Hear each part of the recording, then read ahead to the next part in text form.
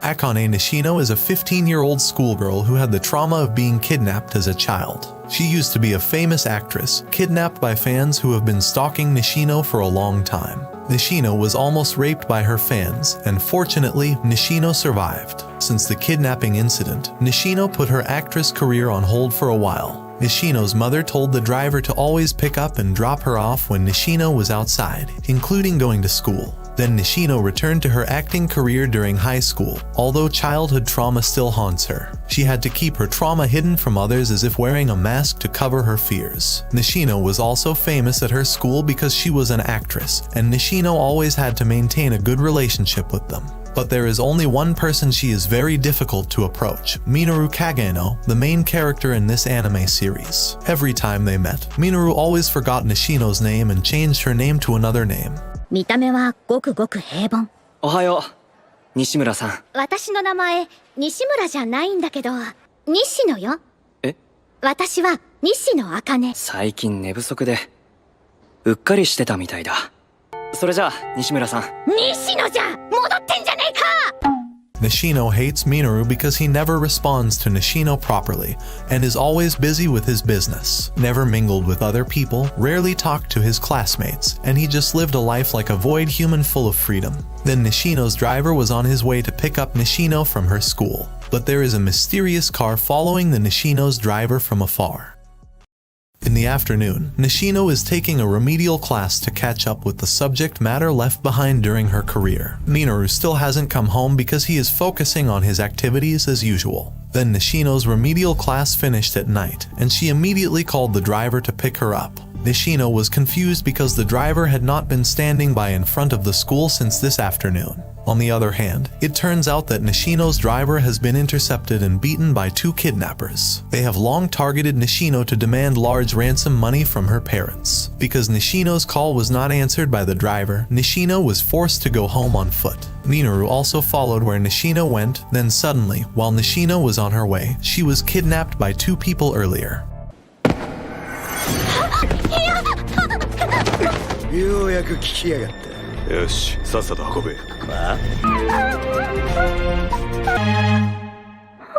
Nishino woke up in an abandoned warehouse and was bound by these criminals. They will release Nishino if their money request has been paid by Nishino's parents. They had also sent a message to Nishino's parents, so it was just a matter of waiting for them to come to give the money. One of the kidnaps will have fun with Nishino's body. He knew that Nishino had almost been raped, so this kidnapper would make Nishino feel even more pleasure than that. When Nishino was forced to undress, Minoru came and disguised himself as a murderer in the shadow named Ski Mask Berserker.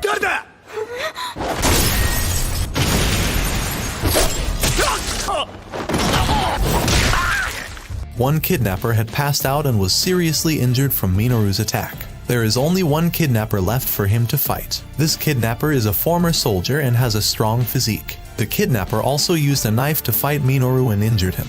Because of that, Minoru also used a weapon against this kidnapper.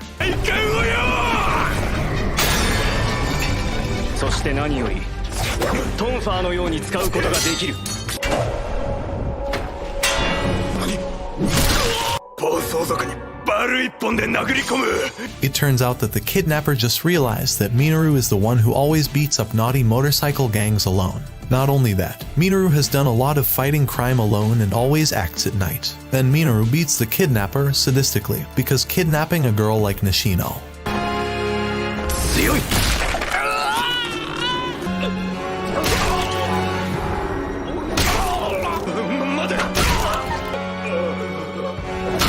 Then Minoru immediately untied Nishino and said, "Next time, please be careful on the way home." After that, Minoru just disappeared, and Nishino had not had time to ask the name of the person who had helped her. Then Nishino called her parents, called the police, and an ambulance. Nishino was still curious about the figure of the murderer in the shadow who had helped her earlier. One day, Nishino would surely know who it was.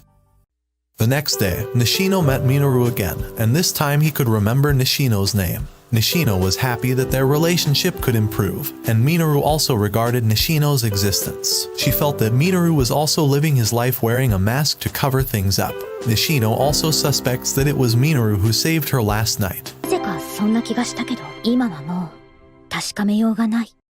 Minoru has been in the same class with Nishino for 3 months and is always alone to focus on his activities. Minoru admires the figures of heroes in a story, and he dreams of becoming a hero like them. He had always dreamed of becoming the greatest and strongest of all, so Minoru put a lot of effort into training himself. From morning, afternoon, and evening until night, Minoru continues to train physically, mentally, and focus. So far, Minoru has only spent time participating in various sports to achieve his dream. Minoru has always been a mysterious person, a loner, and just an extra character in school. Minoru has mastered all things related to martial arts, sword techniques, weapons, or tools commonly used in battle. He did all of this to have the strength that surpasses ordinary people. He had also learned to remember all the magic spells commonly in a story. Minoru thought that his delusions could come true. More power. From the beginning, he had always been obsessed with being the figure behind the shadows who eradicated many evils. But unfortunately, his obsession is just a child's imagination. Minoru had been trying hard all this time and couldn't satisfy himself. Minoru couldn't have extraordinary powers like those in a story. Yesterday, he was still able to get hit by attacks from former soldiers. This means Minoru still has a weakness. Not only that, if Minoru fought many soldiers or terrorists with weapons, he wouldn't be able to dodge them. Even if there were bombs or nukes, Minoru would definitely die because his power was limited. Lately, Minoru has been contemplating his regrets. Suddenly, after training, Minoru deliberately hits a truck because he thinks he'll get a magic source. Minoru died at 15, and this news spread everywhere. Nishino is shocked to learn that Minoru died in an accident and can't believe this incident.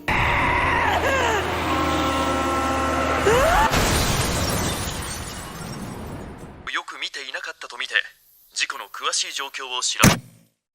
In the future, Minoru Kageno reincarnated in another world, and his current name is Sid Kageno. He took this opportunity to make his delusions come true.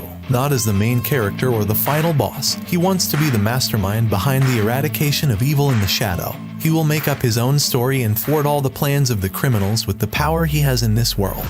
He created the organization named Shadow Garden with over 600 girl members, but he didn't know anything about them. He only focuses on making a cool story of himself as a Chunibyo person. In the previous world, he regretted that his powers were limited. But now, Sid had extraordinary abilities. He could still remember all the memories that existed in his previous world. Business, money, magic spell, story, music, martial arts, everything. His existence will not be able to be destroyed because Sid is nuclear itself. No one can beat him as the most powerful person in the world. 妥協は許されない。More power が最強。I am. The story goes back to when Minoru Kageno died and was reborn into a noble family named Kageno. The Kageno family is a family that has a bloodline of extraordinary swordsmanship and magic. Minoru Kageno has been reincarnated as a child named Sid Kageno and has an older sister named Claire Kageno. Father, mother, and Claire were overjoyed at the birth of their son. From now on, Claire will continue to look after and protect her beloved brother. As for Sid, since he was a baby, he has remembered everything he learned on Earth, including magic. Several years passed, and Sid often practiced sword techniques together with Claire, but he deliberately didn't bring out his full potential. Sid wanted to take advantage of this chance of reincarnation to achieve his dream. A hero will not reveal his own strength to anyone. That was what Sid wanted until now, and he only wanted to eradicate evil secretly, like behind a black shadow. Sid has unique equipment. He uses ordinary slime ingredients to make jelly. Afterward, it was formed into elastic clothing and a sword, then strengthened with Sid's magic. This uniform is called Slime Bodysuit. Since Sid wanted to train his magic power until he was satisfied, he tried to steal the gold coins that the bandits had. Sid also needs money to achieve his dream, so he commits this heist alone. 頑張ってね。やめてんじゃねえぞ。頑張れば2分くらい長生きできるから、あとは君で試すとしようか。2分持たなかったね。 After killing all the bandits, Sid finds a very suspicious cage. When he saw it, it turned out that a human had a mysterious disease. Sid also sensed that there was tremendous magic power in this human body. However, he didn't want to give this body to anyone.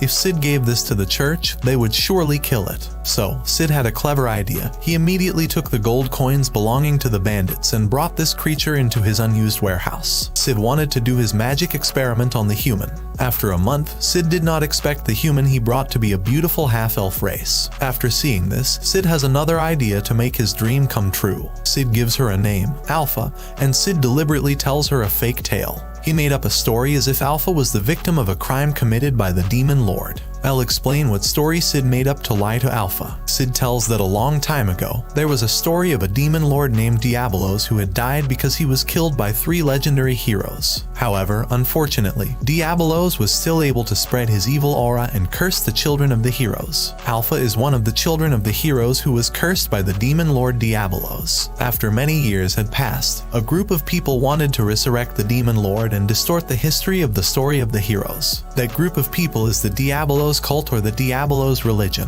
where all members worship and have religious beliefs in the demon lord. So, the main enemy right now was the Diabolos cult. Alpha had been cursed by the demon lord in the past, and her pride had been lowered. But Alpha has been saved by Sid, and he asks Alpha to join the organization Sid created. An organization called Shadow Garden will always eradicate the evil behind the shadows in the dark of night. Shadow Garden will be led by Sid, and his followers must call Sid Shadow. At first, Alpha was confused and couldn't believe that the fairy tale about the heroes and the demon lord Diabolos was real. When Alpha's body turned into a monster, she once despaired and lost everything about her life. However, after Alpha was rescued by Sid, she was convinced that the story she had heard was true. So, Alpha is willing to become Sid's follower to eradicate evil and avenge her past treatment of the Demon Lord. She will also look for the descendants of other heroes and will invite them to join the Shadow Garden. Alpha also tells Sid to make a base and expand the organization by raising a lot of money. Sid feels happy because his fake story can make Alpha believe and invite her into a fake organization that only exists in Sid's delusions. From now on, Sid, a Chunibyo, will be having fun playing his role in eradicating evil. Sid is also happy because he can get followers just by making up a story that he made up his own plot. Then Sid gives his overwhelming power to Alpha and also gives her slime bodysuit. あなたがそれを望むなら、私はこの命をかけましょう。そして君はアルファと名乗れ。3 years have passed, and Sid is already 13 years old and is practicing sword techniques with his older sister. In this world, sword and martial techniques were extremely ancient, far different from what existed on Earth. Sid could beat Claire instantly, but he didn't do it because Sid wasn't the main character in his own storyline. 技術をもってすれば。シド、しばらく相手してあげられないけど、一人でもちゃんと訓練するのよ。 Even though Claire could defeat Sid, she knew that Sid could have great swordsmanship potential. Claire has also been learning how Sid uses his own sword technique. 2 years later, Shadow Garden's organization became bigger with all female members of various races. Alpha successfully obtained members and tried to invite anyone with a hero's lineage. Even though the story of the Diabolos cult and the descendants of this hero is just a fake story and Sid's delusions. The members of Shadow Garden also have the same uniform as Sid, slime bodysuit, and weapons that can be transformed into any shape. In Alpha's investigation, the abilities of the Diabolos cult are getting stronger, and it's possible that they already have the power of a demon. However, Sid will still carry out the goals of this organization, killing criminals in the shadows without anyone knowing. Currently, Claire has learned magic swords at a school called Midgar, but unfortunately, she was suddenly kidnapped by someone. This worried Claire's father and mother because she was the successor to the swordsman of the Kageno family. Sid, who saw this situation, immediately ordered the members of his organization, Shadow Garden, to search the base where Claire was being held. One of the Shadow Garden members, Beta, says that Claire's kidnapping must be the work of the Diabolos cult. But unfortunately, the other Shadow Garden members still can't predict where Claire is being held, even though many Diabolos cult bases have been found. Then Sid randomly shows Claire's location to Beta. In fact, he also doesn't know where Claire is now. But Beta assumes that Sid's hint is correct. If Beta combines the movement lines of the other Diabolos cult members from each base, the location that Sid points to becomes the perfect place to hold Claire. So, tonight's Shadow Garden will immediately save Claire there. On the other hand, it turns out that the Diabolos cult's goal is real. They will resurrect the demon lord Diabolos to reverse history. Orba, one of the members of the Diabolos cult, deliberately kidnaps Claire because her blood is suitable to be used as material for the resurrection of Diabolos. Orba will also be after Sid because it is possible that he also has the same blood as Claire. After listening to Orba's words, Claire was furious because she didn't want Sid to be tortured, and Claire would kill Orba right now. Unfortunately, Orba managed to beat Claire until she limped. But suddenly, Shadow Garden broke into the Diabolos cult's headquarters and killed them in a very sadistic manner. Orba immediately fled from there, but the Shadow Garden members had blocked the base's exit. Alpha, Beta, Delta, Epsilon, Eta, Gamma, and Zeta say that they know the plans of the Diabolos cult members. Orba was surprised that the secret plan of the Diabolos cult had been exposed, so he would fight the members of Shadow Garden alone.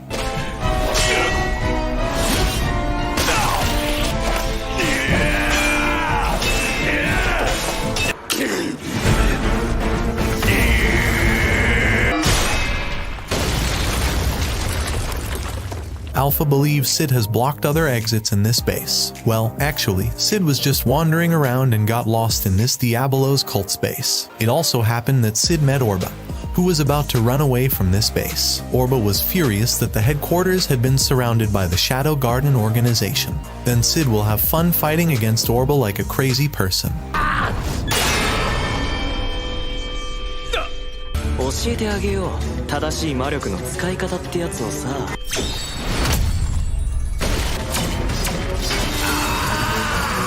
まだまだこれからだ。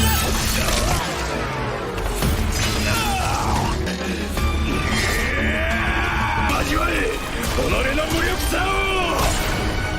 教えてやろう。もう世界の。ならば潜ろう。どこまでも。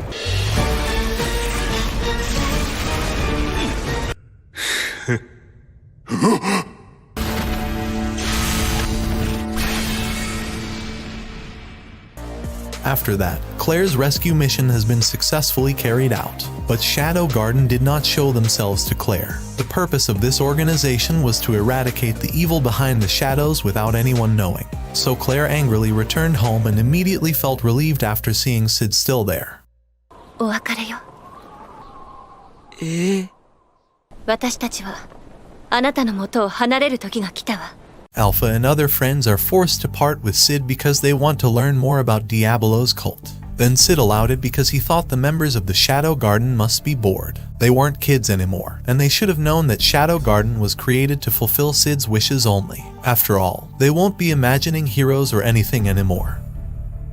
After several years, Sid wants to go to school in Midgar, famous for its magic sword. Even though Sid is already a teenager, he is still a Chunibyo. He wants to secretly pursue his dream as a hero in the shadows. Sid will always pretend to be weak, a loser, a coward, and doesn't want to have a high rank in school. Sid will never show his true power publicly because he is just a minor character. In fact, Sid is friends with Hiyoro and Jaga, who are also students with mediocre abilities. Previously, they held a match or challenge. Whoever scored low on the sword practice test had to make Princess Alexia Midgar his girlfriend. Since the test scores were out, Sid had to do this challenge because he had lower scores than them. Princess Alexia is the idol of all the boys in this school. Anyone would want to be her boyfriend.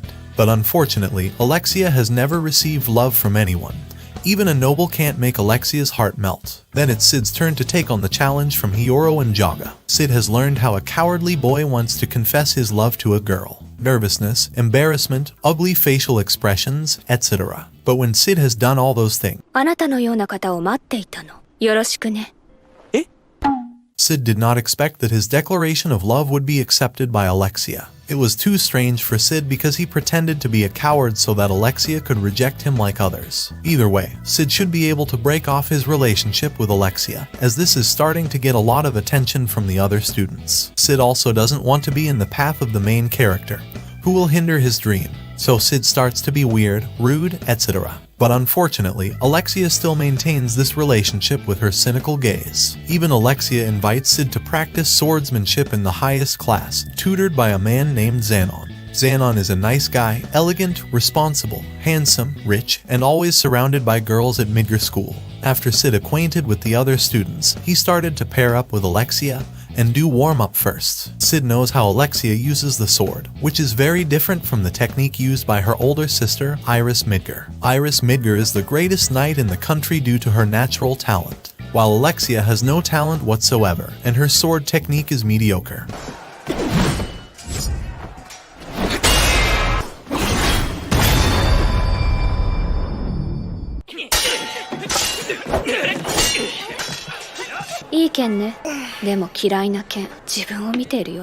Then Alexia tells Xanon she is already dating Sid, so Xanon doesn't need to be engaged to her anymore. Seeing this, Sid finally discovers why Alexia accepted Sid's fake love statement earlier. So, Sid immediately talked with Alexia about this matter. He wanted to break up with her now. Sid didn't want to attract much attention anymore, and didn't want to interfere in Alexia and Xanon's engagement matters. But Alexia disagrees and threatens that if Sid breaks up with her now, he will become the target of the students for playing with a girl's feelings. Sid's life will surely be ruined, and his reputation could be worse than before. Alexia already knows the challenge that Sid received from his friends, so Sid has no choice for run away from Alexia. He will continue to be Alexia's boyfriend until Xanon gives up. At first, Sid denied Alexia's words and didn't care about what would happen later. But suddenly, Alexia threw a very expensive gold coin to Sid. Of course, Sid immediately agreed and would comply with Alexia's request at any time, as long as Alexia continued to give him money. Sid still needs money to build his own organization, so he'll be the main character in his own delusions for a while. From now on, Alexia will call him Pachi.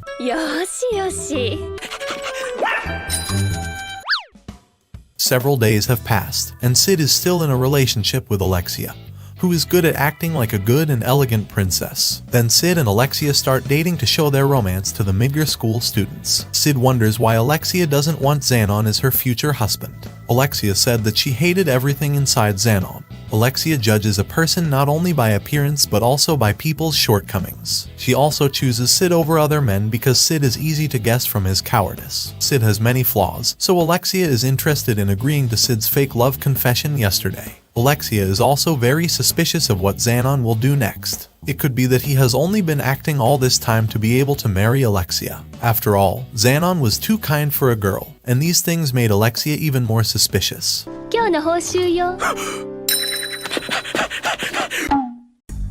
2 weeks have passed. Alexia and Sid's relationship has not progressed. They pretend about their normal daily life, like lovers in general. After practicing swordsmanship at school, Alexia is very confused about the sword technique used by Sid. Sid wasn't an amateur like the one in the lowest class, but not a swordsman either. This is the same as what Alexia experienced, the sword with a mediocre style. Alexia hates her sword style because she wants to be a great girl like her sister. When Alexia compares her strength to Iris, Alexia's sword technique lags far behind. Iris used to say that she liked Alexia's sword technique when Alexia lost in the festival match. But Iris' words made Alexia hate her own technique even more. Also, Alexia feels that she lacks talent, making her an ordinary person. Then Sid gave a piece of advice to Alexia. Sid doesn't care about his surroundings, even when millions of people die or the world is destroyed.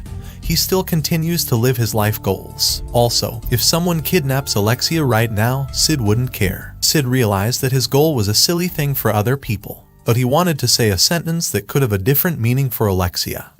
だから、僕は君の剣が好きだよ。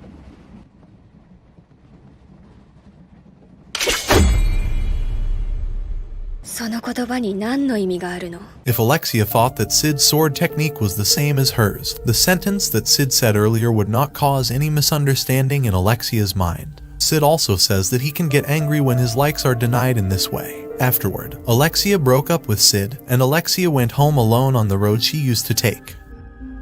The next day, Sid was suddenly surrounded by Midgar's knights. Xanon tells Sid that Alexia wasn't in her dorm since yesterday, so Xanon will arrest Sid to ask what he did yesterday with Alexia. The knights guess that Alexia the last time met Sid yesterday. Sid was shocked after hearing about this kidnap, but he didn't care about Alexia's condition, so Sid will just do what Xanon wants to do next.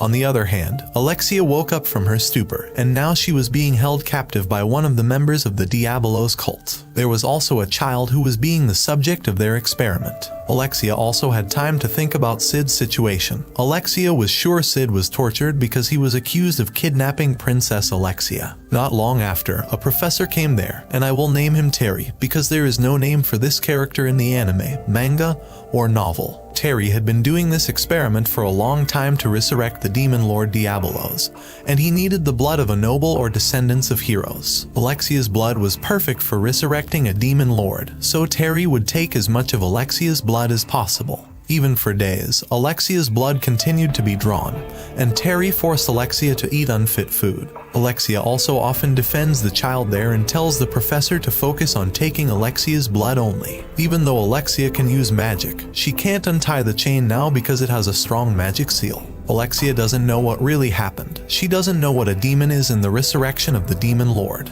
All Alexia could do was hope to be saved by someone. At the same time, Sid is also tortured for days in the prison cell of the Midgar Kingdom. The knights wanted Sid to tell Alexia's whereabouts, but Sid always kept quiet and acted as if he was in pain in front of the knights. Sid didn't feel anything from this torment because he had undergone harsh training in the previous world. Also, Sid's internal wounds can heal quickly because he uses healing magic.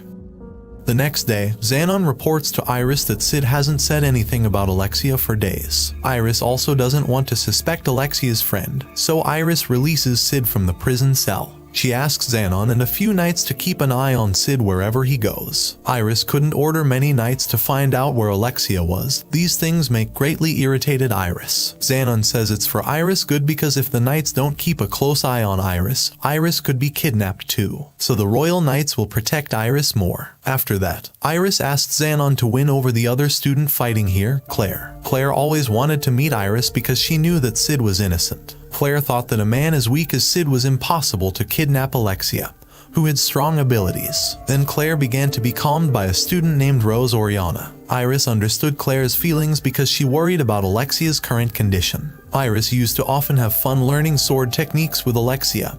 However, time had passed, and Iris never played with Alexia again. Sid is finally released on orders from Iris and is watched by several guards. While Sid was returning to his apartment, he accidentally met Alpha. 後で。久しぶりアルファ。 Alpha meets Sid because she has received news from Beta about Sid's current situation. Usually, it's Beta who visits Sid to report on the state of the Diabolos cult, but this time it was Alpha who came to Sid because she was worried about Sid's condition. The members of Shadow Garden already knew of the Diabolos cult's next plans. Delta also misses Sid because Delta hasn't seen him in a long time. Delta looking forward to this moment because she is bloodthirsty and wants to kill all criminals alone, including the Diabolos cult. Alpha said that the members of the Shadow Garden organization have grown, and over 600 girls have their own abilities. Then Alpha started to spoil Sid and asked what Alpha didn't understand. Why didn't Sid just run away when he was detained by the Midgar Kingdom? This should be easy for Sid because he has greater strength than the other Shadow Garden members. But Sid says he will continue to pretend like this as a side character if Sid runs away from there. The accusations against him also grow more robust. Alpha is also curious. Many girls like Sid now, then why does Sid want to be Alexia's girlfriend? But Alpha doesn't want Sid to answer that because Alpha knows that Sid must have a hidden reason behind this disguise. Then Alpha said that Sid had to wait for a while, and Alpha would report the situation again when the preparations of the Shadow Garden members were finished. Alpha also wants to avenge the behavior of the two knights who have tortured Sid in the kingdom, but Sid forbids it because they will definitely get equal avenge. A few days passed, and Alexia's condition had worsened as her blood was always drawn for Terry's experiments, while Sid is making his own happiness because he has been trying hard to raise money for years. He is a Chunibyo kid making up stories in his own delusions. Sid is just waiting for reports from the other Shadow Garden members, and he also gets a letter from someone today. Not long after, Beta came, and Sid said very cool sentences like a Chunibyo. Beta is amazed by this luxury. She also loves Sid very much because Sid is too handsome and has high wisdom. Beta reports that the Shadow Garden members are ready to attack the Diabolos cult headquarters, and Alexia is definitely there. Shadow Garden members will simultaneously attack each side of the Diabolos cult headquarters, and the main rescue target is Alexia. Gamma will lead the strategy of the Shadow Garden members, while Alpha will lead the other members to attack the Diabolos cult headquarters. Beta will take the position of receiving each member's report, Epsilon in the rear support position, and Delta in the front line attack. Then Sid shows the letter he received today to Beta. The letter contains something like this: if you want Alexia safe, quickly come to the location that we have shown in this letter. Sid tells Beta to contact Delta because the frontline attack will be carried out by Sid alone. Delta only needed to finish off the Diabolos cult members around the headquarters.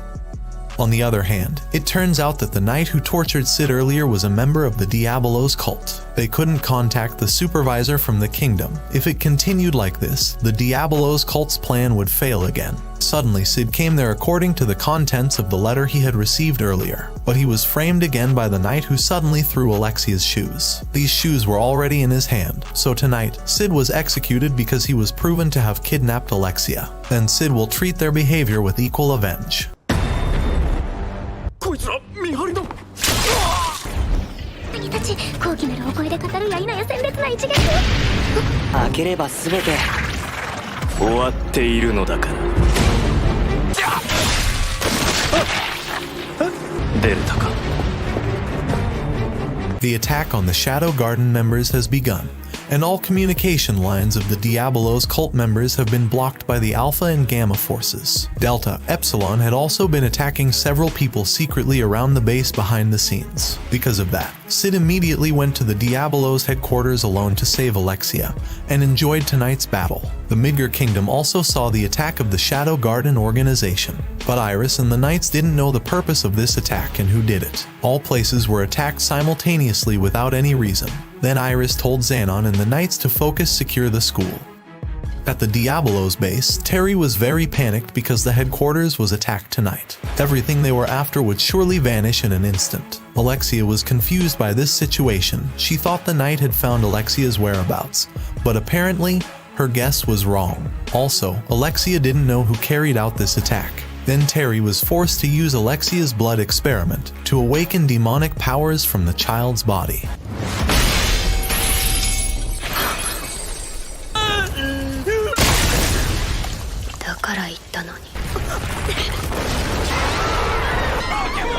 Alexia was saved by the child. She immediately opened all the chains with the key, then looked for a way out of this place. But suddenly, she meets Xanon, who is a member of the Diabolos cult. Xanon has been building this base for a long time and is after Alexia, because her blood is very suitable for experimentation. Xanon wanted to kidnap Iris, but he chose Alexia because it was easier to kidnap a girl with mediocre sword techniques. ああ失礼。君は姉と比べられるのが嫌いだ。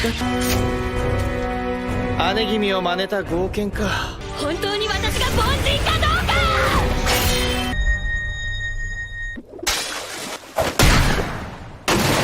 Xanon had already defeated Alexia, so Alexia had to follow Xanon words now and would never be able to escape.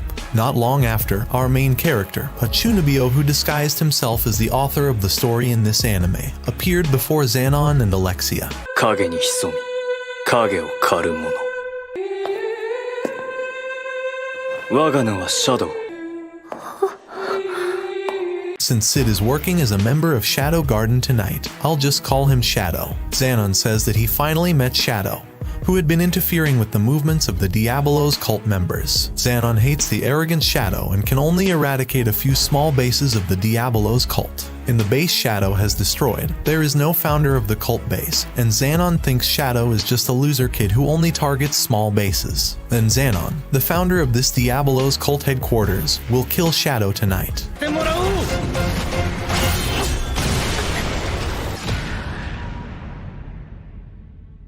それで教団の主力はどこにいるんだ? On the other hand, the child monster was rampaging and destroying every building she passed. The knights also attempted to attack the child monster, but unfortunately, they didn't manage to kill the monster, and she started attacking the knights again. Not long after, Iris cut off the monster's hand. Iris said the knights should retreat and help evacuate the citizens, whereas this monster, Iris, would fight alone. Then the child monster suddenly regenerates, and Iris attacks it again. Even after being attacked many times, child monsters can still regenerate continuously.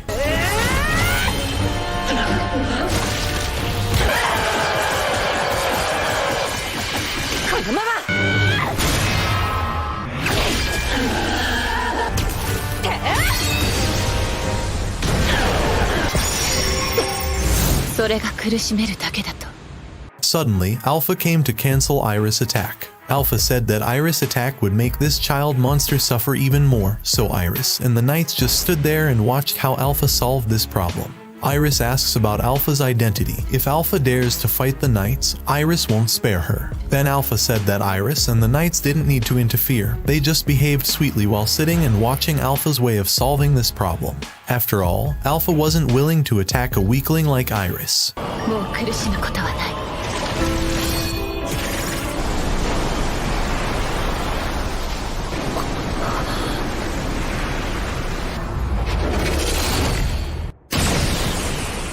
Alpha had purified the monster, and she was Orba's daughter who was deliberately experimented on by the Diabolos cult, and now Orba's daughter's life could not be saved. Then Alpha kept Orba's family locket and introduced herself to Iris, saying Alpha was from the Shadow Garden organization. After that, Alpha just walked away and never showed her true face to Iris. Then Iris was confused and curious about the Shadow Garden organization. But for now, Iris had to focus on finding Alexia first. Back to Shadow and Xanon's fight. Xanon admits that Shadow's sword technique is quite good, because it can match Xanon's sword speed. Then Xanon starts to use advanced demonic magic power and attacks Shadow continuously.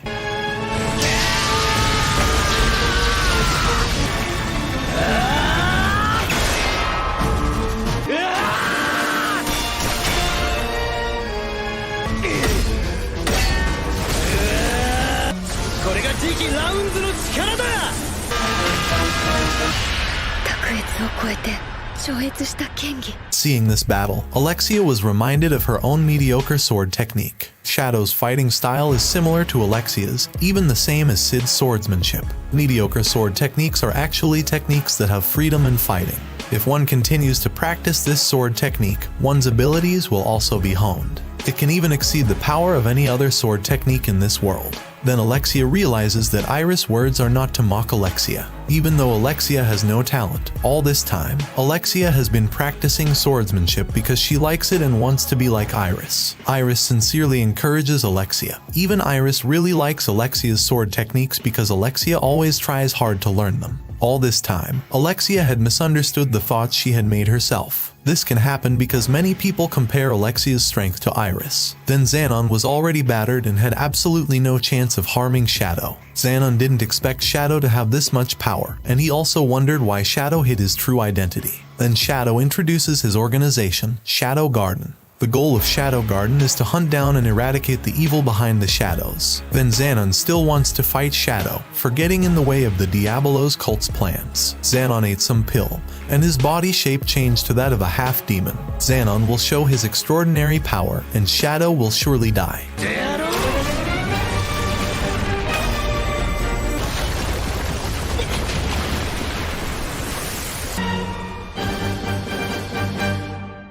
醜いな。その程度で最強を語るな。それは最強への冒涜だ。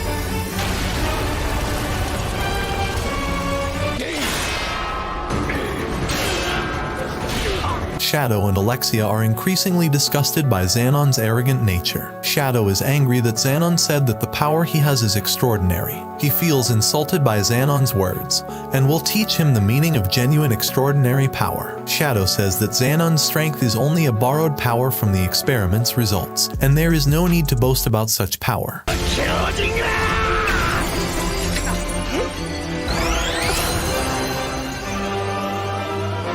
In the past, Sid, still alive on Earth, always thought of ways to avoid nuclear explosions. He even thought of challenging the nuclear. Even though Sid had been training as hard as he could every day for 24 hours, he still hadn't figured it out. But now, he has finally found a way to avoid a nuclear explosion.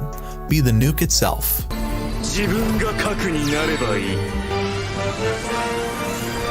遊びは終わりだ。 Xanon couldn't believe such a great power existed in one person, even though he had never seen such a power. Shadow immediately kills Xanon because Shadow is already having fun with this battle. これぞ我が最強。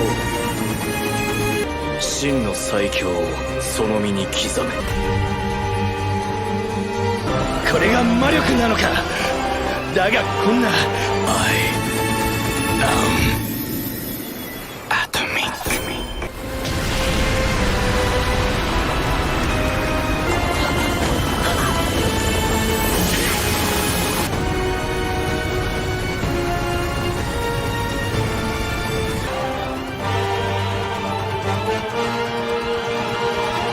Almost one city was destroyed by Sid's magic, and Xanon was already killed by him. Sid disappears suddenly, and Alexia remains protected by Sid before he uses this extraordinary power. Alexia thinks the Shadow's power she saw just now is wonderful, and Alexia feels like practicing the sword again. Not long after, Iris came to the source of the explosion and immediately hugged Alexia, because Iris was very worried about Alexia. Alexia is also grateful that Iris has been looking for Alexia, and is worried about her.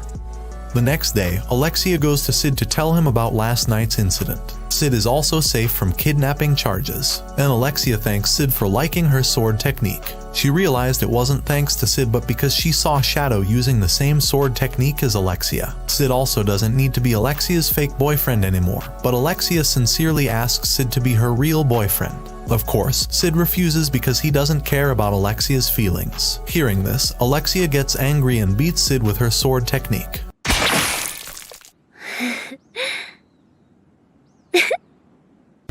Even though Sid doesn't wear a mask like in the manga or light novel, Alexia still doesn't know Sid's real identity.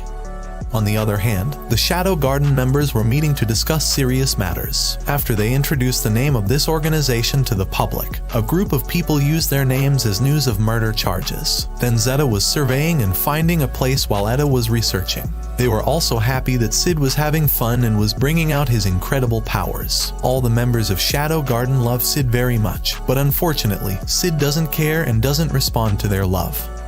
At the place of Sid's magic explosion, Iris will make the team investigate this mysterious case. Diablo's cult and Shadow Garden. Iris doesn't know anything and is curious about these two organizations that are secretly moving. Iris wants to know more about who enemies they will face and whose side Shadow Garden is on. Iris entrusted the investigation team to two knights, Glenn and Marco. Iris didn't want the other knights to get involved, and this team had to have trustworthy members, unlike Xanon. Iris hears from Alexia that Xanon is a member of the Diablo's cult. Iris realized that she had been lied to and played with by him all this time. Even as Sid's accusation continues, Xanon tells Iris that Sid's condition is fine. Therefore, Iris will be even more careful in taking action. The only clue the Diablo's cult could investigate was the object at the site's magic explosion. On the other hand, there was a girl who was researching the same thing as Iris found. Then suddenly, she met Sid with blood all over his body. 大丈夫? After that, Sid had lunch with his friends, and they took Sid to a mall that had recently become popular among the public. Sid and his friends want to buy chocolate there because it tastes very good and is quality. On the other hand, Iris gave the Diablo's cult's item to the girl who met Sid yesterday, Sherry. Iris purposely handed this artifact to her because Sherry was the smartest student in this kingdom. Sherry will conduct research on the language contained in the artifact. At first, Sherry was hesitant to accept this offer, but Sherry's father, Lutheran, said that Sherry should try this research. Iris has provided a good opportunity for Sherry's future development. Lutheran is the deputy head of the science school in this Midgar kingdom, so he agreed to recommend Sherry research in more detail about this Diablo's artifact. Finally, Sherry accepted Iris' offer thanks to her father's support. Then Iris ordered her new team, the Red Knight Squad or the Crimson Order, to guard Sherry whenever and wherever. Iris guessed that the Diablo's cult might still need this artifact. Then Alexia also wants to join the new team that Iris created. Alexia also wants to help Iris to know the goals of Shadow Garden and the Diablo's cult. Iris was initially hesitant to include Alexia in her team. She didn't want a dangerous event to threaten Alexia's life again. But Alexia was trying to reassure Iris that she would still be fine. Then Iris agreed to Alexia's request. Iris advises Alexia to avoid dangerous things and not push herself when facing enemies. Then Sid and his friends went to the mall, and many people were waiting in line. If the queue was like this, they probably wouldn't be able to sleep in the dorm tonight because the mall queue was too long. Not long after, a mall employee wanted to take Sid to fill out the mall's questionnaire inside. This girl's name is New, she only needs Sid, and the rest of them must wait here. When Sid was ushered into the mall, he felt he recognized the mall in this style, and was just like Sid's previous world. Then they arrived at a room, and it turned out that there were no questionnaires to fill in this mall. So Sid is escorted to Shadow Garden's new headquarters located above the mall. Then Sid was greeted like a king and met with Gamma. どうぞこちらへ。鼻血出てるよ。 She runs this mall without Sid's knowledge, and Gamma's business is growing rapidly in various cities. Even Gamma's huge benefits can be used to expand Shadow Garden's headquarters in various places again. Sid is surprised that Gamma can get this much money. He also doesn't know that Gamma runs businesses in various cities. So far, Shadow Garden's members have grown and developed by themselves without Sid's knowledge. Then Gamma thanked him because when Gamma was little, Gamma's life had been saved by Shadow Garden and Sid with his beautiful purple light. Sid has also taught her how to make delicious chocolate and run a business to earn a lot of money. Then Gamma started talking about a group of people who pretended to be members of the Shadow Garden and killed the citizens mercilessly. Gamma and the rest of the Shadow Gardens are investigating the case and have yet to find out who planned it. Then Sid didn't know what was happening and what case Gamma was referring to. But Sid still plays like a king in Chunibyo. He can easily handle cases. Sid tells Gamma that the mastermind behind this case can be found, and he will solve the case. In Sid's mind, he suspected that Alexia had pretended to be Shadow Garden and ordered her subordinates to kill the citizens. Even though Alexia is a girl, Sid will not hesitate to kill her for using the name Shadow Garden to commit a crime. Gamma increasingly admires and falls in love with Sid, and she also introduces New as a new member of Shadow Garden. Alpha recruited New because New's abilities were extraordinary. Then Sid accepted New as a new member of Shadow Garden. Sid also asked Gamma for 3 chocolates at a discount because he didn't want to wait long in front of the mall. 最高級のチョコをご用意します。10割つまりタダじゃん。ラッキー。受け取れ。まあ。At night, a group of people pretending to be Shadow Garden began to act again. They will show no mercy to whoever they kill. I'll call them fake Shadow Garden. After getting 3 chocolates, Sid and his friends immediately returned to the academy dormitory. But suddenly, Sid heard the sound of swords around there. This intrigued Sid, and he pretended to want to pee and poop on the streets with his friends. Sid told them to leave because he couldn't stand it anymore to expel the dung around the small path there. Then with a heavy heart, Sid's friends left him, and they would never divulge this secret to anyone. さて。もう諦めなさい。 It turned out that Alexia was fighting some people pretending to be Shadow Garden. Sid, who saw this, was surprised because his guess about Alexia was wrong. Alexia managed to defeat one person, but unfortunately, several more people appeared and immediately killed Alexia.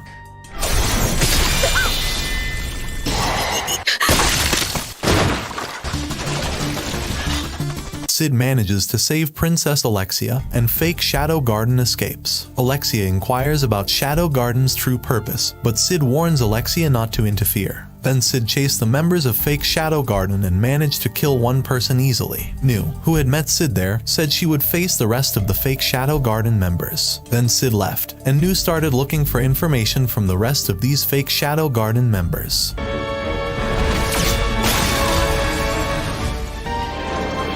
まさか逃げ切れるとでも思っていたのか。シャドウ様ほど甘くない。 On the other hand, the group of people who pretended to be Shadow Garden turned out to order from someone called Slim Knight. He didn't worry about the people caught and killed by the real Shadow Garden members. Slim Knight already knew where the thing he was going to take was from somewhere. The priority of the Slim Knight and his followers was to retrieve the important item. その所在が分かった。その回収が最優先だ。 Alexia managed to get safely into the Midgar Kingdom and immediately treated her wounds. Then Alexia tells Iris that Shadow Garden never kills citizens, and the case in this town is the work of fake Shadow Garden members. Alexia also said Shadow Garden had been fighting the Diabolos cult all along. According to some reports that Iris had found, the Shadow Garden members also had good swordsmanship abilities. However, Iris still couldn't think of Shadow Garden as a friend of the Midgar Kingdom. Shadow Garden will remain an enemy of Iris until she finds out the purpose of this Shadow Garden organization, including the Diabolos cult. The next day, Sid and his friends will give chocolates to each person they like. Sid doesn't care about this, but because his friends are so enthusiastic, Sid just follows them. Sid's friends fail to give chocolate to a girl. Finally, only Sid is left, and he will give this chocolate to any girl he meets first. Incidentally, there was Sherry there, and Sid immediately gave the chocolate to her. はい。大丈夫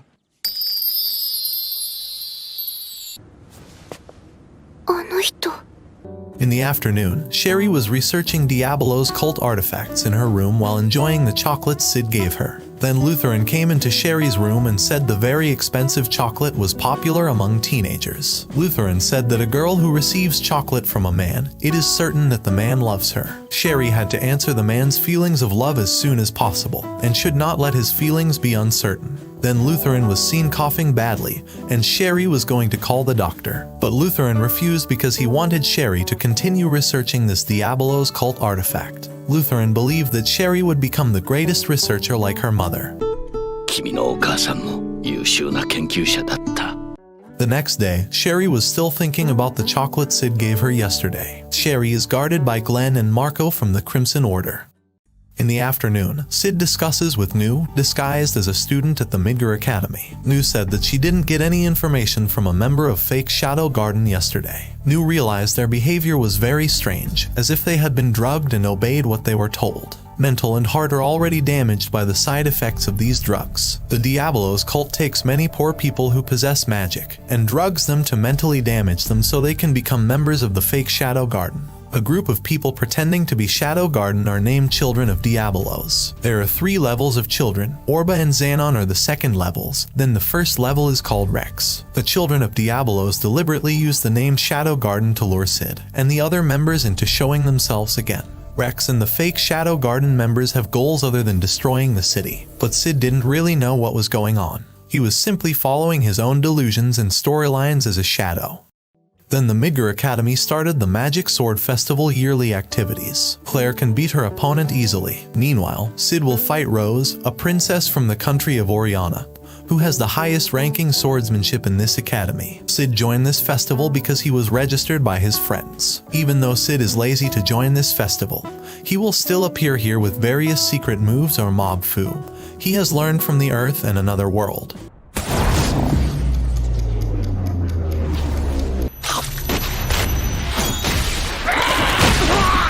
The secret move of a coward and loser. Sid pretends to be hit by an attack from Rose and is badly injured. He did this because he didn't want to attract the students' attention. Like in other fictional stories, Sid has also learned that a loser will not give up after losing many times. Even though he has no power, he still wants to fight. This is a naive character. Because of that, Sid continues to fight Rose and pretends to be seriously injured. Rose is amazed by Sid's tenacity at the festival, and she is interested in Sid. Then the match forcibly ended. The referee considered Sid seriously injured, and he had to be taken to the Academy's medical room.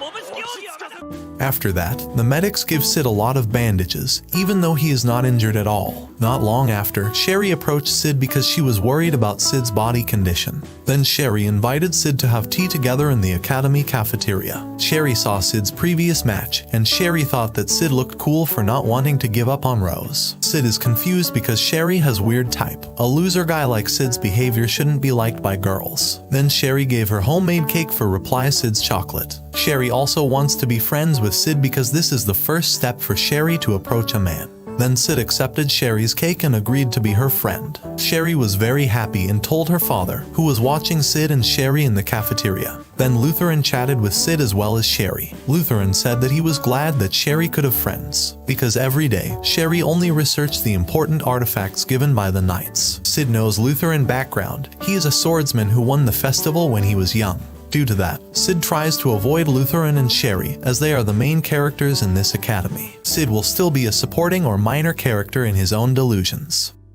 Several days had passed, and Sherry was still thinking about Sid, who was so cool. This was the first time Sherry felt her heart beating fast like this. But suddenly, she remembered Alexia, who still had a relationship with Sid. But lately, they were less often seen together daily than they used to be.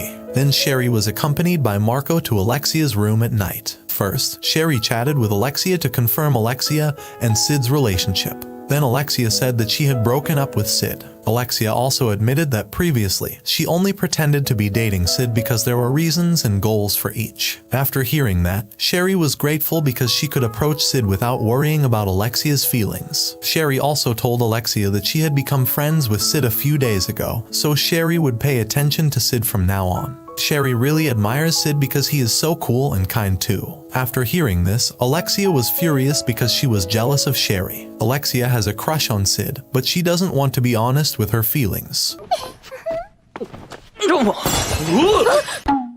Several days passed, and Sid was studying in class as usual while training his physique and magic every day. Then Rose, the student council president at Midgar Academy, enters Sid's class to inform them about the selection of student council members. Rose saw Sid, who was in this class, and Rose was happy to see him again. But suddenly, Slim Knight and the fake Shadow Garden members were already at Midgar Academy. Slim Knight immediately activated a magic barrier, and the fake Shadow Garden members were about to wreak havoc on the academy now. Sid realized that there was an active magic barrier in the academy, and he knew that the members of the fake Shadow Garden had already surrounded the entire academy area.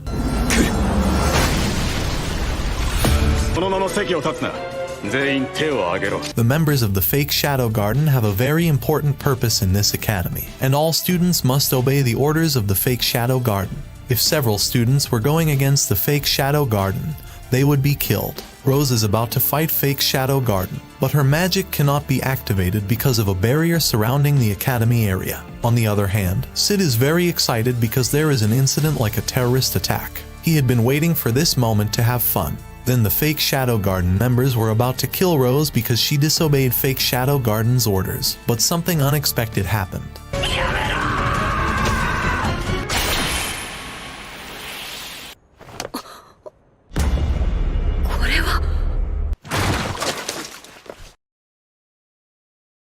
Rose is shocked that Sid would do something like this and thinks Sid secretly loves Rose. So far, Rose has never seen a man as determined as Sid. Then the fake Shadow Garden members ordered all the students to gather in the academy hall. If a few people objected, they would suffer the same fate as Sid. Rose thanked Sid tearfully, and they quickly left for the academy hall. A few minutes later, suddenly, something unexpected happened to Sid.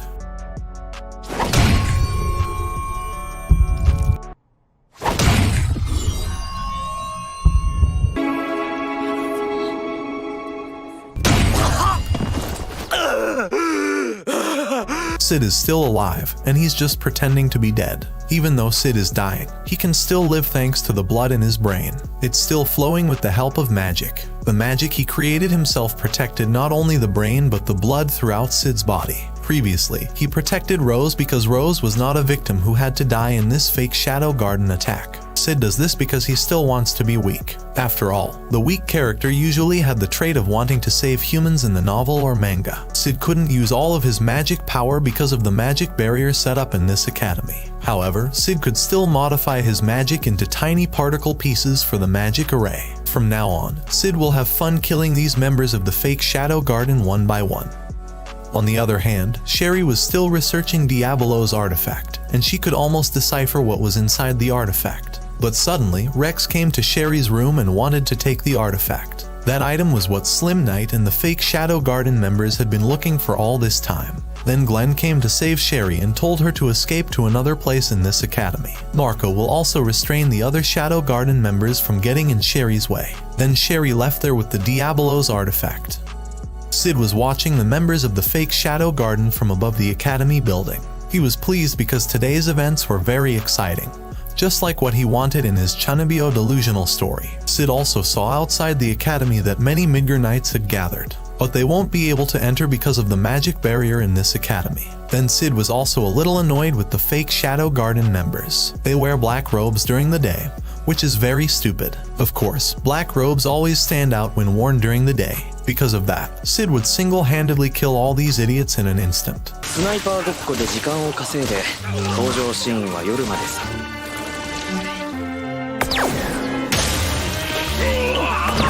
Sid also saw Sherry heading somewhere, so he decided to help Sherry get past the fake Shadow Garden members. Sid also has the imagination to make a new story.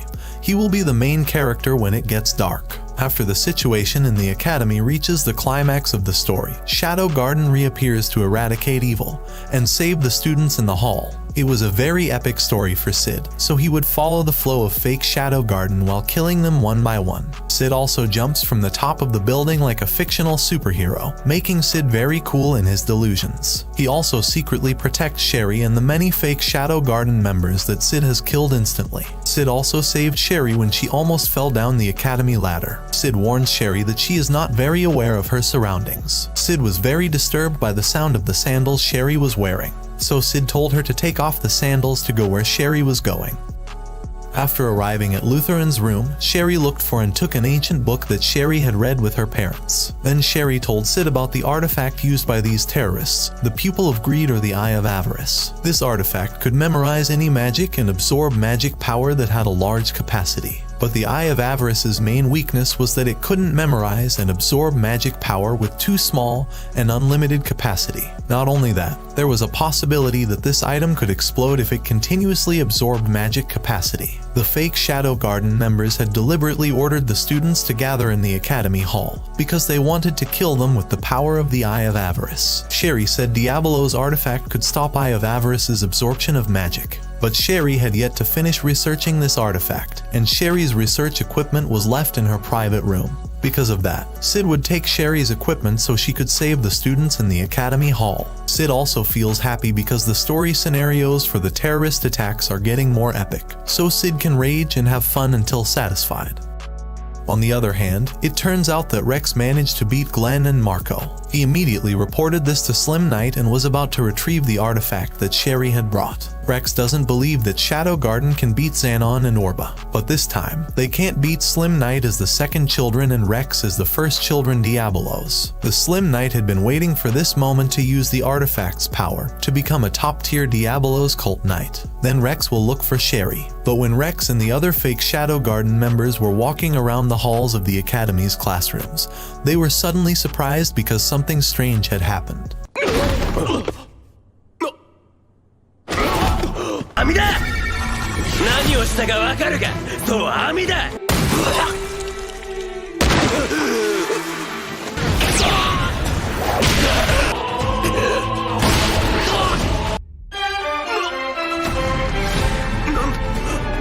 一体どんなアーティファクトで？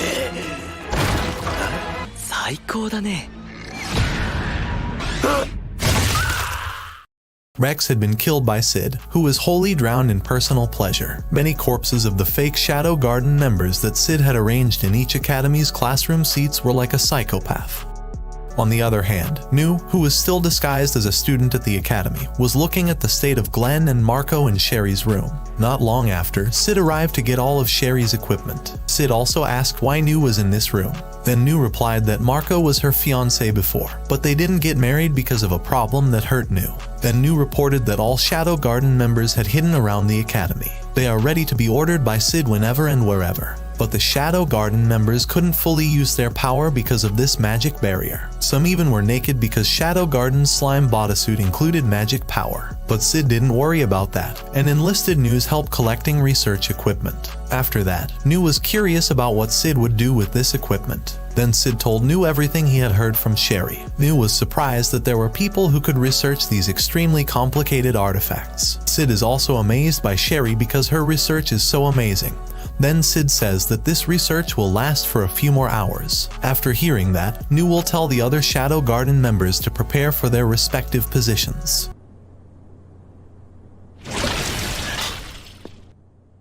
命拾いしたわね。お父様、どうか。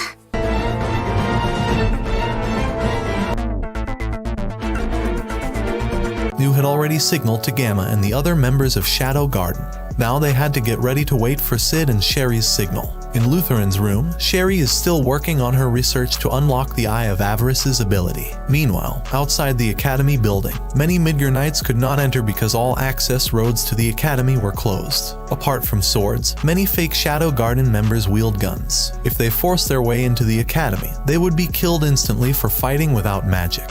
After Sherry worked on her research for a long time, finally, the Eye of Avarice could be used to save the students in the Academy Hall. Then Sherry immediately invited Sid to enter the secret passage around the Academy Hall. Sherry knows this secret path because she used to be here with her parents. Then the story goes back to when Sherry was a child, and she saw her mother being killed by someone. After seeing this, Sherry was shocked and will live with Lutheran.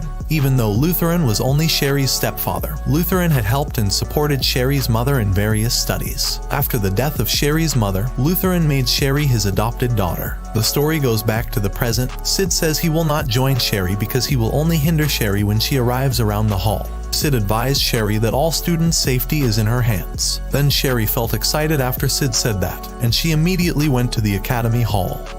On the other hand, Slim Knight was waiting for Rex, who hadn't come to the hall since this afternoon. It was already night, and Slim Knight still needed to get the Eye of Avarice. Slim Knight will use the artifact to increase his strength, because a lot of power is hidden in the Eye of Avarice. Then Slim Knight and the members of the fake Shadow Garden would torture the Academy's students with rifles. Rose and the other students couldn't do anything because of the magic barrier activated in the Academy. Before long, Sherry made it to the top of the Academy Hall, and she immediately activated the Eye of Avarice. She threw it to the Slim Knight to deactivate the artifact in his hand, and the magic barrier disappeared instantly. Because of that, Rose and the students immediately killed the members of the fake Shadow Garden there. Of course, Shadow Garden also showed themselves again to the public.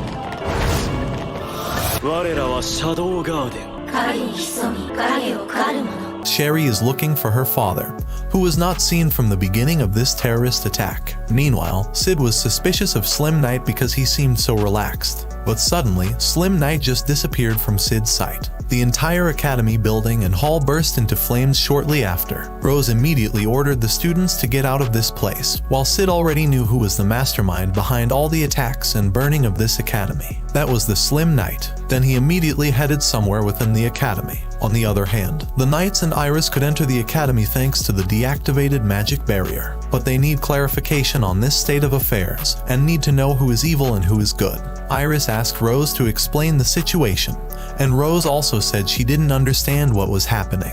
There are foreign groups that say they are Shadow Garden, while the terrorists also said the same thing. On the other hand, Sherry was still trying to find her father while walking towards a safe place. Slim Knight suddenly entered Lutheran's room and immediately burned the research results. Then Sid, who had changed into his Midgar student form, greeted Slim Knight in a friendly manner. Sid learns the identity of Slim Knight, and when he takes off his mask, it turns out that Slim Knight is Lutheran. Then Sid was curious about the Lutheran reason for making all this mess. Lutheran's answer might be a pardon for this deed. Lutherans say he was at the peak of glory when he was young, not only at the Festival Academy, but many things have been achieved by Lutheran. But unfortunately, he was stricken with a strange disease, which cost Lutheran all his accomplishments. After having suffered from this disease for so long, Lutheran realized that there was something that could make his former glory rise again. It was an artifact that could store a lot of magical power, and Lutheran started searching for it. Then Sid was forced to listen to a very long Lutheran story that had to do with Sherry. Lutheran told Sid that this room was where Sherry's mother always conducted her research. She is a great researcher. Lutheran deliberately supported Sherry's mother's research until he managed to get his hands on the artifact he had been looking for. But unfortunately, Sherry's mother said it was very dangerous, and she would give this artifact to the state for them to manage it. Because of this, Lutheran deliberately killed Sherry's mother and took the artifact. Lutheran killed Sherry's mother in a very sadistic way, starting from stabbing her body to stabbing her heart. Even though Sherry saw the incident, she didn't know who killed her mother because the room was very dark. Then Lutheran deliberately told Sherry to continue her mother's research until now. Lutheran was so happy because he could have this stupid and usable Sherry like this. After hearing all Lutheran's stories, Sid says that he doesn't care what happens to Sherry and Sherry's mother. Then Sid immediately fought Lutheran now. どこへ行く? Lutheran was surprised because suddenly Shadow came there. Because of that, Lutheran immediately used his artifact to increase his magic power and kill Shadow. Lutheran started attacking Shadow from multiple directions at breakneck speed. Still, the power of Lutheran was a far cry compared to Shadow. Shadow looked down on Lutheran because the artifact's power was next to nothing. After hearing that, Lutheran will show the true power of the artifact to Shadow.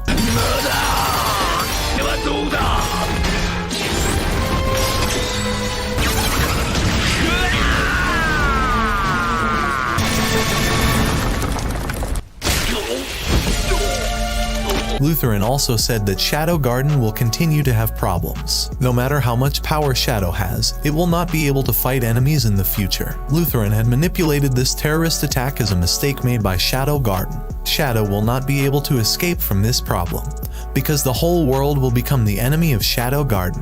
Then Shadow laughs and replies that he doesn't care about threats or anything Lutheran says. Shadow Garden is impartial to no one, neither evil nor good. Shadow Garden has a way of life that no one in this world can interfere with. Shadow Garden will fight all enemies and bear all the sins in this world. Shadow Garden always does what they need because no amount of threat can change Shadow Garden.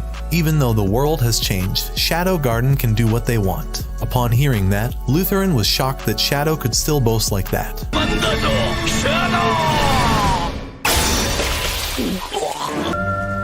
必要なものは全て回収しました。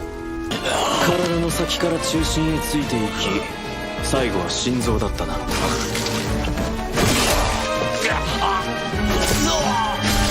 ご苦労様。あとは。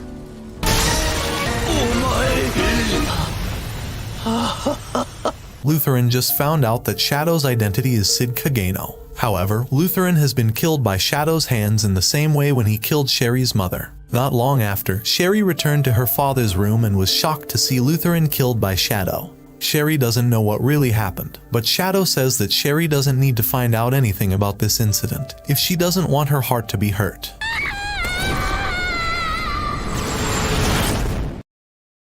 The next day, news of the incident at the academy spread everywhere. All accusations point towards Shadow Garden, especially Shadow. The Midgar Kingdom holds a bounty for killing Shadow, but Gamma and Alpha weren't worried about that. All Shadow Garden members were amazed after hearing Shadow's words last night. Shadow Garden will fight all enemies and bear all the sins in this world. Shadow Garden always does what they need because no amount of threat can change Shadow Garden. Even though the world has changed, Shadow Garden can do what they want. This sentence really made them admire Shadow even more. Then Alpha told Gamma to gather the 7 most important members of Shadow Garden, 7 Shadows, to discuss the next plan. On the other hand, Sherry invites Sid to chat with her for a while. Sherry was grateful because Sid had helped her to complete the artifact research. Sherry wanted to say goodbye to Sid because she had decided to study abroad. Sherry will head to Lavaga's country, which is famous for its great science. Sherry had to do something that was weighing on her heart, and her current knowledge was not enough because her father had died. Sid asks what Sherry will do in the future, but Sherry says it's her secret. Sherry hopes that one day she can have a relaxed conversation like that time with Sid. 秘密です。またいつか。うん。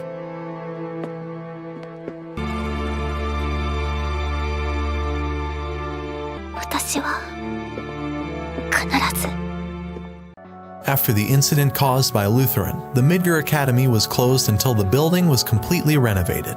Many students return home to meet their families, but Sid still lives in his dorm. Even when Claire was looking for the whereabouts of her beloved little brother, Sid deliberately hid from her. If you read the Eminence and Shadow manga, you will know how much Claire loves Sid. Claire falls into the Brocken category. Shortly after, Sid receives a letter from Alpha containing a sacred site in the city of Lindbergh. Alpha told Sid to go there because Shadow Garden found something behind the city of Lindbergh. 過去を清算する時が来たか。リンドブルム。 On this day, all Shadow Garden members perform their respective activities at the headquarters. Delta sleeps while dreaming that she is making out with Sid. Eta is exhausted from researching something. Gamma is doing business with Shadow Garden members, and other members help each other to maintain and clean the headquarters. Meanwhile, Epsilon was proud of her own body. Epsilon's body actually has a small or lowly size. It is far from ideal standards compared to the other Shadow Garden members. But thanks to the slime magic power given to her by Sid back then, Epsilon's body became absolutely perfect. She increased the size of her boobs with slime and changed her body shape to look sexier.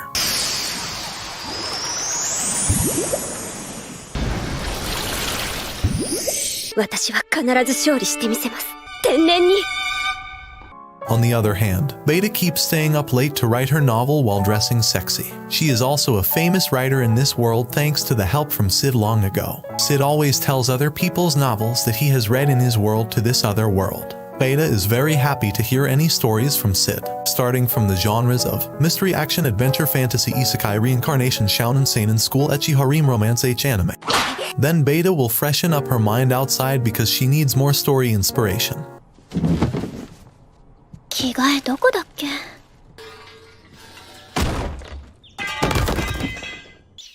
おはようベータ。おはようイプシロン。Epsilon came to Beta because she wanted to show off her perfect body. Epsilon said that Beta's boobs were nothing compared to Epsilon's. She knew that Beta's boobs were one of the largest among the Shadow Garden members, but still, Beta wouldn't be able to attract Sid's attention. Epsilon is so confident that recently Sid has been staring at her sexy boobs and body with lewd looks. But Beta isn't sure about that because Sid is always focused on himself. And Epsilon approached Beta's boobs and said that Beta must have never received lewd looks from Sid. Even though Beta has big boobs, Sid will still belong to Epsilon. あれれ？もしかしてないのかしら？って私なんかよりベータの方がおっぱい大きいし。最近よく主様に見られる気がするの。何をしているのですか？アルファ様から指令が届きました。Not long after, Alexia and Iris visited Gamma's mall, which had long been famous for various luxury goods. Alexia was invited to an event called the Goddess Trial in the city of Lindbrum. So, she came here to buy some clothes to wear during the Goddess Trial later. Iris only accompanied her beloved sister because Iris had wanted to have this close relationship for a long time. Alexia, a Crimson Order member, is also assigned to investigate a case and rumors that occurred at the Goddess Trial event. Then Gamma, who used the alias Luna, came to meet them to offer clothing recommendations that were trending among the girls. Gamma knew that they wanted to go to the city of Lindrum, because Iris and Alexia had talked about this earlier. Then Alexia wants Gamma to prepare recommendations for ordinary clothes for daily activities. Alexia says that while blushing and looks like she's about to give it to Iris. After all, Iris wore few clothes because she didn't keep up with the girls' fashion trends in this town. Upon hearing that, Gamma suddenly offered them the latest production of panties. The shape and style of these panties enhance the feminine aura on a girl's body when alone with a man. Alexia and Iris are surprised because it is their first time seeing transparent, thin, and small panties like this. Alexia is interested in the newest panties because she has a sexy body and buttocks. Then Gamma suggested Alexia try on the panties first in the changing room. This latest underwear product has maximized girls' desire to look beautiful. Even these panties are perfect for a girl wearing a thin and transparent dress. After hearing that, Alexia immediately invites Iris to look at Alexia's body while wearing the panties. とにかくダメですよ認めませんギーリー大丈夫です大丈夫ではないでしょうそれどう見てもアレクシアそれは透けているのではないですかアレクシア姉様ティーバッグは絶対に認められないものなのですかだから答えてください姉様そうですかですが姉様絶対というわけでは。じゃあ買います。実は私も履いているのです。ご覧ください。あとそこの穴のそれしてくれる？ Yeah, boy. Sid is heading to the city of Lindurm by train with Rose. Sid didn't expect this to happen because he coincidentally met Rose on the way. Sid could have run at top speed to the city of Lindurm, but sadly, he still had to pretend to hide his powers from everyone like a fictional hero. Flashback story: when the incident after Sid killed Lutheran and Midgar Academy burned down. Sid pretends to be injured and heavily bandaged so that no one else will suspect him. Then Rose finds the place where Sid is being treated. Rose swears to love Sid because he has sacrificed a lot for Rose. Since then, Rose always sticks to Sid whenever they see each other. Rose is also willing to become Sid's wife in the future. Rose loves him so much, but Sid doesn't care about Rose's feelings, and he has to keep trying anyway to get away from her. Lindburn is a city that is very famous for its religious. The people there always worship the goddess Beatrix. Rumor has it that Beatrix grants powers to legendary heroes. There is being held a routine event every year called Goddess Trail, but there is something odd going on at this event. By the way, Rose was also invited to the event, so her destination was the same as Sid. 朝に夕にと2日にわたる宗教勧誘を何とかかわし続け Finally, Sid and Rose arrived in the city of Lindurm, and they visited an accessories shop. Sid was confused because he saw all the keychains with only the shape of the left arm. Then Rose replied that a hero named Olivier had previously killed the demon lord Diabolos and cut off Diabolos' left arm. The left arm was sealed in a sacred land or holy region in a mountainous area. But that's a fairy tale in the past. No one knows what happened. Shortly after, Rose saw a famous novelist holding a meet and greet. She was Natsume, and Rose had been a huge fan for a long time. Natsume's works are extraordinary and can create stories from various genres. Then Rose started lining up to get Natsume's signature, and Sid saw a lot of stories written by her. The Eminence says 読めないな我が名はシャドウ読めないなワンパースドラゴンビール紅頭巾スタートラップ我が輩はドラゴンであるロミオとジュリエットシンデレラ Sid is suspicious of many of these stories and suspects that a reincarnation system may be deliberately occurring in this world. But when Sid checks Natsume's figure directly, it turns out she is Beta, who has arrived in this city. Sid doesn't know about any business run by Shadow Garden members, so he is surprised that Beta makes money from the stories Sid tells her. Sid is very upset because Gamma and Beta have profited from his knowledge without Sid knowing it. Then Beta secretly writes the plans for Shadow Garden, which will run soon in the book that Sid has bought. At night, before tomorrow's goddess trial event, Alpha is investigating an odd case at the church where the sacred land door is located. Shadow Garden wants to know what events really happened in the past about the hero Olivier. Much information was gleaned from the rumors of the residents, but the truth still needed to be clarified. Even the Archbishop had been killed while Shadow Garden was investigating this case. This Archbishop should have presided over the goddess trial the next day, but unfortunately, he had been killed by a mysterious person. The true stories about the hero Olivier can be found after the goddess trial event has succeeded in opening one of the 3 gates of the sacred land tomorrow. Before long, several other church officials came there, and they were surprised to see the Archbishop who had died horribly on a statue there. On the other hand, Sid is enjoying ice cream while imagining his Chunibyo story on top of a building to watch over the city area. Then he saw that someone suspicious was running somewhere. It turned out that he had killed the Archbishop. Seeing this, Sid immediately chased and fought him using only an ice cream spoon.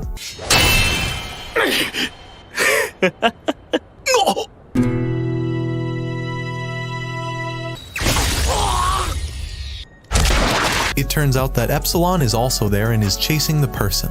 Then Sid asked about the preparation of the plans that the Shadow Garden members had drawn up. Epsilon answered by shaking her boobs. This man had already killed the Archbishop, so Shadow Garden would use another plan written in Beta's book. All members are ready and just waiting for orders from Shadow tomorrow. After hearing that, Sid immediately went to the inn that Rose had prepared. Sid knows Epsilon's biggest secret. Epsilon is a girl who has magic and a high level of pride. So, she risked all her magical abilities to beautify her body and boobs. But still, those were just piles of slime, which would never change the fact that Epsilon had the size of a lowly. プライドの高さは彼女の持ったスライムの量を見ればわかる The next day, Sid enjoyed the day's vibe by taking a hot bath. When Sid enters the bathing pool, it turns out Alexia is also there, who has been bathing there for a few minutes. She was surprised to see Sid in the city of Lindburn. Then they started chatting with each other. Alexia occasionally looks embarrassed when she looks at Sid's sword between his legs. Alexia is grateful because Sid's wound that he received at the academy back then has healed. She is here because Alexia was invited as a guest at the goddess trial, and she is also investigating a case in the city of Lindbergh. While Sid reasoned that his friend asked him to this city because there was a goddess trial event. Alexia also tells Sid that the fairy tales in this town are very strange. Even Alexia just realized that someone suddenly killed the Archbishop last night. Alexia forces Sid to join the Crimson Order, but Sid refuses. They were silent for a few minutes. Then Alexia says that Sid doesn't need to always stare at her boobs. Sid also says that Alexia has to stop her gaze, which is always on Sid's Excalibur sword. Then Alexia belittles Sid's Excalibur because it looks like nothing. Even Alexia also likens Excalibur Sid to a limp earthworm without strength. Upon hearing that, Sid immediately displayed his Excalibur in great pride. Alexia shouldn't judge things from the outside. If this Excalibur is inserted into the right sheath, the miracle and power will surely be felt. どういう意味を。輝く刃を解き放ち混沌の園へ旅立つだろう。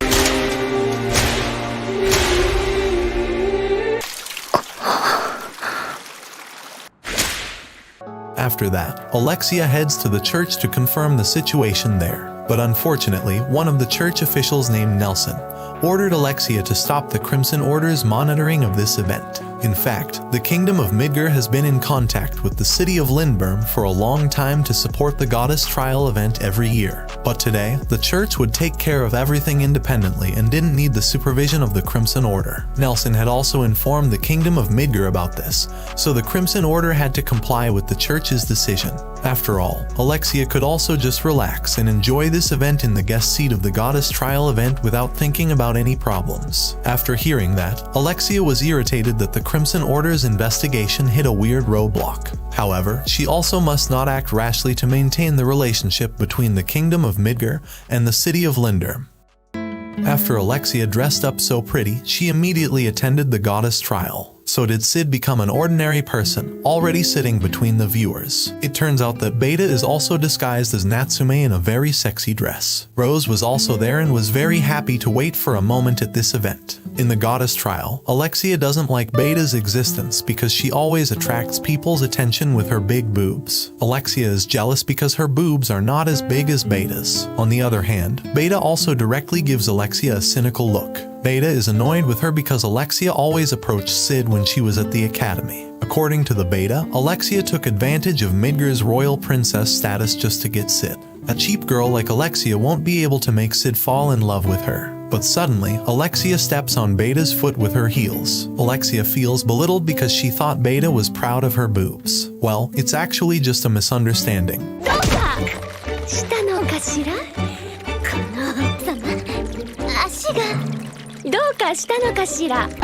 Then Nelson will replace the previous archbishop to host today's goddess trial. Nelson immediately uses sacred land magic to create a barrier, and the goddess trial begins. Everyone has the right to participate and must register before this event. I'll explain the system of the goddess trial. The goddess trial is a battle between adventurers, citizens, knights, or anyone else against a spirit that will be summoned from the magic of the sacred land. Everyone can summon anyone from the sacred land based on the tales that happened in the past. The summoned spirit is also on the same level as the person who summoned the spirit. Several years ago, a swordsman named Venom managed to summon the hero Olivier. That means Venom's strength is on par with the hero Olivier. But not everyone can summon spirits because their strength is too weak and cannot be matched by the spirits of the past. If someone has succeeded in summoning the spirit of the past, they must fight until one of them loses. Anyone who wins against the spirit can also get a medal as an award for this goddess trial event. That's all the explanation of the goddess trial system. Now, I want to continue the story. Sid wonders why Alpha isn't here, even though she was the one who told Sid to come to the goddess trial. Sid also makes up his delusional story during the goddess trial. Sid wants to do something cool at this event. Even he also wanted to challenge everyone in the arena. But Sid won't do that because he only wants to be an extra character in this episode. But Sid also hopes there is one moment to satisfy Sid's heart from the boredom of watching the goddess trial. 古代の戦士を呼び出せたのはアンネローゼって人だけか。The day was night, and the goddess trial was about to end. Then the commentator said the last challenger who would close today's event was Cid Kageno from Midgar Academy. Everyone was surprised because a student would try to summon the spirits of the past. Cid is also surprised because he never registered himself for this event. And Cid remembered one thing. Most likely, this was behavior from the person who had headed to Lindurm with him. She is Rose. It turns out that she had secretly registered Cid's name on today's event. She wanted everyone to know that Cid would be her future husband. If Cid had shown the same determination as the Midgar Academy festival back then, Rose's father would have approved of Rose and Cid's marriage. Then Cid immediately disguised himself as a shadow, and Shadow Garden's plan slightly deviated from what had been set out in Beta's book yesterday. まさかシャドウ？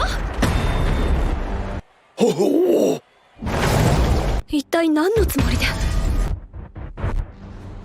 Everyone is surprised that Shadow is at the goddess trial, but no one knows that Shadow is Cid Kageno. Rose also remains ignorant of Shadow's identity. Then Shadow immediately summoned the spirit of the past from the magic of the sacred land, and it turned out that the one summoned was someone who could destroy this world.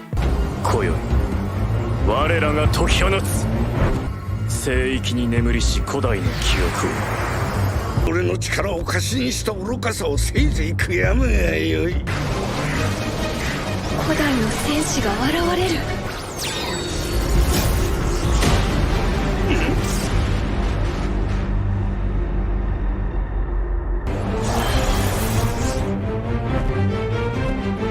なぜだわしは動かしておらんぞ She is Aurora, the Witch of Calamity. Beta says Aurora is the most dangerous witch because of her extraordinary strength. Even many world destruction disasters were caused by Aurora. But Aurora summoned now was only a memory from a past story from the sacred land. Alexia and Rose just found out about Aurora's story and figure. Then Beta said that the tales of the past were still unproven. But Beta is still looking for more information about Aurora from Nelson. Beta deliberately seduces Nelson so he can tell her everything about Aurora. Beta reasoned that she wanted to add references for the next novel volume. Nelson is willing to tell Beta about Aurora, and he also says that Shadow is unlucky today. Shadow may die because his opponent is the strongest witch in the past. But Alexia refutes Nelson's words. According to Alexia, if the magic of the sacred land considers Shadow to be equal to Aurora in strength, it means that Shadow also has the power to destroy the world. On the other hand, Shadow felt a fighting aura that matched Aurora's. Shadow is happy to be fighting against her, because Shadow can feel the satisfaction of fighting tonight.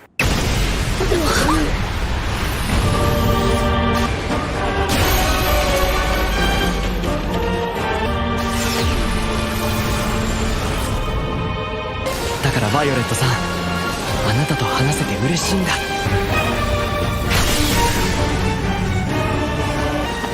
嬉しいよ、バイオレットの瞳の君。粘るようですが実力の差は歴然の様子。どうやら私の言った通りのようですな。それこそが戦いだ。とも届いていないですよね。それを読み切り、互いにより良い回答を重ね合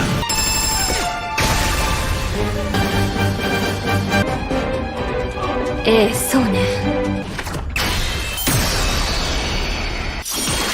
Aurora was defeated by Shadow. Everyone was surprised that Shadow could defeat the strongest witch in the past. Then suddenly, one of the sacred land gates opened because it acknowledged and answered Shadow's power. Soon, the truth about the past fairy tales will be revealed through the gates of this sacred land.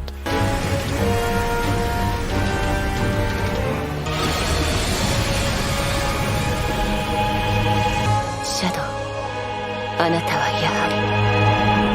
On the other hand, Cid was pleased because he could deceive the people at the goddess trial. Cid believes they are only focused on the shadow fight and don't care about Cid Kageno's figure. When Cid wanted to leave there, suddenly the gate of the sacred land appeared in front of him. Cid was confused by this gate because he didn't know the situation.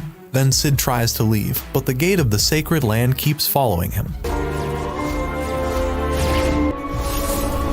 Cid thinks he couldn't return to the inn because this gate always followed him. Because of that, Cid will enter the gate to solve the problem that occurred. At the goddess trial event, everyone was surprised because this sacred land gate had appeared for the first time in this event. Nelson was surprised that the sacred land answered Shadow's power. Then Alexia and Rose don't understand what Nelson means because it's their first time seeing the gate of this sacred land. Alexia had heard stories that the sacred land gate was inside the church. Then Nelson explained that the gate of the sacred land has 3 types: the uninvited gate, the call or meeting gate, and the welcoming gate. The church doesn't know what kind of gate appears at this goddess event, because the sacred land gate automatically appears and responds to the power possessed by Shadow. But Nelson will soon be closing this gate and forced to stop today's event. Then Alpha and the Shadow Garden members appeared there. Shadow Garden didn't allow Nelson to close the sacred land's gate. Epsilon had also gone against the other church parties, and Nelson had no one else to protect him. Then Alpha says Alexia and Rose shouldn't act rashly and must watch what will happen. After saying that, Alpha and Delta stepped into the sacred land's gate. Rose asked about Shadow Garden's intentions and goals tonight, but Epsilon didn't answer. She said Alexia and Rose only needed to pay attention to this incident. Epsilon will also force Nelson to enter the sacred land's gate. The other Shadow Garden members also pretend to threaten to kill Beta so that Alexia and Rose don't do anything. But suddenly, Nelson summons Venom warriors to kill Epsilon. But Venom's slash only cut into Epsilon's slime boobs. Then Epsilon was angry because her pride as a woman with the most perfect body than Beta was simply destroyed by Venom. She quickly reattached her perfect boobs with the slime's magic power and killed Venom.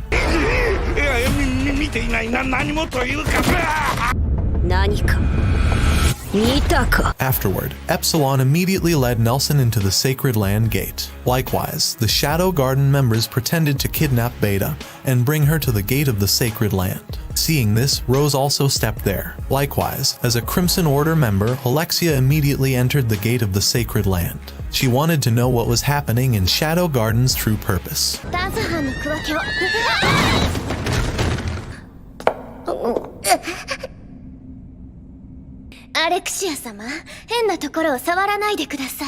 Afterward, Alexia reasons that she tripped and fell with Rose earlier, so she accidentally entered the gate of this sacred land. Then Alpha didn't care about that, and she allowed Alexia and Rose to join in knowing this hidden historical truth of the past. This information may be useful to Alexia and Rose as they have no idea what is happening and who the Diabolos cult is. Alpha and the members of the Shadow Garden had been investigating the Diabolos cult for a long time, and today was the day they witnessed, in reality, all of the past histories that the people said were just a fairy tale. This sacred land is the remnants of Hero Oliveir's memories from when she defeated the Diabolos demon. For the Diabolos cult, they called the sacred land Sanctuary. The tale also says that the demon Diabolos' left arm was sealed here, as Alexia and Rose had known for a long time.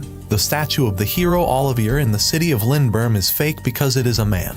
The original Oliveir hero was a girl, and Alpha also showed her true face in front of Nelson, Alexia, and Rose. Alpha's face is very similar to the hero Oliveir because she is a descendant of Oliveir, and was used as experimental material for the Diabolos cult as a child. This could prove that the truth about the past can be revealed. Then Alexia and Rose are shocked after knowing that fact. Meanwhile, Nelson doesn't believe Alpha is alive and manages to escape the Diabolos cult's experiments. According to Nelson, Alpha's blood is unsuitable for the revival of the Demon King Diabolos. I added this flashback scene from Part 2 or Episode 2 when Alpha was in the form of rotting meat, and Sid Kagano saved Alpha. Alpha said that the Shadow Garden's current existence must make it difficult for the Diabolos cult to continue their experiments. Then Alpha activated magic in this sanctuary to reveal the truth about past history through Hero Oliveir's memories. There used to be a big war that resulted in many soldiers being victims of payment. Alexia, Rose, the members of Shadow Garden,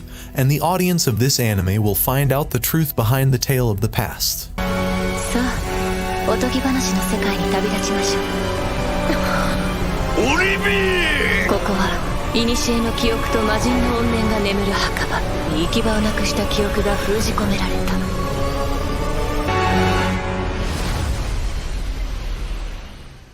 At the same time, Sid meets Aurora again, and they can talk to each other. Sid asks, "Are you called and told me to come here?" Then Aurora replied that she didn't really mean it like that, and Aurora really enjoyed the previous battle. Sid was also happy because he could fight someone as strong as Aurora. Aurora admits that Sid is the strongest person and even hopes that Sid was born when Aurora is still alive. Then Aurora asked why Sid could be in this sanctuary. Sid explains that a gate has suddenly appeared before him and always follows him everywhere. Then Sid wants to know how to get out of Sanctuary, but Aurora doesn't know how to get out of there either. Aurora in front of Sid was just a memory left from the Sanctuary. Because of that, Sid will leave there to find his own way. But Aurora grumbles because Sid has no heart. He should untie Aurora, who is being held captive like this. Then Sid immediately untied Aurora and apologized because he thought Aurora was doing physical training like Sid did.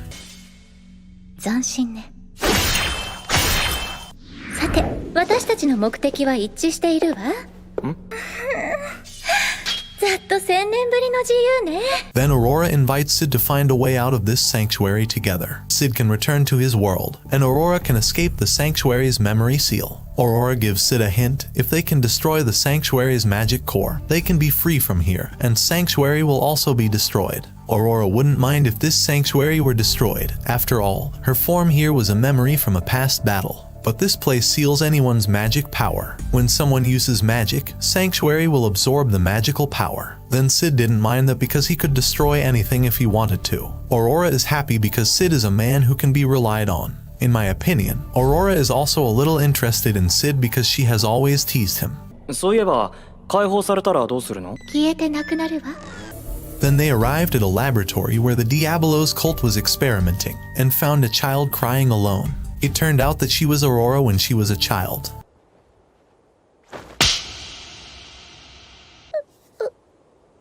泣いても何も変わらないわ。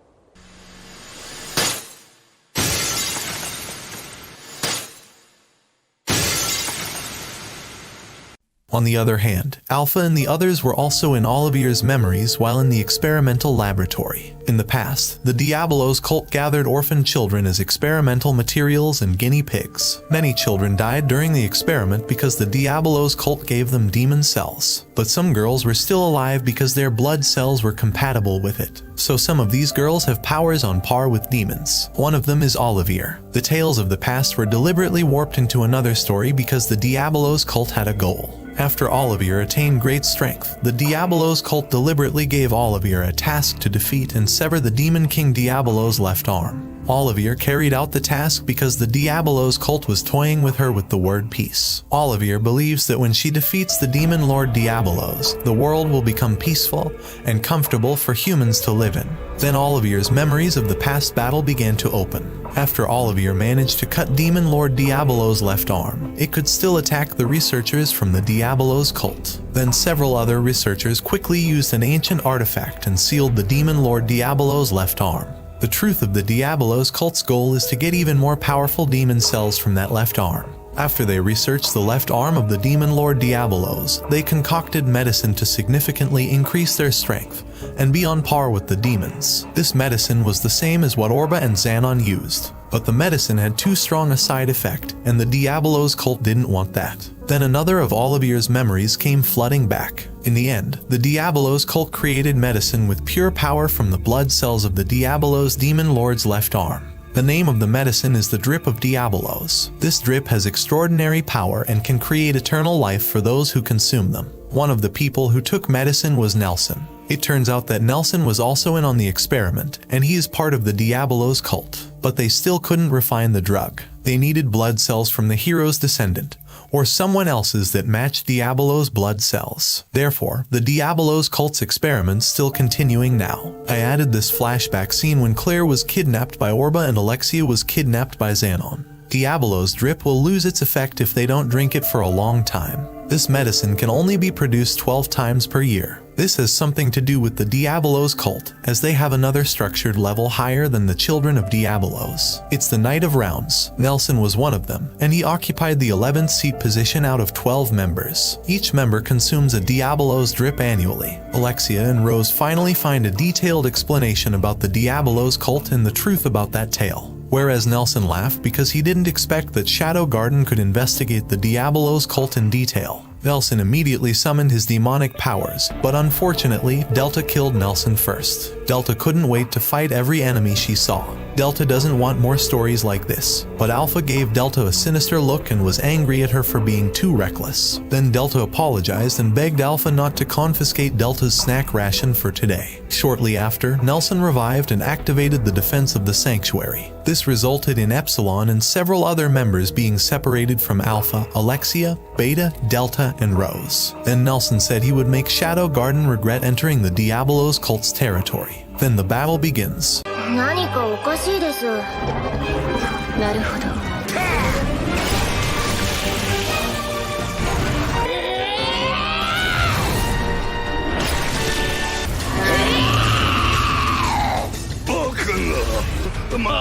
まあいい。この程度は想定の範囲内だ。Delta really enjoys this battle because the opponents are limitless. Meanwhile, Alexia is confused by Delta's ability. It was like a wild animal thirsting for prey, and Delta's swordsmanship was very different from the other members of Shadow Garden. Meanwhile, Nelson is surprised that Delta can still attack with her strength. The magic power would have been completely absorbed if someone had used it in this sanctuary, but Delta can still attack Nelson's clone continuously.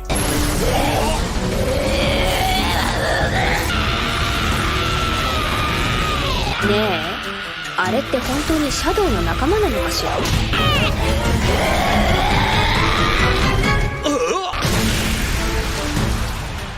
On the other hand, Aurora and Sid are still walking through the memory fragments in the sanctuary. Before long, Oliver's other memories reopened, and they were transported to the war site I explained earlier. Starting from here, Sid did something to his body parts to prepare for this sanctuary battle. Aurora took Sid around there, and they saw little Aurora crying again. The adult Aurora will kill her to find other memories to escape the sanctuary. Luckily, Sid managed to save Aurora from the zombies. If the current Aurora dies, Sid will return to where he first met her. Because of that, Sid fights all the zombies, but Aurora can't maximize her strength because Sanctuary always absorbs her magic power. Meanwhile, Sid can defend and attack because he has trained hard in battles in the previous world. Sid says that these zombies will never end if Sid and Aurora fight them with physical attacks. So, Sid immediately killed little Aurora to unlock the next memory. ごめんね。中心よ。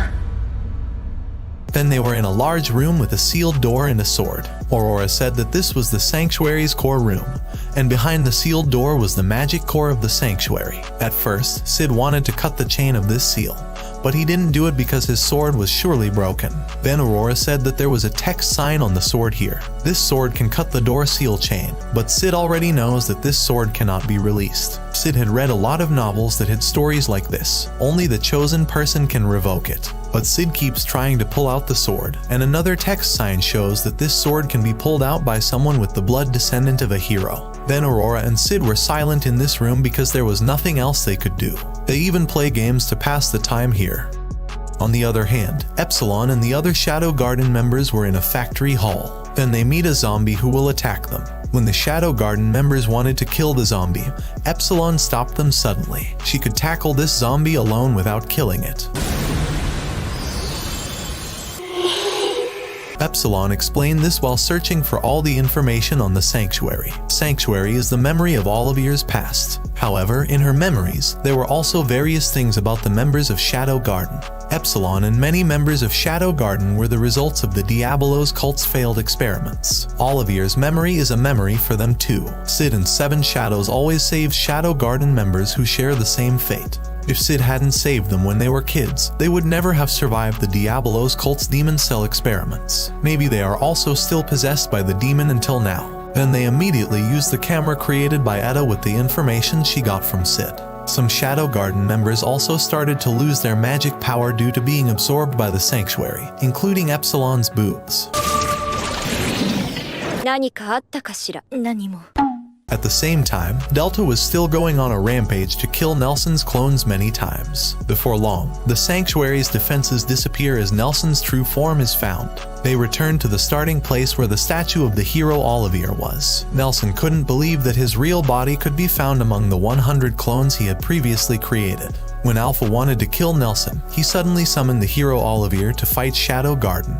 After Olivier appeared in front of them, Alpha found out that Olivier had been completely controlled by the Diabolos cult. Delta still wanted to fight because she was dissatisfied with the previous battle. Before long, Epsilon came there to give the report. All investigations and information have been obtained by the other Shadow Garden members. After hearing that, Alpha, the Shadow Garden members, Alexia, and Rose will leave from there. Nelson challenged them since they had escaped from a situation like this. Then Alpha glanced cynically at Nelson. Alpha allowed Nelson to go after Shadow Garden at any time. After all, Shadow Garden already knew about the Sanctuary's defense and magic. Then Shadow Garden invites Alexia and Rose to get out of there. Alpha also asked Delta to leave, but Delta showed a facial reaction that still wanted to fight until satisfied. Because of that, Alpha threatened Delta like this.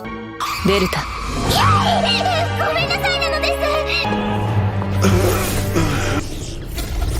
Not long after, Nelson received information from Sanctuary that someone else had entered the main room.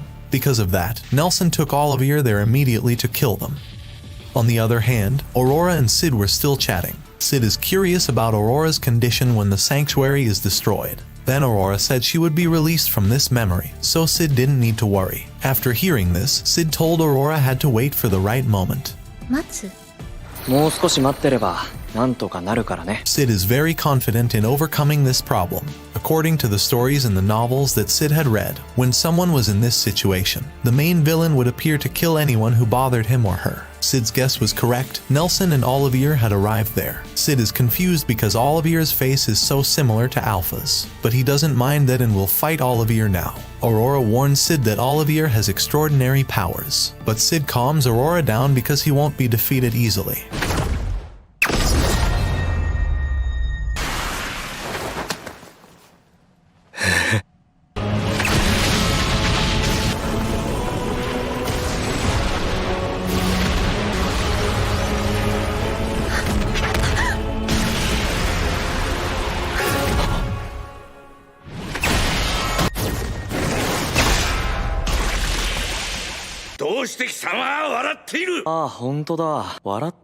Nelson was very annoyed that an ordinary person like Sid was still alive after taking all the attacks from Olivier. Sid says that this fight is too monotonous and not fun.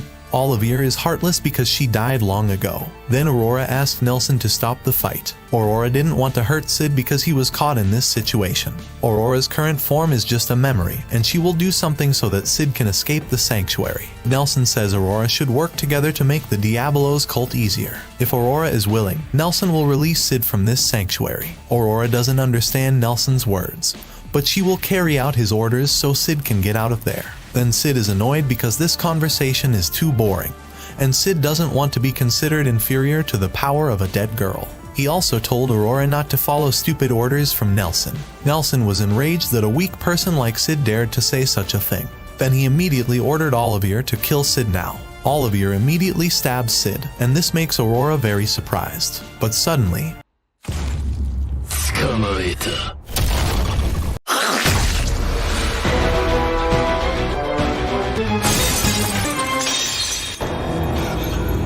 Nelson is surprised that Sid is still alive when he is stabbed in the stomach by Olivier. Then Sid says humans will live as long as vital organs such as the heart or head remain. Sid is going to fight Nelson now because Olivier is gone.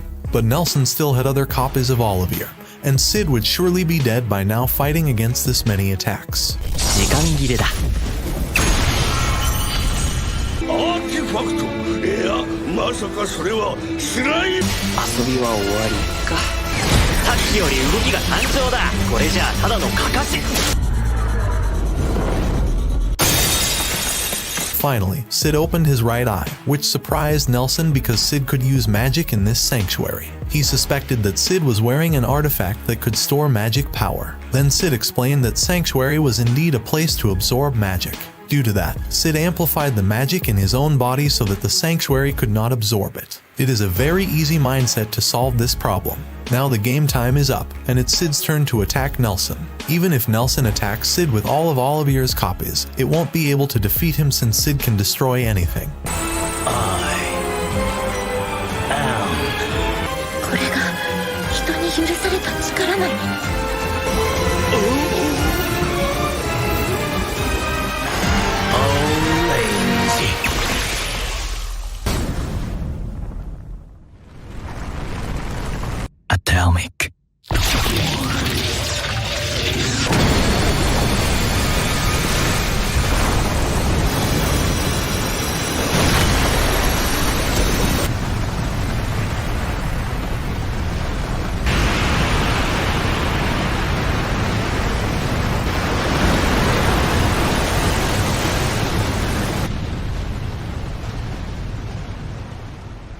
After that, Sid was trapped in a black room. It turns out that the core of Sanctuary's magic is in that arm. When Sid wanted to destroy it, he suddenly woke up in Aurora's lap. Aurora said that she had lied about what she said since they first met. Aurora actually calls Sid to save her from the Sanctuary. All this time, she wished to disappear from this world. Aurora thanks Sid for giving her precious memories, from the fight in the goddess trial to their journey in the Sanctuary. Aurora warns Sid that one day, he must kill Aurora's true form when they meet in battle. 私を On the other hand, the other Shadow Garden members didn't expect Sid to cast his magic again in the Sanctuary. All the information there was also gone, and Shadow Garden had to look for more information about Diabolos. Then Epsilon reported the information on the Sanctuary to Alpha. It turns out that Aurora is a Diabolos demon. Then Shadow Garden knew that the Diabolos cult surely aiming for the festival in Midgar next. So, they had to prepare another plan to solve this problem. シャドウ様に報告は不要よ。彼は全てを分かっている。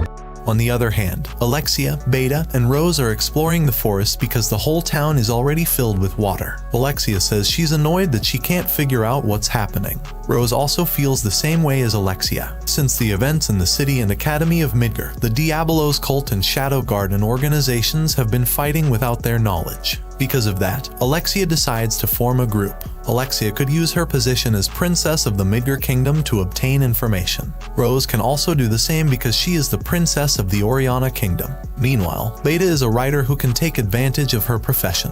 After all, they had to keep this country safe, especially for someone they loved. A few days later, someone offered to buy land from the Begalta kingdom to Gamma. I'll call him Terry, but Gamma said she was helping with a renovation project in the city of Lindbergh. Then Terry said he would give Gamma a low price to open a sub-business there. Before long, New informed Gamma that the investigation in the kingdom of Begalta was over. After hearing this, Gamma agreed to Terry's offer and would open a sub-business there. Even Gamma would renovate the city in the Begalta kingdom if Terry provided more land for Gamma's company to buy. Then the business strategy of Shadow Garden members begins. 不動産バブルが On the other hand, Alpha saw the Shadow Garden members relaxing in one of the headquarters rooms. Then she remembered the old memories of when the members of Shadow Garden had the first small base. Sid has taught Alpha about building comfortable house designs for the members. Alpha and many Shadow Garden members have been given extraordinary knowledge from Sid. Even the 7 shadows or the core members of Shadow Garden were directly given overwhelming power by him. 7 shadows consists of Alpha, Beta, Delta, Epsilon, Eta, Gamma, and Zeta. Then Alpha also worked hard in the past to train all Shadow Garden members to fight. More than 600 people have already joined Shadow Garden and dedicated their lives only to Sid. Of course, they were the girls he had saved in the past. They even really love Sid, but Sid doesn't care about the feeling of love. Sid is only concerned with his Chunibyo delusions of looking cool in every battle or problem-solving moment. Before long, Gamma reports to Alpha that the Prime Minister of the Oriana Kingdom, Doam, is on his way to the Kingdom of Midgar. Because of that, Shadow Garden members had to prepare other plans for the next battle. At night, Alexia reports the events in the city of Lindbergh to Iris. Alexia orders Iris to conduct further investigations in Lindbergh and combines the information about the 2 previous incidents in Midgar. That way, they could carry out their attacks when the Diabolos cult reappeared. Then Iris said that she had already suggested this to her father, the king of the Midgar kingdom. But sadly, the king doesn't want to do anything first, because the kingdom of Midgar doesn't know who the villain between the 2 organizations is. Therefore, the kingdom of Midgar must remain silent and focus on the next event, the Festival of the God of War, and the victor of the festival will investigate the city of Lindbergh. After all, the Oriana Kingdom will also celebrate this event, and the Oriana King may also come. Iris must still obey what King Midgar has planned. Alexia says that it's likely that the Shadow Garden and the Diabolos cult will be planning something beyond their reach. But Iris says that Alexia doesn't need to worry.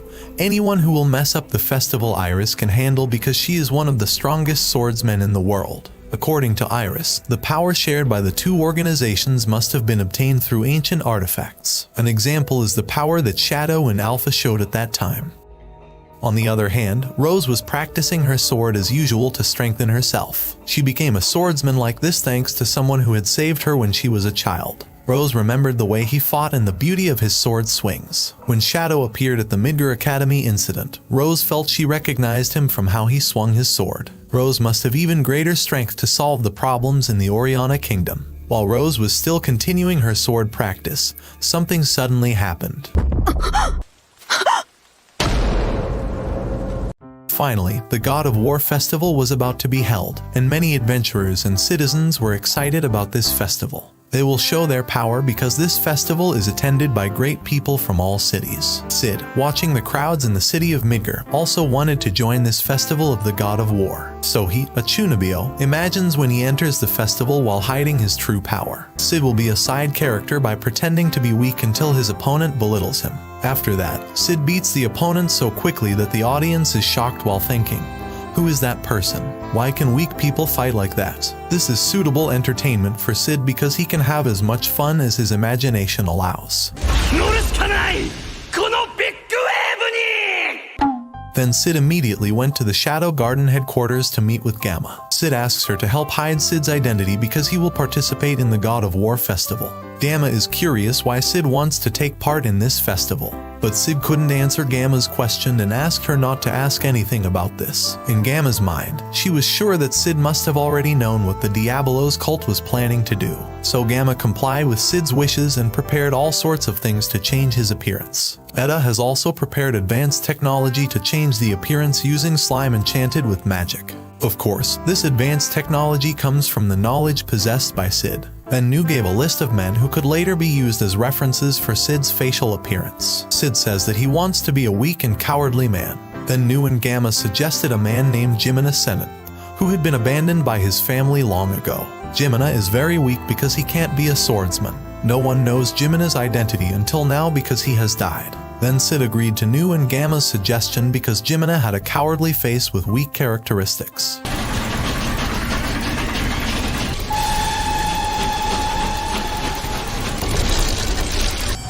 Finally, Cid changed his appearance, and this mask can be removed and attached again using magic power. Now, he has disguised the weakest and has no will to live. Cid immediately put on cheap armor and weapons to increase his weakest value. After that, he immediately went to the God of War festival. When Cid is heading to the festival for name registration, he meets a girl named Anaros from the kingdom of Begalta. She was also present at the Goddess Trial Festival and won against the summoned spirit. Anaros warned Cid not to participate in the festival because he will die. She said this for his own good. But Cid doesn't care what Anaros says, and she has to learn how to judge others as a whole, not just by appearances. 弱いけど実は影の実力者。ムーブができるなんて。やっぱりこの姿が正解だ。毎回おめえみてえなやつが場をしらけさせるんだ。 A big man named Quint also warned Cid not to participate in this festival. The weakest person, like Cid, couldn't win, and he better go home now. After hearing those words, Cid deliberately provoked Quint and belittled him. As a result, Quint punches Cid and teaches him a valuable lesson. In Cid's mind, hand-to-hand combat in this world was very different from that on Earth. He can defeat Quint in seconds without using magic power. But Cid deliberately didn't do this so that he would be belittled by other people according to his delusion's plan.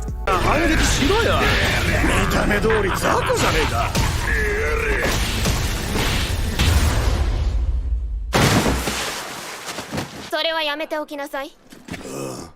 見過ごせなくなるわ。 Anaros stopped their fight, and Quint left immediately. Anaros says she can't stand this mess and will heal Cid's wounds. But she was surprised because Cid was not injured after taking repeated punches from Quint. Then Cid says he hasn't felt pleasure in a long time and tastes his own blood. After hearing that, Anaros became curious about Cid's figure, and she also introduced herself. アンネロゼフシアナス。地味な青年。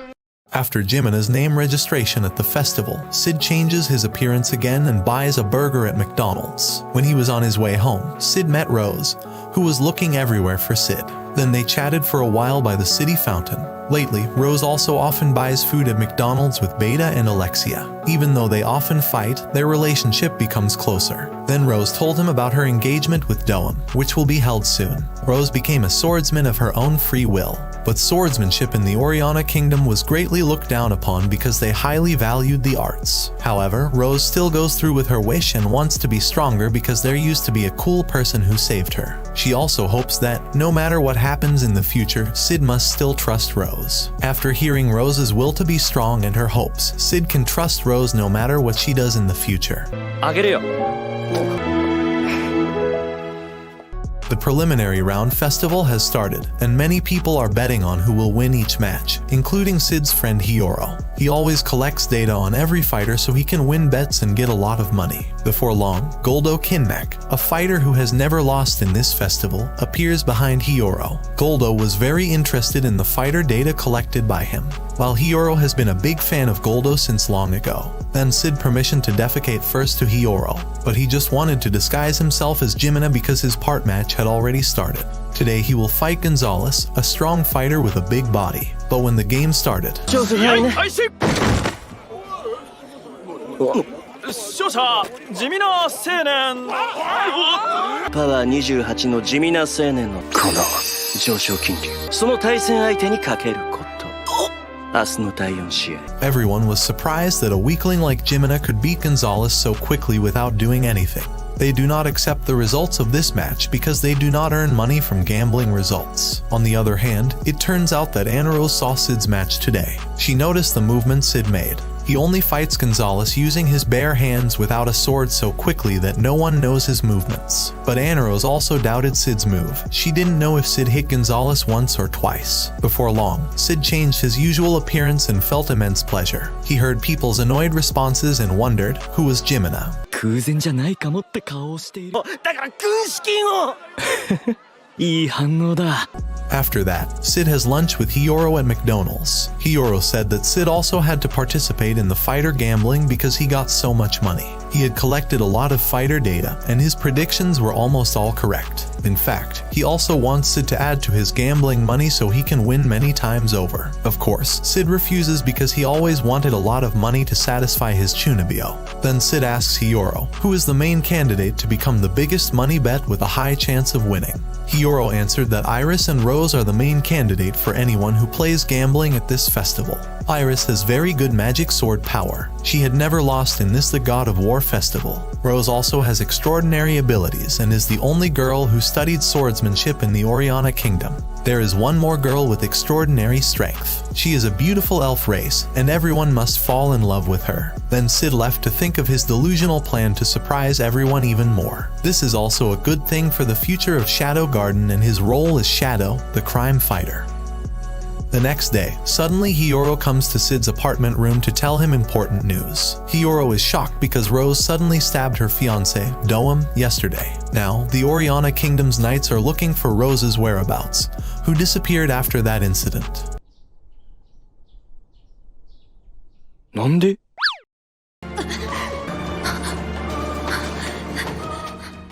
Beta and Alexia also see the news about Rose. The Oriana Kingdom wanted to settle this internal matter secretly and forbade the Midgar Kingdom from interfering. Rose is a Midgar Academy student and she should be punished here. But if the punishment is carried out, the relationship between the two countries, Oriana and Midgar, will become even more chaotic because Oriana has forbidden Midgar. Rose's fiancé is Doam, a prime minister in the kingdom of Oriana. They will strictly punish Rose because her actions have harmed the country. Beta says that Rose definitely hasn't gone far from the Oriana Kingdom. Alexia doesn't understand what Rose is doing, and Alexia's father or the king of Midgar is also just observing this situation. Alexia is already annoyed with her father because he and Iris prefer peace without solving any problems. However, Alexia remains suspicious of the Oriana Kingdom, which does not allow the Midgar Kingdom to interfere. Alexia plans to find and capture Rose first before the Oriana Kingdom does. She wants Rose to tell her what made Rose act like this. Then Beta said that Alexia shouldn't look for Oriana first. They should look for more information and not think to act rashly. Then Alexia scolds Beta and is about to kill her, because Beta deliberately lets this matter take longer and thinks Alexia is stupid. Then Beta pretends to be weak and shows her cute face, so that Alexia doesn't kill her. Alexia says she is very upset because Rose broke their friendship agreement then. Rose acted alone and as if she didn't need friends to solve her problems. Beta says Rose likely doesn't want to get Beta and Alexia involved. because it will worsen the two countries' situation. But Alexia still wants to do what she has in mind because Rose is her friend and Beta. Then Beta decides to find out more about Doem and the Oriana Kingdom. Beta knows Doem has dark rumors behind his rule in the Oriana Kingdom. After hearing that, Alexia will try to discuss this with Iris, her unstable sister, who cannot distinguish between evil and good. After Alexia left, Beta chatted with one of the Shadow Garden members. Beta decides to leak Alexia a bit of information later. Alexia is a stubborn girl, and Beta is very bothered by her behavior. If Alexia could get information from Beta, she would definitely think calmly and not act rashly. Then a Shadow Garden member said Rose was in an underground aqueduct in the city. Rose hid there because the place was very difficult for the knights chasing her. It took a long time to get into the underground aqueduct. 逃走中、胸を押さえる様子を複数回確認。 After Alexia spoke to Iris, Iris rushed to the Oriana Kingdom to discuss this matter. Iris also reported on the security plans for the main War God Festival next week. The Kingdom of Midgar prepared for this because King Oriana and Doem were coming to the festival. But Doem says that King Oriana doesn't need security members from the Kingdom of Midgar. After all, there won't be chaos when the main War God Festival comes later. Then Iris said that the situation in the Oriana Kingdom was very different from the news received by the Midgar Kingdom. Doem said that the news was exaggerated and that the Oriana Kingdom would take matters into their own hands. After all, King Oriana also agreed with Doem's decision. Then Iris felt annoyed and knew there was something strange about King Oriana. ド M ケツハットの申すようにせよ。姫様のご心労はお察しします。 Then Sid started reading the news about Rose in detail through today's newspaper. Sid just found out that Rose has a fiancé, and this incident really caught Sid's attention. This was crazy for him since Rose was a princess from a kingdom. Sid thinks that Rose might be looking for something. By the way, Sid is watching the qualifiers with his friend, the gambler Hiyoro. He wants Sid to fund this gambling match because the money he will get will be abundant. Of course, Sid ignored his friend. He was focused on cool things as a shadow in this tournament. After that, Sid quietly walked away and disguised himself as Jimina. The next match had already started, but Sid crosses paths with an elf girl, and the elf girl feels that Sid recognizes her little sister. She smelled Sid's scent, similar to that of an elf. Sid says that he has some elf friends. The girl says that she wants Sid to hint which elf girl looks like her. Her sister was very beautiful, sweet, an orphan, and much like the elf girl. When the elf girl opened her hood, Sid was surprised because she looked like Alpha. But Sid purposely didn't tell the elf girl, and suddenly she wanted to stab Sid in the neck. Of course, Sid pretended to be weak as a minor character, as usual. Then the elf girl apologized to Sid, and she wanted to know his name. Elf girl felt Sid was strong, so she attacked him just now. After they got to know each other, it turned out that the elf girl was Beatrix with extraordinary powers. Then there was a moment of silence because Beatrix was still holding Sid's hand. She says that Sid has a good hand, and she's sure that Sid will be the strongest person. 驚かせてごめん。結構強いかな。 On the other hand, it turns out that Anarose and Quint also want to see Jimina's match. They were curious about his strength because Jimina's fight was too short and fast. They admit that Jimina is a great mysterious figure, but they don't know what method he uses to defeat his enemy. Then Quinn guessed that Anarose, a 7 swordsman of Oriana, would be able to figure out what movements Jimina was making. Anarose said that she had discarded the nickname. Anarose said that Jimina uses a speed that normal people cannot see. Even Anarose, who could read the opponent's movements, couldn't see it clearly either. But Anarose noticed that Jimina's right hand was moving very quickly. Then Quinn thought that Jimina was deliberately using a forbidden artifact. Anarose agrees with Quinn's opinion because Jimina's power is still mysterious. He was going to fight Goldo today, and Anarose was sure she could read Jimina's moves. Goldo never lost in the God of War match, so he was nicknamed the Unbeaten Legend. But Goldo didn't want to be called that and called himself the Victorious Golden Dragon. Anarose said that Goldo was the cowardly knight type. Anarose had met 3 times in previous tournament matches, but Goldo ran away because he was sure he would lose if he fought Anarose. Goldo got the nickname Unbeaten Legend because he only wants to fight enemies he can beat. Goldo is going up against Jimina today, and the nickname Unbeaten Legend is at stake. Goldo was sure that he would win against Jimina because Jimina looked weak. Goldo can predict the certainty of victory because he can measure battle power. If Goldo felt threatened in today's match, he he could definitely take his opponents seriously. So far, Goldo has never been serious about fighting every enemy in a match. When the match started, Goldo immediately attacked Jimina, but suddenly,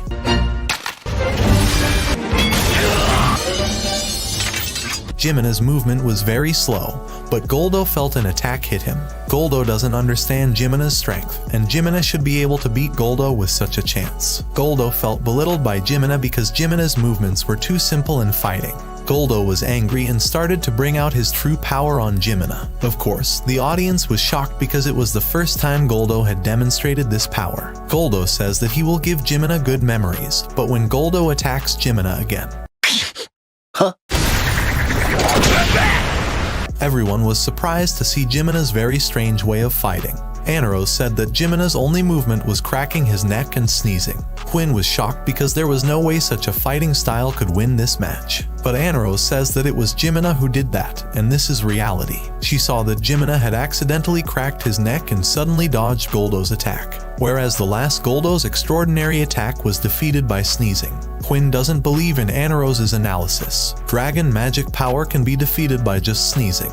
According to Anaros, Jimina doesn't look for or analyze other people's weaknesses because he can attack his opponent from anywhere. Then Quinn is very annoyed with Anaros' ridiculous explanation, so Quinn will prove it in the next match. Quinn will definitely reveal Jimina's way of fighting, and Quinn is sure that Jimina is using a forbidden artifact. Anaros was amazed by Jimina because it was the first time she had seen a match like this. Even Anaros was obsessed with this Jimina's fighting style.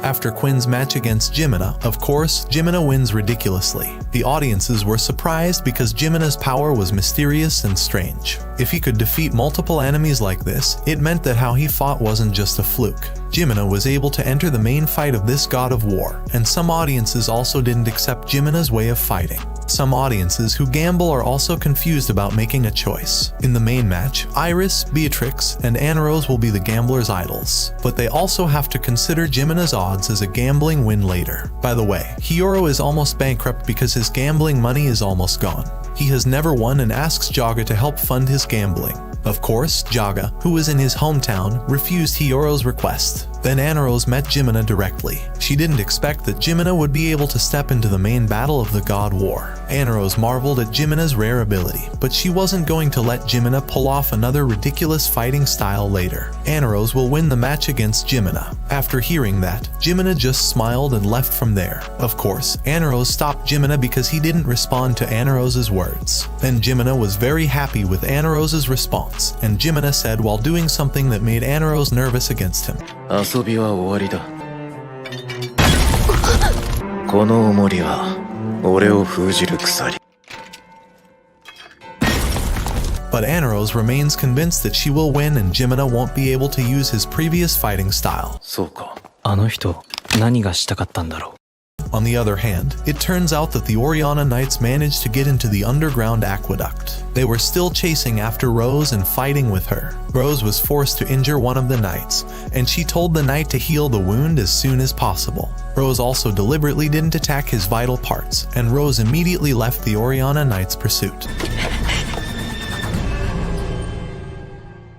The next day, in his room, Sid was thinking about what cool words he would say during the match. Sid was very happy because he made many people curious about Jimina's figure. Not long after, Hiyoro knocked loudly on Sid's door. He had an interesting discussion today, and Sid should listen to it. When Sid opens the door, Hiyoro shows a poster of Rose, who is being wanted by the Oriana Kingdom. Whoever catches her, the Oriana Kingdom will give a very large reward. Hiyoro invites Sid to catch Rose as soon as possible because Hiyoro has no more money. Then Sid pretended to ask, "Didn't you gain much in the previous match?" Hiyoro says that Sid doesn't need to know about that, and no matter what happens, Hiyoro has to earn a lot of money. In Sid's mind, he wants to refuse Hiyoro's invitation because Sid allowed Rose to do whatever she believes. Even Sid is thrilled that Rose's rebellious soul is so brutal, and that's a cool thing. Actually, Sid wanted to witness firsthand how Rose carried out her rebellion. But unfortunately, Sid did not have time to go to the Oriana Kingdom. Not long after, Claire came and wanted to go to Sid's room. Of course, Sid, who saw Claire, immediately changed his outfit and led Hiyoro out through the window. Then Hiyoro says that he and Sid should search for Rose separately so the search can go faster. Sid wants nothing to do with Claire, who is too obsessed with him, so he's going to look for Rose's whereabouts now. Sid is also curious, did Rose manage to escape safely? How are things now? Why did she stab her fiancé? Then Sid suddenly heard a piano playing Beethoven's Sonata No. 14 about moonlight. This is Sid's favorite song and Shadow's best song. Since childhood, Sid has always studied the piano and played many songs. Others always thought Sid was busy practicing the piano to become a pianist. But Sid is actually doing this to fulfill his delusional desires, become a crime-fighting figure behind the shadows without anyone knowing. Sid always imagined this song would be at the back sound in his mind, then fight in cool style in the silence of the night with the moonlight shining. Sid thinks that the piano is the coolest musical instrument because it can adjust to whatever atmosphere is in his imagination. Then Sid wonders, how is there a Beethoven song in this world? Sid suspects that someone else has also reincarnated into this world. But when Sid sees that person, スライムで持った胸やら足やらはきっちり隠している。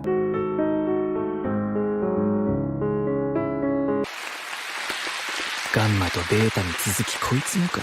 it turned out that the one playing the song was Epsilon. Then Sid and Epsilon chatted about the piano and the songs Epsilon had played. Epsilon is embarrassed because Sid listened to Epsilon's previous performance live. Moonlight is Epsilon's favorite song Sid has taught her. Thanks to Sid, Epsilon became a great and famous pianist. Many of the songs she created were from songs that Sid had taught her before, starting from Beethoven, Mozart, Frédéric Chopin, etc. Many people have acknowledged the greatness of Epsilon. She was also given many awards from the nobles in the royal city for composing many beautiful songs. Even Epsilon was invited to Oriana's kingdom to work as a pianist. Oriana is a city that respects music more than anything else. After hearing that, Sid was overjoyed because Epsilon also liked the song Moonlight. But the main problem is that Epsilon copied and plagiarized from the famous composers in Sid's previous world. Sid feels guilty about them. In Epsilon's mind, she wants to achieve even higher so that Sid can always pay attention to her. Well, even though Sid doesn't care about feelings of love or anything romantic.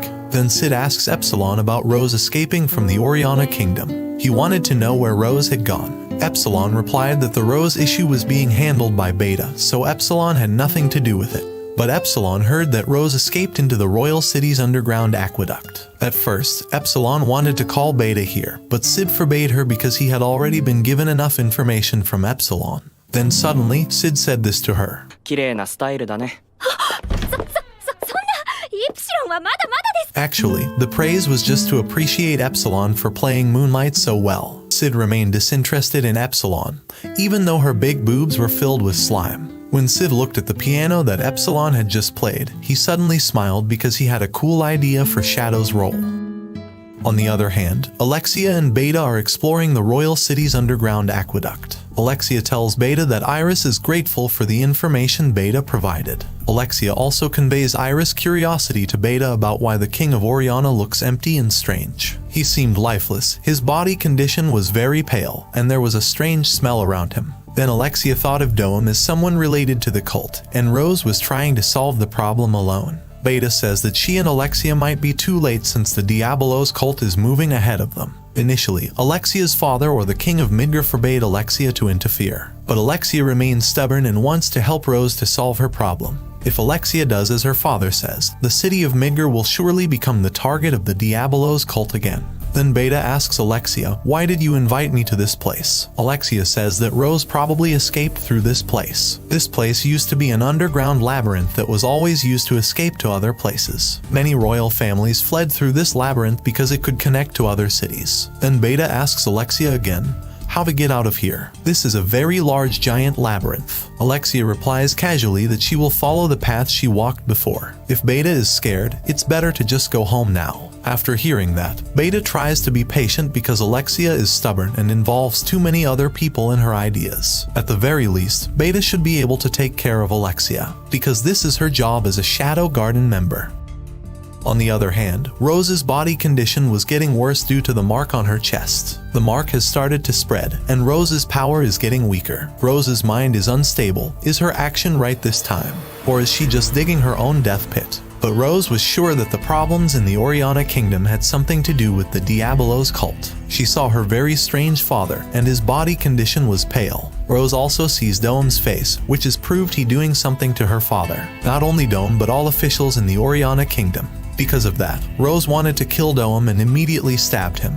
But Rose didn't manage to hit Dome's heart. Then Rose was surrounded by knights and accused of being a mad princess who accidentally stabbed her fiancé, Dome. After that, Rose tried to fight them and escaped into the aqueduct underground of this royal city. She had also heard Dome shout that the king of Oriana would kill the guests of the War God Festival later. So Rose had to surrender herself to the Oriana Kingdom to prevent that from happening.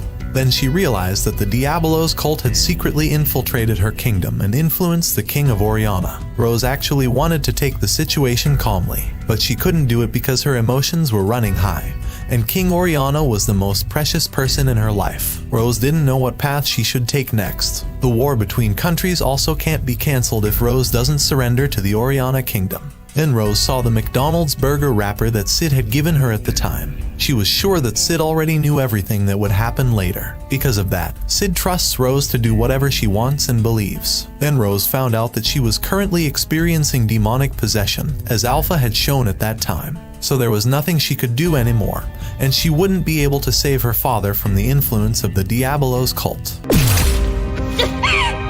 所詮は悪魔つき。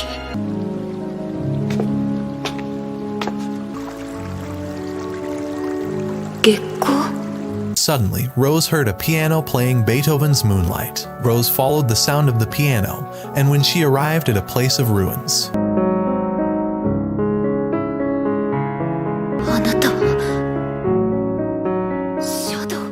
turns out it was Sid who had brought the piano from Epsilon's place earlier. He was carrying out his role as Shadow now. Rose was amazed because Shadow's performance was the best performance Rose had ever heard. Then Shadow asked, "What are you doing? Does your battle end here? Do you give up?" Rose replied that she wanted to protect everyone in the city of Oriana, but she couldn't because the Diabolos cult had already dominated the Oriana Kingdom. Rose wanted to fight against the Diabolos cult to save her country. There is a responsibility that Rose has to do as Princess Oriana in the future, but Rose realized that she couldn't do anything. She didn't have the strength to fight them. Then Shadow said that he would give Rose extraordinary powers. If Rose still wanted to continue her fight them with this power. The future of her kingdom will be determined by Rose as Princess Oriana. そして貴様に戦う意志があることを証明しよう。すごい。これがシャドウの魔力持ち。これは真の強さとは力ではなく、そのあり方だ。シャドウ。彼は闇に差し込む一筋の月光。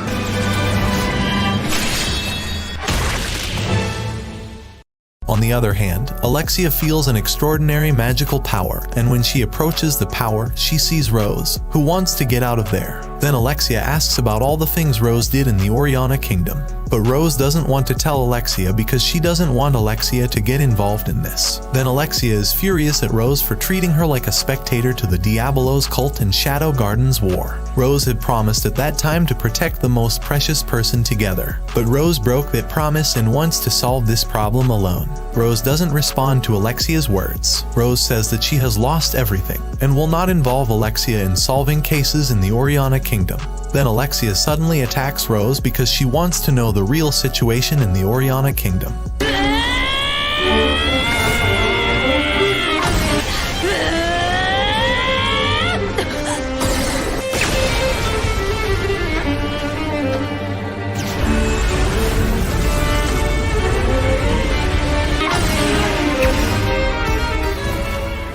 Alexia faints after being defeated by Rose. Rose just found out that Alexia's strength is much stronger when compared to before. Rose entrusts Alexia to Beta because Rose wants to go to solve her kingdom's problems. Then Beta says that she won't stop Rose's actions. Although Rose's suffering was different from the members of Shadow Garden, whatever happens, Rose's goal is the same as Shadow Garden's, eradicating criminals and the Diabolos cult. From here, Rose knows that Beta is a member of Shadow Garden who is disguising herself as Natsume. The novelist Rose is proud of all this time. After Rose left, Beta didn't expect Shadow to give his powers to Rose. This was something beyond her expectations. But whatever happens later, Beta remains loyal to the path of life that Shadow will go through later. I'll give you some extra information if you're confused about what Beta means. Shadow only gives his power to 7 shades or 7 shadows: Alpha, Beta, Delta, Eta, Epsilon, Gamma, and Zeta. Meanwhile, the other members, who probably numbered more than 100 or 600 people, were not given power directly by Sid,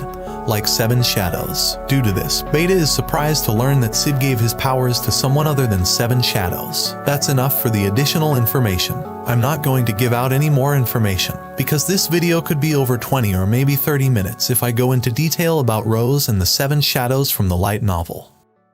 By the way, the officers at the Epsilon show were shocked that a piano that big could be stolen without leaving a trace. Meanwhile, when Sid imagined how cool his previous words and performance were in front of Rose, Sid was suddenly surprised, because it turned out that Claire was still waiting for him in front of the apartment. Then Claire immediately took Sid to the room and strangled him. Claire is tired of waiting for Sid all day and knows that Sid doesn't care about her. Claire is also upset because Sid broke his promise to return to the village with Claire. Sid has broken many promises and thinks of them as trash. Claire choked Sid even harder because she loved her brother. Because Sid always breaks his promises, Claire said Sid should watch the War God Festival match at a special place. Claire gives Sid a VIP ticket, which can't be obtained easily. Then Sid asked, "Didn't you join this festival?" Upon hearing that question, Claire choked Sid even harder. Claire says she will take Rose's place at the festival later, so Sid should see Claire's match. Otherwise, Sid would receive another special treatment from Claire. 絶対に見てなさいよ。 The next day, Alexia visits Beta's place again. But unfortunately, Beta's maid says that Beta has already left there. However, Beta leaves a message to her maid that she will go abroad for a long time to collect data and information. Then Alexia sees that there is a document that contains information about the Oriana Kingdom. The main round of the God of War festival is about to begin. Of course, Sid complied with his sister's wishes to occupy the VIP seats that had been prepared.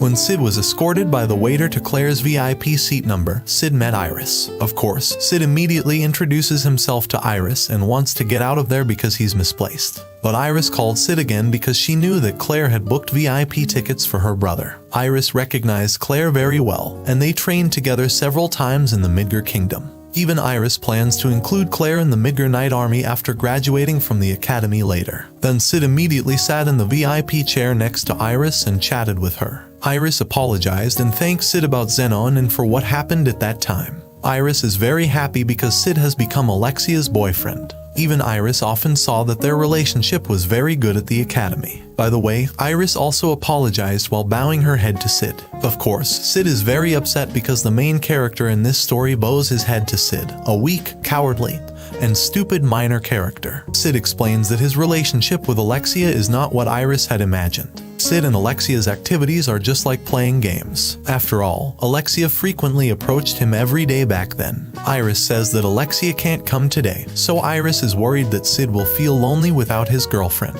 Of course, Sid doesn't mind because his relationship with Alexia isn't close. Then Sid, Iris, and the high-ranking students started talking about this God of War festival. Iris said she was amazed by all the participants who entered this main round. But Iris was more interested in the abilities of Anaros, a former sword master. Then one of the students said he couldn't wait to see Iris compete. Iris could definitely become the champion in this God of War festival. Of course, with high self-confidence, Iris was aiming to become a champion. Then Sid asked them about Jimina. Iris says she hasn't seen the match in the previous round, so she doesn't know Jimina's ability. Then the two students said that they had seen Jimina's battle. According to them, Jimina is just a weak person and only relies on luck. His way of fighting was very amateurish, and he would not be able to become a champion in this God of War festival. Sid is very happy because other people can consider his Jimina character like that. Then Iris said that there was one girl she was curious about, and she was Beatrix. Beatrix was the first winner of the God of War festival, having the title of War Goddess, who had not appeared in public in a long time. Sid just found out that Beatrix was great and very famous in other people's eyes. Then Sid suddenly leaves there and says that he wants to poop.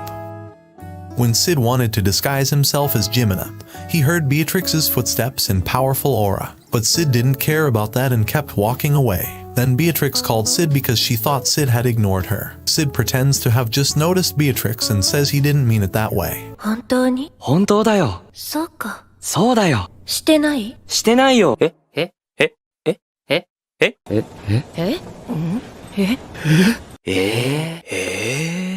Beatrix asked, "Haven't you met someone that looks like me?" Sid replies that he hasn't found the person Beatrix is looking for. Then Beatrix wished that she could meet someone similar to her here, but it was likely to fail because Beatrix didn't find any clues. Then Sid was curious, why did Beatrix bring so many McDonald's burgers? Beatrix replied that she hadn't bought too much on purpose. Beatrix also gave Sid one burger to reduce the number of her burgers. But instead, Sid did something like this. はい。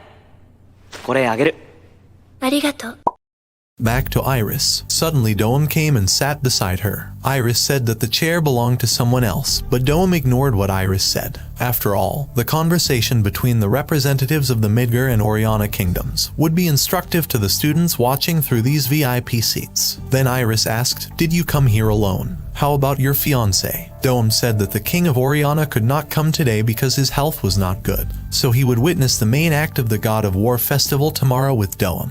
Doem also said that he was having a fight with his fiancée, but soon Rose would definitely return to the Oriana kingdom. Then Doem asked, "Did your father not come today?" Iris replied that her father or the king of Midgar would be watching the God of War festival tomorrow. Then the next main round would begin. Jimina against Anarose. Doem just found out about Anarose now, and she has become the talk of many people. After the God of War festival, Doem might invite Anarose to enter the Oriana kingdom later. Of course, Iris said that Anarose should enter the kingdom of Midgar. Doem didn't expect that Iris still wanted to add more troops, whereas in the kingdom of Midgar there are already many great knights. Iris replies that the Oriana kingdom doesn't need qualified knights, because it already has an alliance with the Midgar kingdom. After all, Iris and the Midgar Knights could reveal something Doem was hiding. Then they started talking about Jimina. According to Iris, Jimina looks weak because he has a body like that. Even so, Jimina's figure looks very strange. His eyes indicated he was very confident about winning the match. After hearing this, Doem said he would see how good Jimina was. On Anarose's side, she knew Jimina's speed was beyond reason.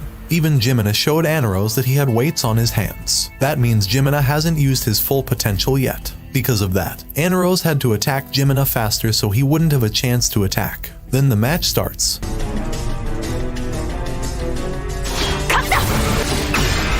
見合わされた。それも想定済み。負けはなくなる。残像だ。そこ！取った。なんて。Anarose was badly defeated and suffered minor injuries. Doem admits that Jimina is a strong knight. Iris said that this was unbelievable. A strong person like Jimina has never been popular among the people. The sword technique that Jimina uses is very different, and Iris or Doem has never seen it. Jimina's sword swing is very beautiful. Iris remains confident that she can beat Jimina easily because Iris is stronger than Jimina. Iris knew that Jimina must be hiding something and pretended to be the weakest. But Iris will reveal the secret of Jimina's power, and she will definitely win over him. Then Iris said goodbye to Doem because she had a match with another knight. Meanwhile, Doem ordered his subordinate to investigate Jimina. Doem suspects Jimina is from Lawless City because he has never been seen in any city. Then Doem's subordinate asked, "Is there a possibility that Jimina is a member of Shadow Garden?" Doem says that the Shadow Garden is made up of women, and there is only one male, Shadow. After all, Shadow Garden wouldn't appear at the famous festival. They have no particular reason or purpose here. 詰める目は積んでおきたいが、奴は何者だ。 On the other hand, Anarose, whose injuries had been treated by the medical staff, came to Jimina directly. Anarose admits that her defeat and Jimina's strength are beyond reason. Long ago, Anarose left the kingdom of Begalta because she had extraordinary powers. But it turns out that there is something even greater than her. He is Jimina. Anarose was very satisfied with the previous matches because she could learn much from Jimina. Anarose also thanked and invited Jimina to become a knight in the kingdom of Begalta. Not only being a knight, but Anarose can prepare an even higher position for Jimina. Anarose was also curious, how could you become strong? Jimina said it had been a long time since he had had such an exciting match against Anarose. He was just a fool who threw everything away to become the strongest. Jimina turned down Anaros's offer because he wasn't fit to be in such a special place. After hearing that, Anaros says she will go to Bigalta Kingdom tomorrow, so Jimina should meet her if he changes his mind. In Anaros's mind, she will practice sword technique even harder to become the strongest like Jimina. Thanks to him, Anaros was able to judge her own limits. The next match begins, and Iris easily and quickly defeats her opponent. Then Iris accidentally saw Beatrix, who was watching her match while eating a McDonald's burger. Because of that, Iris immediately ran to Beatrix, greeted her, and introduced herself to Beatrix. Then Beatrix responded to Iris like this. 食べる? はい。食べると元気が出る. In the afternoon, Sid was very proud of himself. He managed to surprise and amaze everyone with Jimina's figure, especially when fighting Anaros. Anaros had brought Sid's delusional plan to near perfection. Sid has developed Jimina's character very well as the main character in his delusional storyline. Now, Sid has to think about the best ending to the storyline so it can be a perfect climax. Sid wants to target Iris because she is everyone's idol. Sid will also say some really cool lines after defeating Iris. Sid initially could create another story route in any episode he could imagine. But Sid has to prepare the plot perfectly and cool it first. Then when Sid returned to his apartment, something unexpected happened again. 私の試合も楽しんでくれたかしら。おいおいおい、死んだわ僕。どうか私に。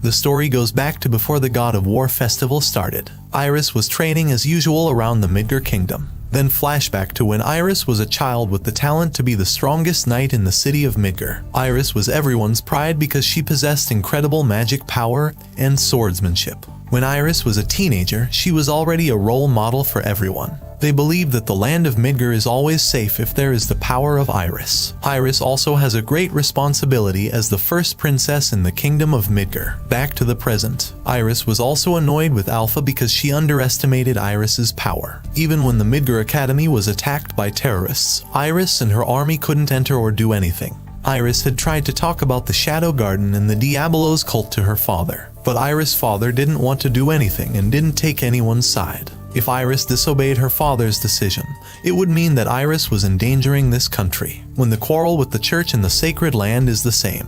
Her father didn't want to take any action. The kingdom of Midgar didn't have the strength to fight against Shadow Garden and the Diabolos cult, so Iris had to obey her father's orders. Because of that, Iris would win the God of War festival to prove that she was the strongest knight. Iris also won't disappoint everyone proud of her for so long. She has a great responsibility for the kingdom of Midgar. By the way, Iris hasn't sided with anyone yet. She didn't side with Shadow Garden, nor did the Diabolos cult. I'm actually a little lazy to tell this character. It's too bad her way of thinking was strange due to her always being emotional or angry. Meanwhile, Alexia believed in Shadow Garden and wanted to eradicate the Diabolos cult since the development from the beginning of the episode after the kidnapping.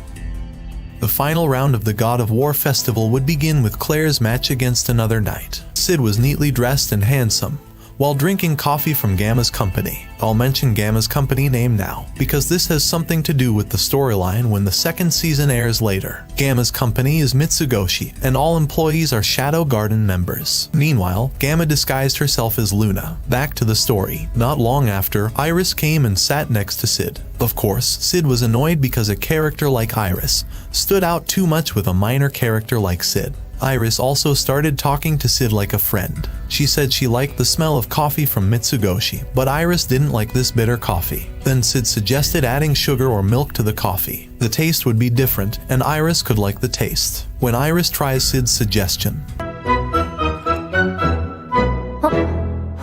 not long after, Beatrix came to the VIP room but didn't want to give her sword to the maids and knights there. Because of that, Beatrix was not allowed to enter this room. Then Iris immediately approached Beatrix because she was the one who had invited Beatrix here. Of course, everyone was shocked because it was the first time seeing Beatrix's figure now. Then Beatrix and Iris sat beside Sid's chair, which really bothered him. Beatrix and Iris stand out too much and don't fit beside Sid. Then many people still wanted to chat and say hello to Beatrix. Beatrix also asked them about people who had similar faces to hers. However, they didn't know about it and changed the subject to the God of War festival. They were curious, was there any knight who caught Beatrix's attention? Then Beatrix answered their questions like this.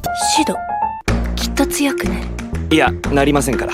Of course, everyone was surprised that a weakling like Sid could catch Beatrix's attention. The previous two students also said that Sid's strength differed greatly from Claire's, like the earth and the sky. Then some people began to doubt, is this Beatrix really a real person? She looked like an ordinary person, and even judged that Sid would become stronger. In another VIP room, it turns out that Doem had indeed influenced King Oriana with a potion. He is a member of the Diabolos cult. Doem also ordered his servant to give the king perfume, so that no one would know the smell of the potion. Doem had made King Oriana a puppet to obey his orders. Even so, King Oriana could still be conscious and hear whatever the people around him were talking about. Then Doem said that if King Oriana had given him the key, Rose wouldn't have become like this. That key was extremely important to the Diabolos cult. I will explain the key details that Doem meant when the second season airs later. Then Doem and King Oriana started walking to attend the last round of today's festival. In Doem's mind, if Rose doesn't turn herself in, Doem will order King Oriana to kill King Midgar. That way, the Oriana kingdom will collapse and no longer have any connection with the Midgar kingdom. Doem will carry out this plan when Iris competes against Jimina later. Then Doem and King Oriana meet King Midgar with his guards. After that, they headed to the VIP place with special seats there. Doem is still worried about Jimina because there is no data or any identity regarding him. Because of that, Doem concluded that Jimina was a knight from Lawless City. The city is a mess, there is no proper ecosystem and many thugs or monsters. Jimina will be a threat to Doem because Jimina is a dangerous knight. Doem has also added other Diabolos cult troops. They hid in every city and sneaked into the God of War festival. Doem also realized Rose's movements at that time seemed to align with what Shadow Garden was doing.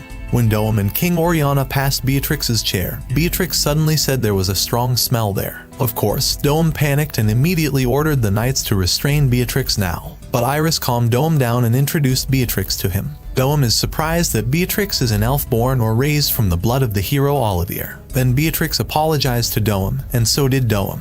After King Oriana and King Midgar sat on the king's special seats, Doem was surprised that a great swordswoman had come to this festival. This is completely beyond Doem's expectations and plans. If Beatrix were here, Doem would not be able to kill King Midgar. Doem hopes Rose shows up before the festival ends, and Doem can carry out his plans smoothly again. When Claire and the other night match begins, Sid tells Iris and Beatrix that he wants to poop again. Of course, Doem gets suspicious when he sees Sid's behavior, but it's only then that Doem realizes that Sid is just a stupid guy, and there's nothing to worry about him. After Claire won her match, Iris went to the arena to fight Jimina. Many Midgar knights and servants supported Iris because she was the pride of the Midgar kingdom. Not only them, but everyone in the land of Midgar. By the way, Sid always says he wants to poop because he wants to disguise himself as Jimina. In fact, many students refer to Sid as a pooping man, toilet man, etc. since the incident on the streets in episode 6. Then Iris and Jimina's match begins.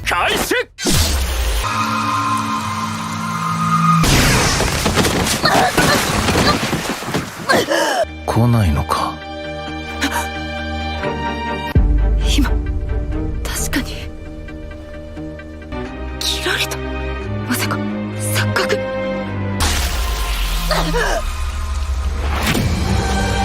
ならばこの会場の全てが奴の剣の間合い。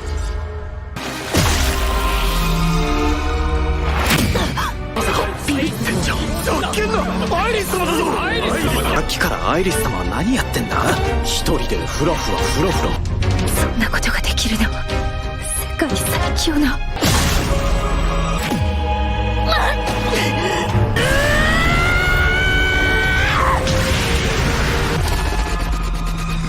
ぜ剣を持っていると。On the other hand, Claire didn't find Sid in the VIP seats. Because of that, Claire searches for Sid all the way to town, and she runs into a disguised Rose. Yesterday, she wore Midgar Academy clothes to solve today's problem. When Rose arrived at the festival venue, she saw several members of the Diabolos cult who had been killed. Then Beta and the other members told Rose to continue her rebellion. Meanwhile, Shadow Garden will take care of the Diabolos cult army. Back to Iris and Jimina. Everything Iris experienced was just an illusion created by Jimina, and Iris was completely defeated without taking any attacks. Jimina's moves or magic will not be known by anyone except Beatrix and Doem. Of course, the King of Midgar and everyone else were disappointed to see this match. Beatrix was amazed by Jimina's strength and wanted to fight him now. while Dome was surprised because Jimina could beat Iris so easily. He had never seen the moves Jimina used. Even the strongest swordsman wouldn't be able to use it. He was worried that Jimina would get in the way of his plans today. Before long, Rose came to meet Dome and King Oriana. Of course, Dome was very happy to see Rose's arrival according to his plans. Then Rose said she wanted to apologize to King Oriana for doing so many things. Even Rose also apologized for what happened after this. As the princess of the Oriana Kingdom or the daughter of the King Oriana, Rose will follow the path she believes in next. Upon hearing that, King Oriana smiled and forgave Rose's actions. However, when King Oriana wanted to continue what he was saying, Dome was angry that King Oriana had not followed Dome's orders. Of course, Rose immediately stabs Dome again, but suddenly,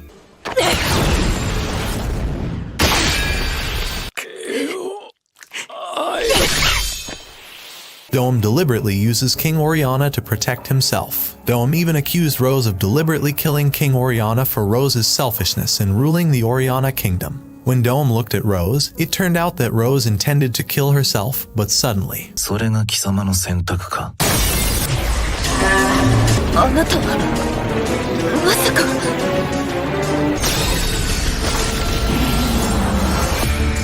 我が名はシャドウ。スタイリッシュ盗賊スレイヤーさん。え、あなただったのですね。 Sid failed to get a cool moment in front of many people. Flashback to when Rose was a child being captured by bandits. She is saved by Sid, disguised in a burlap sack mask. Sid kills all the bandits there very brutally. Rose witnessed the killing firsthand and saw Sid's beautiful sword swing. After all the bandits are killed, Sid steals their money as usual and tells Rose to go home.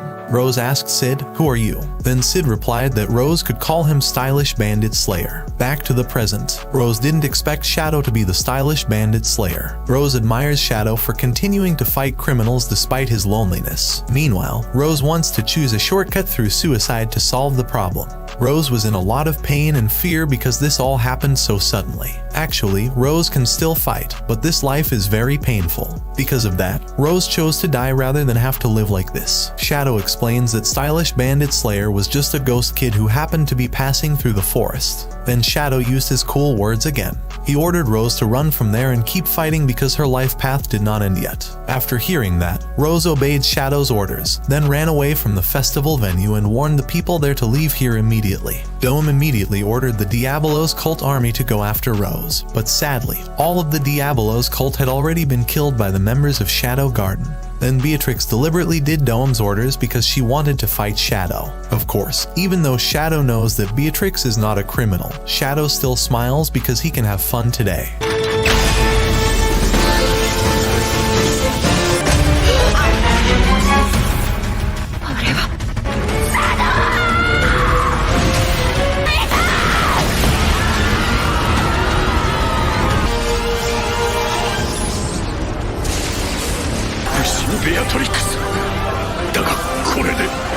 King Midgar immediately ordered the knights to evacuate the citizens who were in the city. Dome's servants also say that Dome is running away alone to return to the Oriana Kingdom. The corpse of King Oriana has also been secured. It will be returned to the Oriana Kingdom after this chaos is over. Then the King of Midgar did nothing to handle the situation.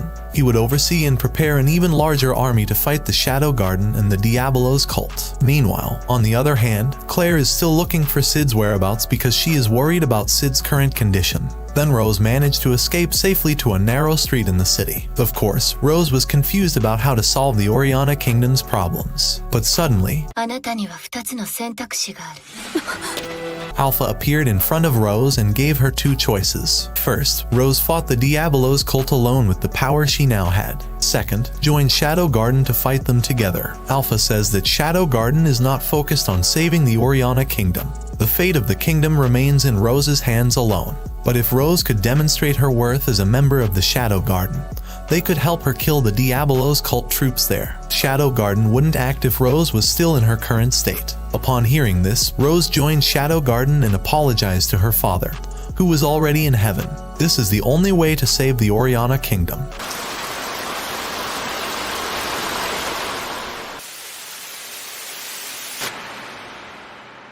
By the way, Anna Rose is going to the Begalta Kingdom, and she hopes to meet Jimina again someday. Back to Shadow and Beatrix's fight. Beatrix was surprised because Shadow was fast and had no openings to attack. Then their fight stopped for a moment, and Shadow still challenged Beatrix to fight him again. Not long after, Iris came to them carrying an ancient artifact sword belonging to the kingdom of Midgar. Iris will use this sword because she wants to kill Shadow. Beatrix actually just wanted to fight Shadow alone. Beatrix's goal was different from Iris. Iris has a grudge against Shadow for causing chaos long ago. Then Shadow laughed because he saw that Iris was relying on the power of the artifact sword to fight against him. Shadow underestimated Iris because her pure power could not stand against Jimina's or Shadow's figure. Of course, Iris was furious and immediately activated the artifact sword, then slashed at Shadow. Of course, Shadow managed to dodge the attack and was very happy because there was additional entertainment, like the character Iris today. Then Beatrix and Iris started working together to defeat Shadow.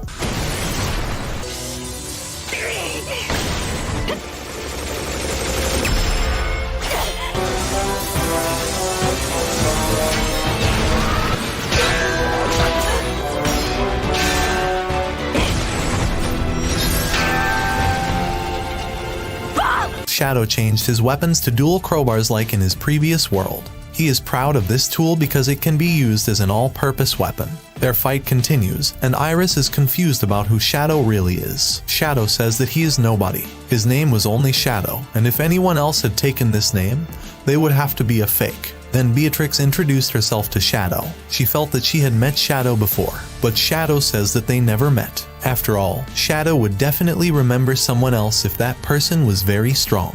Iris and Beatrix were not worthy of being remembered for their mediocre strength. Then Sid would show them the power of a wizard, and the fierce battle resumed.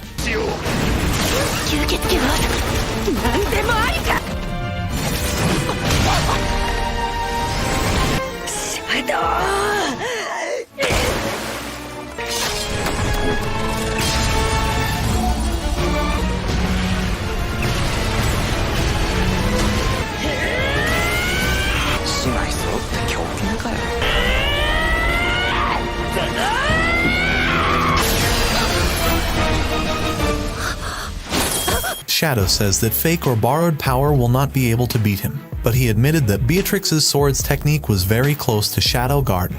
Then Iris ordered Beatrix to kill Shadow. Iris will use any means so that Beatrix can have an opening to kill him. Upon hearing this, Sid challenged them, "Kill me if you can."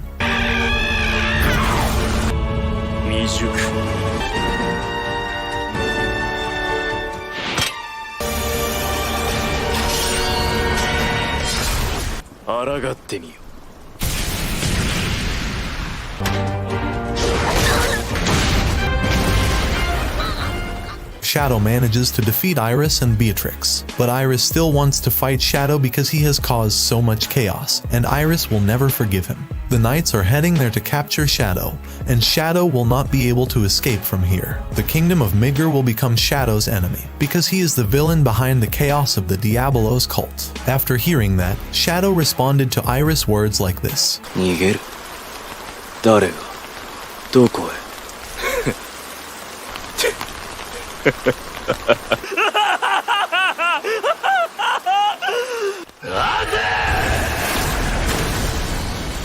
Shadow showed his true power in front of Iris and Beatrix. Shadow got angry and asked Iris, "What did I run away for? I can hollow out the sky, I can destroy the mainland, I can do anything. Then what's the point of me running away?" Then Iris and Beatrix fell silent. They didn't expect Shadow to have this overwhelming and beautiful power. Beatrix and Iris could never defeat Shadow. Then Iris asked Shadow, "If you have this much power, why don't you kill us?" Shadow replies that he has no interest in their lives. He will never kill them. "The only one we have to kill is our enemy," said Shadow. He warned Iris to quickly realize who the real enemy was. Then Shadow began to release his magic power.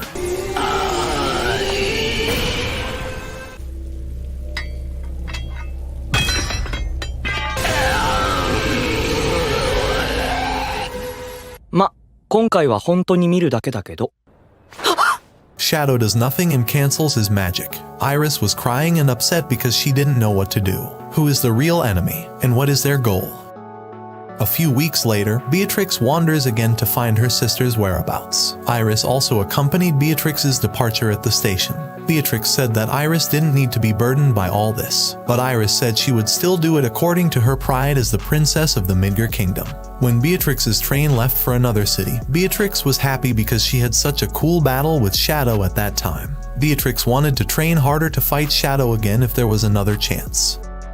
At the Shadow Garden base, Nu and Beta are in awe of Shadow. They learn the news that Shadow is still a fugitive in the kingdom of Midgar, but they allege that Shadow was a member of the Diabolos cult and named him the Demon Shadow. The news also said that Princess Iris and Beatrix managed to make Shadow escape and secure the city. Not only Beta and Nu, but all Shadow Garden members admire Shadow. He baited the Midgar Kingdom to keep them from interfering in the affairs of the Oriana Kingdom. The Midgar Kingdom is now busy looking for Shadow's whereabouts. Nu also said that Etta was developing a communication technology to contact the center of the Shadow Garden headquarters. Of course, this technology is sourced from Shadow. The other Shadow Garden members will also carry out the next mission. They would order some of the members to investigate Lawless City, a strange and very chaotic place. Meanwhile, Gamma is still focused on developing Mitsugoshi's business.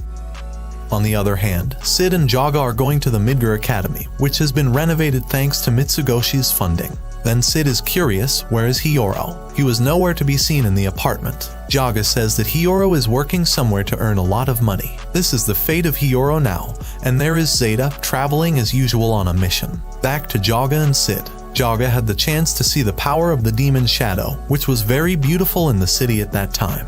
Even Jaga wanted to feel the magic aura directly inside the circle. After hearing the word the Demon Shadow, Sid realized that his actions were too exaggerated and stood out in the eyes of others. Well, again, Sid had no idea what was going on. Even he didn't intend to provoke the Midgar Kingdom like Nu and Beta had said. On the other hand, Dome reported to his superior, one of the people who occupied the 9th seat of the night rounds in the Diabolos cult. Dome had failed to carry out his plan. But Rose will not be able to escape this problem. She would definitely return to the Oriana Kingdom to fix the chaotic situation here. So Dome's superior need not worry and must entrust Dome's next plans. Then Dome's superior said that Dome must not let him down. I apologize for not mentioning the name of Dome's superior, as this has something to do with later in Season 2, and I don't want to spoil things too much. If you read the novel or manga The Eminence in Shadow, I'm sure you know this person's name. Several days later, Alpha took Rose to the Abyss Woods, located far east of the country of Midgar. Alpha explained that this forest belonged to one of the legendary monsters, the Mist Dragon, who had been defeated by Shadow. But the Mist Dragon was not killed and made a promise to Shadow and 7 Shadows. The Mist Dragon gives the ancient capital that was once the center of the Midgar country named Alexandria. In the past, this city was destroyed by the Mist Dragon, but now the Mist Dragon will protect the city in the Abyss Woods. The mists that spread across the Abyss Woods are the Mist Dragon's breath as the first defense. If many foreigners came there suspiciously, they would be killed instantly by the Mist Dragon. Rose also asked, is Shadow the leader of the Shadow Garden organization? Who's he? Alpha replied that she would tell Rose someday when Rose trusted Shadow Garden. But Alpha was sure Rose would know Shadow's identity with her own eyes. Then they arrived at the city of Alexandria, the main headquarters of Shadow Garden, which had been operating behind the scenes for a long time. Rose knew the name of this ancient city because she had read about it. She also saw many plants there, which was the first time Rose had seen them. Alpha said it was the main ingredient for making chocolate, and Rose would also be working on this business with Shadow Garden. Of course, Rose was surprised because Mitsugoshi was a company developed by Shadow Garden. Only the Mitsugoshi company can make chocolate, and no other company can compete. When Rose and Alpha entered the castle, Alpha approached a 20-year-old elf girl named Lambda. Alpha told her to train Rose during the Shadow Garden training camp. Then Alpha said goodbye to Rose because she wanted to carry out the next mission. Lambda immediately called the numbers 664 and 665. From now on, Rose would team up with them. Lambda explains to Rose that she is already a Shadow Garden member named 666. Rose must discard her name, title, or whatever and leave the name 666 as a new Shadow Garden member. Rose's past must also be thrown away so she can become a great organization member. Then Lambda immediately stripped Rose naked, cut her hair, and gave her a slime bodysuit. 665 and 664 will teach Rose how to use and control the uniform. Then Rose saw the McDonald's burger wrap that Sid gave her. She really can't let go of her past when she was with Sid. Rose loves him very much and wants to marry Sid. However, when Rose was thinking about that, Lambda immediately tore open the McDonald's wrapper. Rose burst into tears because she was unwilling to throw away the memories of the person she loved. On the other hand, Shadow is still playing the piano in the royal city's underground aqueduct. Shadow's goals and all desires in the previous world were finally accomplished in this world. He felt happy because no one could beat him. Then Shadow's disease, Chunibyo, kicks in, and Shadow says his usual cool stuff again. Shadow Garden only does and fights when necessary. Eradicate the evil behind the scenes without being noticed by anyone. After Shadow finished playing the piano, he thought that the storyline he had made was enough to end there. He will create new storylines in his delusions so he can have fun as a Chunibyo. On the other hand, news about the demon Shadow in the Midgar Kingdom has also been seen by someone. The news also said Rose had killed her father, and the Oriana Kingdom was in chaos. Rose's whereabouts disappeared and are still being searched by the Oriana Knights. It turned out that the one who saw the news was Sherry.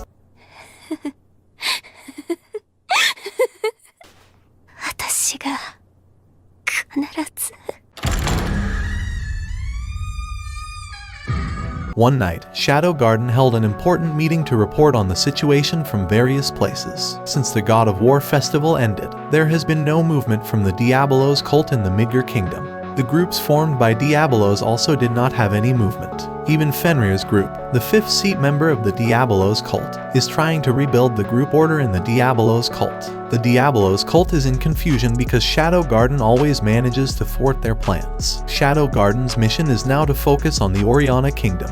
But unfortunately, there is growing financial activity heading to the Lawless City. The Lawless City is an area that does not belong to any kingdom. Lots of crime, pleasure of lust, and freedom in a very dirty environment. Of course, these financial activities are very strange in such a lawless city. Then suddenly, Shadow said something that surprised the Shadow Garden members.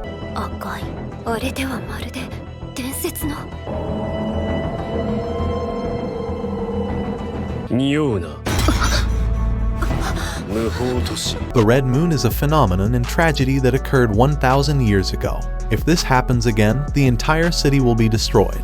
But Alpha said that if this Red Moon was a sign of such a tragedy, Shadow Garden would make a move before it happened. Then Shadow says that he will conduct an investigation directly into the Lawless City. Of course, Beta and the others didn't want Shadow to go there alone, but Shadow tells them not to worry about it. Then, the members of Shadow Garden understood Shadow's intentions, because any phenomenon or tragedy would not be able to resist Shadow's power. 赤い月も美しいと思わないか？伝説の赤き月もあなたの前では形なしね。所詮月が赤いだけの話、そうだろ。As we know from the first season, Shadow created the Shadow Garden organization just for fun. He creates his own delusions, scenarios, and storylines. He didn't understand anything that was going on. Even he didn't know that Shadow Garden had developed rapidly and had a large headquarters. Most importantly, he shows his cool figure as Shadow at certain moments, eradicate the evil in the shadows, and wants to be an extra or supporting character. Of course, Shadow didn't understand what was going on at the moment. The moon turning red has been going on for some time. It indicates that the resurrection of the Blood Queen will soon come, as in the legend. On the other hand, Goldo, Kinmeki, and Quentin are hunting the Blood Queen, who will soon rise. They had arrived at the Lawless City and immediately went to the Crimson Tower. When they wanted to enter the tower, they were blocked by someone nicknamed the White Demon. The White Demon said that only slaves, guests, or people who had power could pass through the gates of this tower. Then Goldo and Quentin said they had no business with the White Demon. They want to kill the Blood Queen now. But the White Demon prevented them because whoever opposed the Blood Queen, they would be made into guard dogs, or tortured to the condition that the White Demon is experiencing now. The White Demon only had one arm because he used to oppose the Blood Queen. The White Demon will not allow strangers to enter the Crimson Tower, so he would have fun fighting them now. The next day, Sid and Claire went to the Lawless City to head to the Spell Sword Knight Association. They were there to participate in a strategy meeting to attack the vampires in the Crimson Tower. Back during the God of War festival, Claire wins the festival as the grand champion. Because of this, Sid invited Claire to eat at an expensive restaurant with a VIP room. Of course, all these luxuries Sid gets for free. This restaurant belongs to the Mitsugoshi Company, which Gamma and other Shadow Garden members manage. Claire was amazed that Sid could book a place like this for her. Well, even though Sid's real reason was just to keep Claire from bothering him during the holidays. But it turned out that Claire invited Sid to go to the lawless city. Back to the present, Claire brings Sid to the lawless city for the future of her beloved brother. So far, Sid has never wanted to tell Claire about his future. Not long after, there was a slave trader who offered Claire the price of cheap but quality slaves. When the slave trader shows his slaves, it turns out they are Goldo and Quentin, who are unconscious. Then Claire refused the slave trader's offer because she already had a pet. What Claire means is probably Sid. After they found a place to stay, Claire went to the Magic Sword Knight Association as soon as possible. Of course, Sid deliberately walks around in the lawless city and gets lost there. Many people wanted to steal money from Sid, but instead, Sid took his money back as well as the thief's money. This was easy for Sid. In fact, he could become rich if he continued to stay in this lawless city, which was like heaven in his eyes. After Sid steals a lot of money from thieves, he sees some people beating up the ghoul. Sid just watched because this incident was normal in this lawless city. Whoever is strong or has power, they will rule in this city. Ghouls are usually used as punching bags for residents who like violence. When it was night, the red moon suddenly grew bigger and radiated strong magic.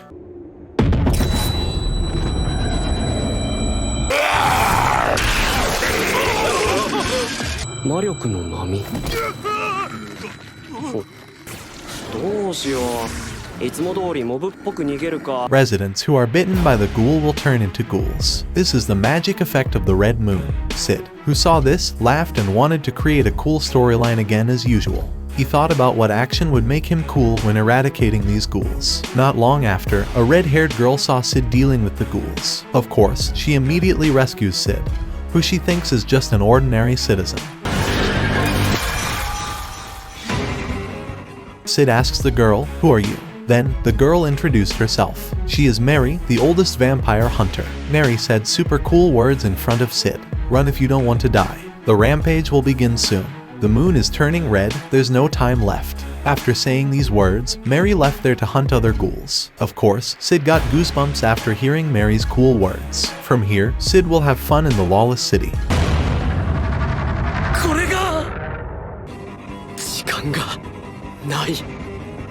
On the other hand, Jaga and Hyoro are in a lawless city. They deliberately visit places of prostitution to satisfy their lust. There were many beautiful and sexy women there, which made their swords very tense. But unfortunately, this place has been attacked by ghouls. Of course, Jaga and Hyoro immediately ran away as quickly as possible. In one house, a young girl had just finished having sex with an old uncle.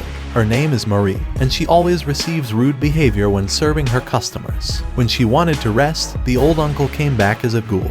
Of course, Marie was scared to see him and just saw the situation outside, filled with ghouls. When the uncle ghoul wanted to attack Marie,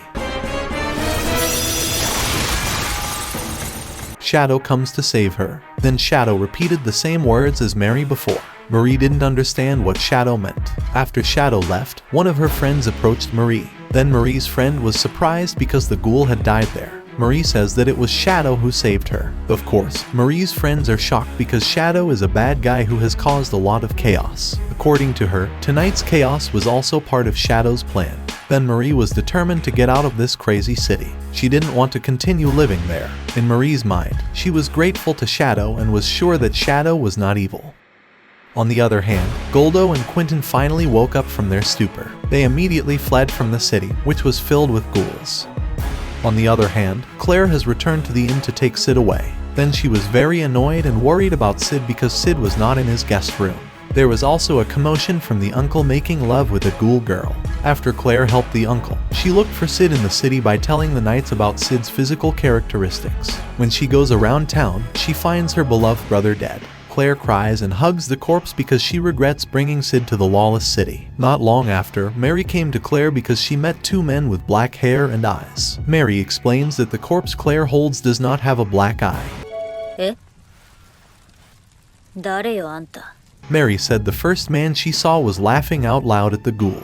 Then, the second man was afraid when he saw the ghouls. Claire said that the second man was her younger brother. According to Claire, Sid couldn't possibly laugh when he was scared. Mary said that the Blood Queen's subordinates had taken the second man to the Crimson Tower. The vampires are trying to bring offerings for the resurrection of the Blood Queen in the Crimson Tower. Blood Queen Elizabeth will rise from her sleep once every 1,000 years. She desperately needed the blood of a living young man. Mary knew this because there was already a sign from the vampires who had brought a man as an offering. Then Claire said she would head to the Crimson Tower immediately. Mary will also head there to kill Elizabeth. Because of this, they team up to achieve their respective interests. 待ってなさい、シド。地上からの侵入は難しいが方法はある。ついてきて。私はクレア。On the other hand, the Spell Sword Knight Association could no longer fight against the ghouls. But there is one girl who still tries to survive. When the ghouls were about to attack the girl, Shadow came to save her. Again, Shadow uses the words spoken by Mary before, even though Shadow didn't understand those words and didn't know what would happen next. He just thought like this: oh, those are cool words. I'll use them for my shadow appearance while hunting ghouls and money. On the other hand, Yukime, the master of the White Tower, receives a report that the lawless city is almost filled with ghouls. Then Yukime says that if anyone is still alive, they won't be able to get out of this terrible city. Meanwhile, Juggernaut, the master of the Black Tower, also received the same report as Yukime's subordinates. Yukime and Juggernaut immediately eradicate the ghouls to get to the Crimson Tower as quickly as possible. But they also compete because they hate each other. In the Crimson Tower, Crimson's subordinates have finished preparing the ritual for the offering to Blood Queen Elizabeth. He also reports to Crimson that there is resistance from Yukime and Juggernaut. What's more, there is Shadow, who helps eradicate ghouls in the city. Of course, Crimson was shocked after hearing that.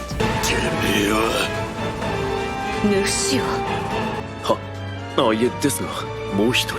何？我が名はシャドウ。影に潜み、影を狩る者。Yukime and Juggernaut knew Shadow's name from their subordinates' reports since many incidents in the Midgar Kingdom. They even knew Shadow's group had killed the Archbishop in the Lindberm city. Then, Juggernaut destroys the Crimson Tower gate to prey on the vampires inside.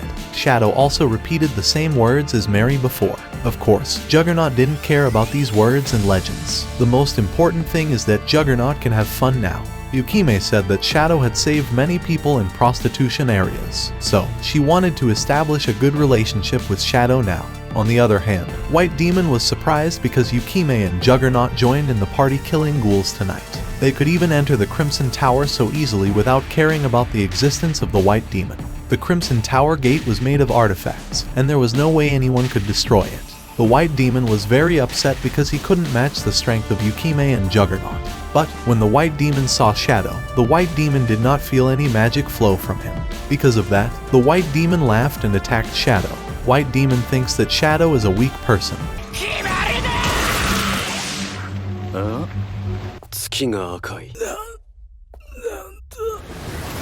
On the other hand, Beta and the Shadow Garden members are in the Crimson Tower Library. They are investigating the relationship between vampires and demons. Not long after, Claire and Mary fell from a small hallway near the library. They wanted to avoid entering through the main door to save fighting stamina. Then Beta said she should eliminate all witnesses who saw Shadow Garden's activities. But Beta won't do that to them. Claire, the winner of the God of War Festival, and Mary, the oldest vampire hunter. Claire was surprised that Beta recognized her. Initially, Claire wanted to take out her sword, but Mary held back Claire's intentions because the number of Beta members was large. By the way, Rose, who just joined Shadow Garden in the first season, is now on her first mission supervised by Beta. Rose is called as 666. Then Claire asks, "Who are you guys? And what is your purpose in coming to the Crimson Tower?" Beta explains that she and the people she brought are now members of Shadow Garden. Shadow Garden is researching how to cure humans possessed by demons using the blood of the oldest vampire. Vampires and demons have something in common. When they were involved with blood, their strength would definitely rise drastically. Because of this, Beta wanted to investigate Elizabeth's blood sample. Shadow Garden will not interfere with Claire and Mary's purpose in coming to Crimson Tower, and vice versa. Then Mary was slightly offended because Shadow Garden equated vampires with demons. Claire also found out about Shadow Garden when there was a fire at the Midgar school. Then Claire asked for an explanation of other ways to cure the phenomenon of demonic possession. After hearing that, Beta was silent for a moment and smiled. Then she said that Claire didn't need to worry about being possessed by the demon. Of course, Claire was confused by Beta's answer, but Claire decided to leave there because they didn't have much time. They must save Sid quickly because he is being Elizabeth's sacrificial ritual. After hearing this, Rose immediately approached Claire, but Beta restrained her and told her to continue the investigation. Then, Beta said something to Mary, and Mary was very offended by Beta's words. 暗殺の地を目指す気はないのですか？メアリー。 After Claire and Mary leave, Beta warns Rose not to act carelessly. Every member of Shadow Garden must hide their identity. Shadow Garden's task was limited to finding information about Elizabeth and taking her blood sample. Meanwhile, Shadow will take care of everything from the beginning to the end of the mission in this city. Several minutes passed, Claire and Mary managed to kill many vampires there. But unfortunately, Mary continued to remain silent even though Claire asked her to talk. Then Claire asked Mary about the resting place. Claire asked that because Mary seemed to be hiding something from Claire. However, Mary did not answer Claire's question, and Mary asked her a question back. Why do you ask how to cure people who are possessed by demons? Anyone who has been possessed cannot possibly return to being human again. Everyone has something to hide, including Claire and Mary. Then, they suddenly heard a tremendous explosion sound. It turns out it came from Juggernaut, who was fighting against the vampires. Mary and Claire peek at the fight. Mary explains who Juggernaut is to Claire. Then, Mary advises not to fight Juggernaut because he is a difficult opponent to beat. When they want to leave there,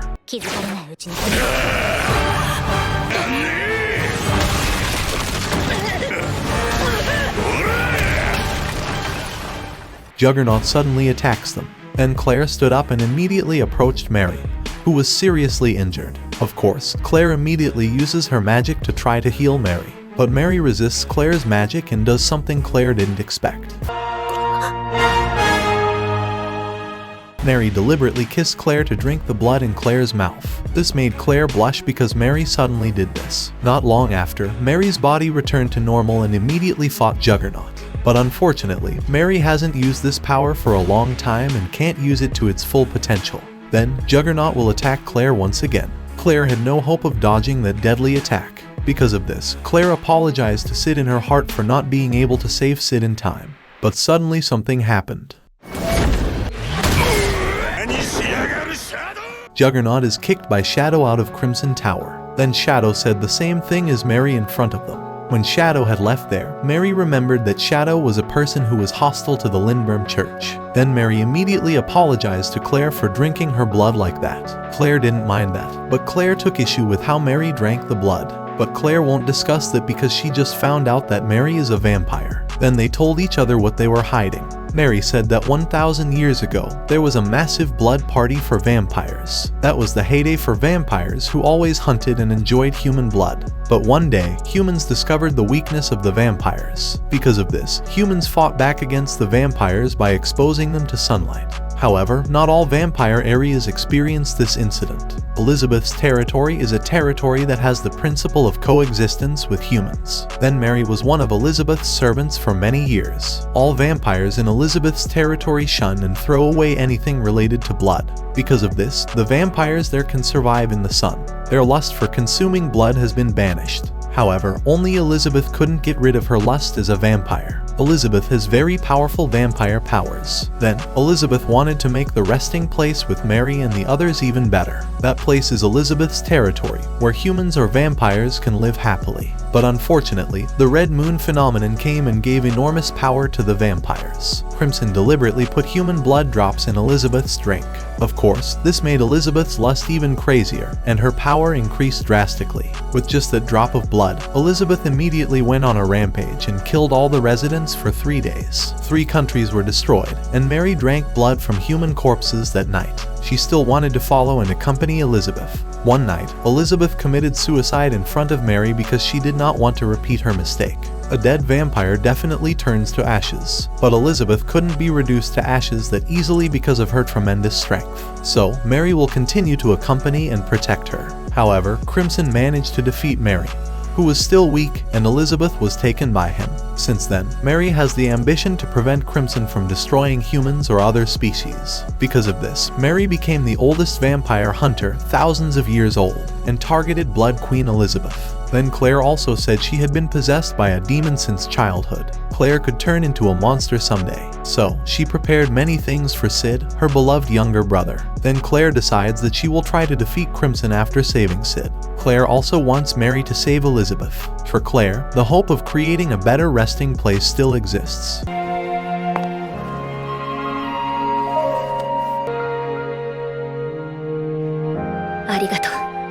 On the other hand, Shadow finally finds where the vampire's treasure is. Of course, Shadow immediately took a lot of coins there. Epsilon uses her slime for her breasts. Meanwhile, Shadow uses slime to hold the money he stole. Shadow wanted to live for 300 years, so this much money still wasn't enough for him. Shadow also feels that he saved Claire in this Crimson Tower. But Shadow doesn't care because whatever happens next is at Claire's risk alone. After stealing all the money belonging to the vampires, Shadow thinks of the next cool storyline. Lately, he always appears like a hero who is too late to face the final boss. For some people, this might be epic, but Shadow wants something that the main characters can't imagine. Before the main characters arrived, he thought about going straight to the final boss. This is an epic moment that is sure to surprise everyone after seeing how cool Shadow is. Because of that, he immediately went to the top of the Crimson Tower, and Crimson was implanting a heart in a man.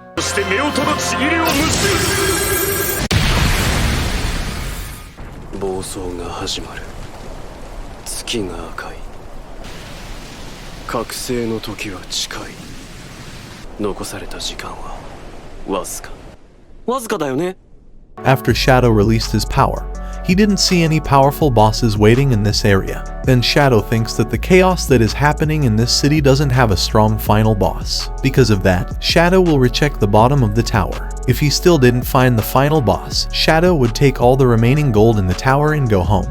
But when Shadow left there, it turned out that Elizabeth's heart reacted, and Elizabeth would wake up soon. Several minutes passed. Mary and Claire arrived at the top of the tower and were surprised to see the situation there. Claire immediately looks for Sid, and Mary calls Elizabeth. But suddenly Mary was shocked because something terrible was going to happen and told Claire to get out of there as soon as possible.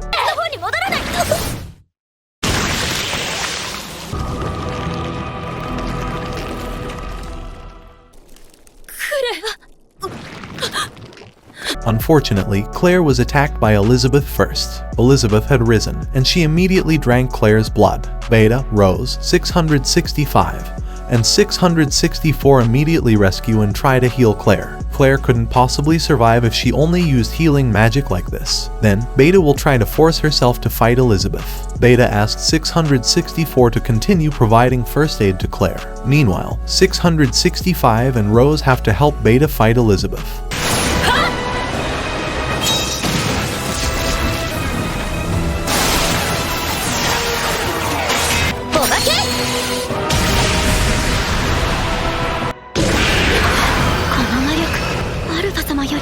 It turns out that Beta, 665, and Rose's attacks couldn't beat Elizabeth.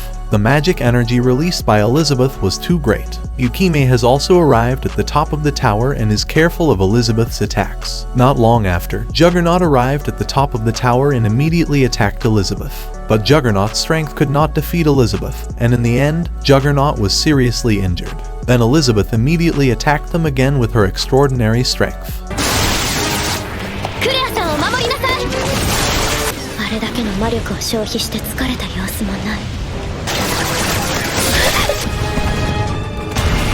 Fortunately, Beta managed to slightly protect Rose, 665, 664, Mary, and Claire there. Then Beta saw the condition of the others who were quite badly injured. Elizabeth increasingly has very strong magical energy. Because of this, Beta told Rose to take Claire away from there as soon as possible. Initially, Rose still wanted to help Beta fight Elizabeth, but Beta wants to prioritize Rose and Claire's safety first. Moreover, Beta understands that Rose still has a grudge against Doem and must resolve the problems in Rose's kingdom, the Oriana Kingdom. Rose understood Beta's intentions, and when Beta wanted to attack Elizabeth again,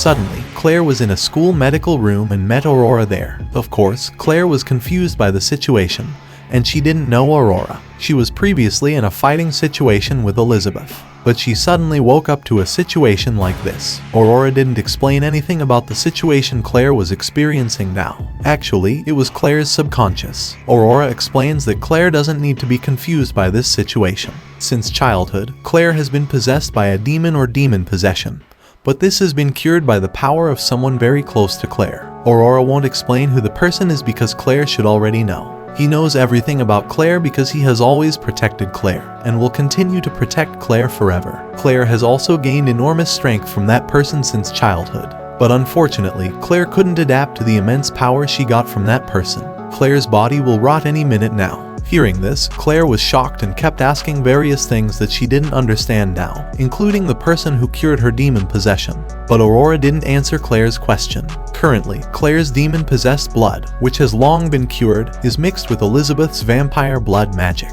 These two bloods, with extraordinary magic, tried to adapt to Claire's body. However, there is a limit in Claire's body that cannot accept these two great powers. Claire can actually control all these powers because she has his powers. But unfortunately, Claire doesn't know the technique to control all of that. Because of this, Claire's body and blood went berserk. When Aurora was about to continue her explanation in more detail, it turned out that she didn't have much time left to discuss this. Then suddenly, a magic pattern was printed on Claire's left hand like chemistry. Then, she introduced herself to Claire. Aurora says that the magic pattern will help Claire control her powers. Aurora was willing to help Claire for Shadow's sake, because Shadow and Claire were. Shadow. Shadow. あなたを助けたのは、あなたが彼の。Well, Aurora couldn't explain in more detail, and Claire's subconscious broke suddenly because something happened inside Claire's body. クレアなのか。そんな、なぜ。ちょっときついわね。よし。彼やあなたたちと同じよ。自分の背丈の方が動きやすいから。Aurora borrows Claire's body to fight Elizabeth temporarily. Aurora has a blood type of magic, and she really understands how to fight Elizabeth. Because of this, Aurora challenges Elizabeth to a fight now. They started fighting with their respective blood magic techniques. Even Aurora will show Elizabeth the greatest magical power in the world. はあ、あなたまさか。おいおい、なんでもありか。It was Shadow's magic power. Of course, Beta was surprised because Aurora couldn't possibly imitate the magic of that magnitude. But Aurora continued with the magic, and then Claire's hand broke and started bleeding everywhere. Aurora stopped Shadow's magic because Claire's body is not strong enough to cast this magic. Then, she will return to reside in Claire's subconscious. Aurora told Beta and the others to use greater healing magic on Claire after this battle. Aurora's task of hindering Elizabeth is complete because Shadow has arrived at the top of the Crimson Tower again.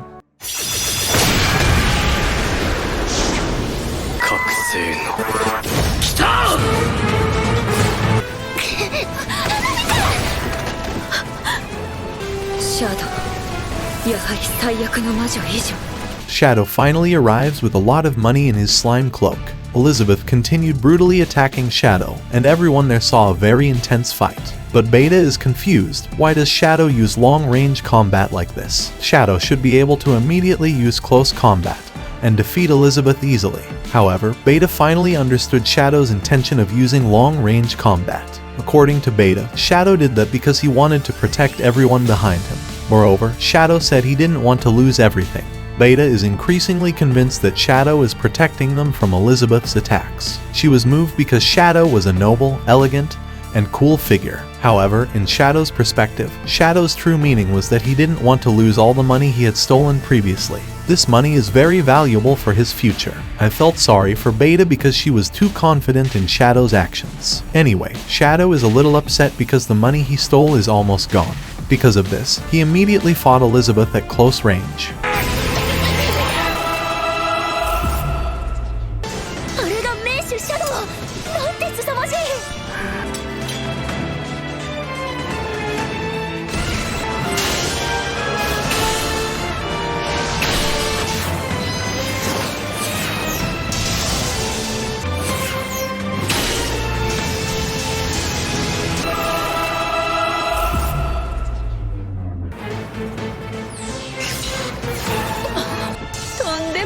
人やな。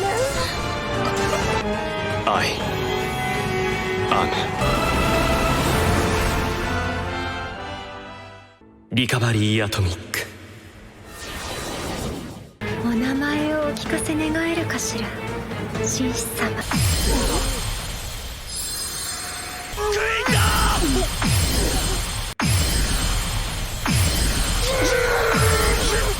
What extraordinary magic! Even Shadow can get rid of the red moon phenomenon easily. Several minutes passed, Beta managed to heal Claire with her powers, and Shadow would take Claire to the city inn. Then Beta, Rose, 665, and 664 will return to headquarters to discuss other missions. Meanwhile, Mary will take care of Elizabeth again like before. Juggernaut and Yukime were amazed to see Shadow's strength. Because of that, Juggernaut was interested in fighting against Shadow and Shadow Garden next time.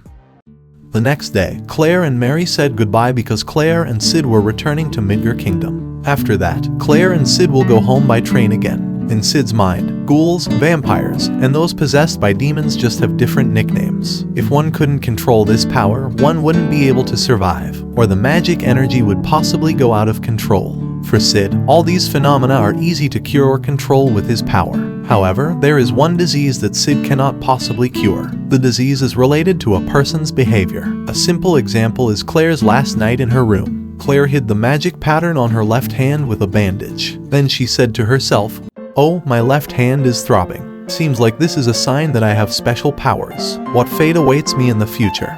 Sid saw and heard all of Claire's words. Of course, Sid thinks that Claire is still growing because she is experiencing Chunibyo syndrome, where Chunibyo syndrome is imagining as if someone has hidden powers. People may even say fictional or poetic things about their delusions of power. Claire also tells Sid that she has special powers in her left hand. Claire wants to find out the mystery of what will happen in the future. She also wanted to find out what special power was in her left hand. Then Sid says that Claire will definitely be fine. Sid always supports Claire in whatever future path she takes. Claire blushed and thanked Sid. Then Claire took Sid's hand and leaned on his shoulder. Claire asks Sid, "Do you know about Shadow?" Then Sid simply replies, "That was the guy who burned down the school, wasn't he? What's wrong with Shadow?"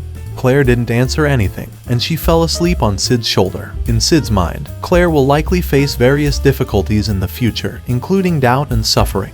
Even so, Sid was very satisfied with yesterday's Lawless City incident. Well, although Sid could only bring a little money because the rest had been destroyed by Elizabeth. Sid couldn't immediately beat Elizabeth yesterday because he had too much money in his slime. After all, the Lawless City had returned to its original state, and there were still 2 towers. Sid can visit there to steal money again next time. When they arrived in Midgar Kingdom, Shadow received a report that someone wanted to meet him. Then Shadow met the person directly at night. さて、要件を聞こうか。 Yukime is grateful that Shadow has protected everyone in the White Tower area, especially Yukime's prostitution area. Yukime explained that the trade competition between the major corporate alliance and the Mitsugoshi company had been heating up since several months ago. Mitsugoshi's trade increased too rapidly and made MCA anxious. MCA was even willing to do bad things to Mitsugoshi so that Mitsugoshi's trade would immediately be destroyed. At the same time, Mitsugoshi's freight train was intercepted by a group of hitmen from MCA. The members of Shadow Garden were shocked that they had been surrounded suddenly like this. They asked the hitmen, "Who told you to do this?" Then, the hitmen answered that it was Mr. Garter who arranged for them to carry out this ambush. Mr. Garter is furious that Mitsugoshi has made a fortune and controls the market in Midgar City. He is a good leader at MCA, but he also has his hidden side. Then, the hitmen will immediately attack the Shadow Garden members and kill them. However, the members of Shadow Garden blew their cover. Shadow Garden was very grateful to the hitmen for providing important information about the MCA. Of course, the hitmen were extremely frightened because they were facing Shadow Garden. Then Shadow Garden immediately killed the hitmen in an instant. Alpha, Nu, Kai, Omega, and the others have worked well. Finally, they discovered the mastermind behind all the strange events regarding Midgar City's financial flows and other things. Shadow Garden also suspects that the MCA may ally with the Diabolos cult. It had been a long time since the Diabolos cult had attacked so brutally. Most likely, they are doing something behind the scenes secretly. Let's go back to Shadow and Yukime's conversation.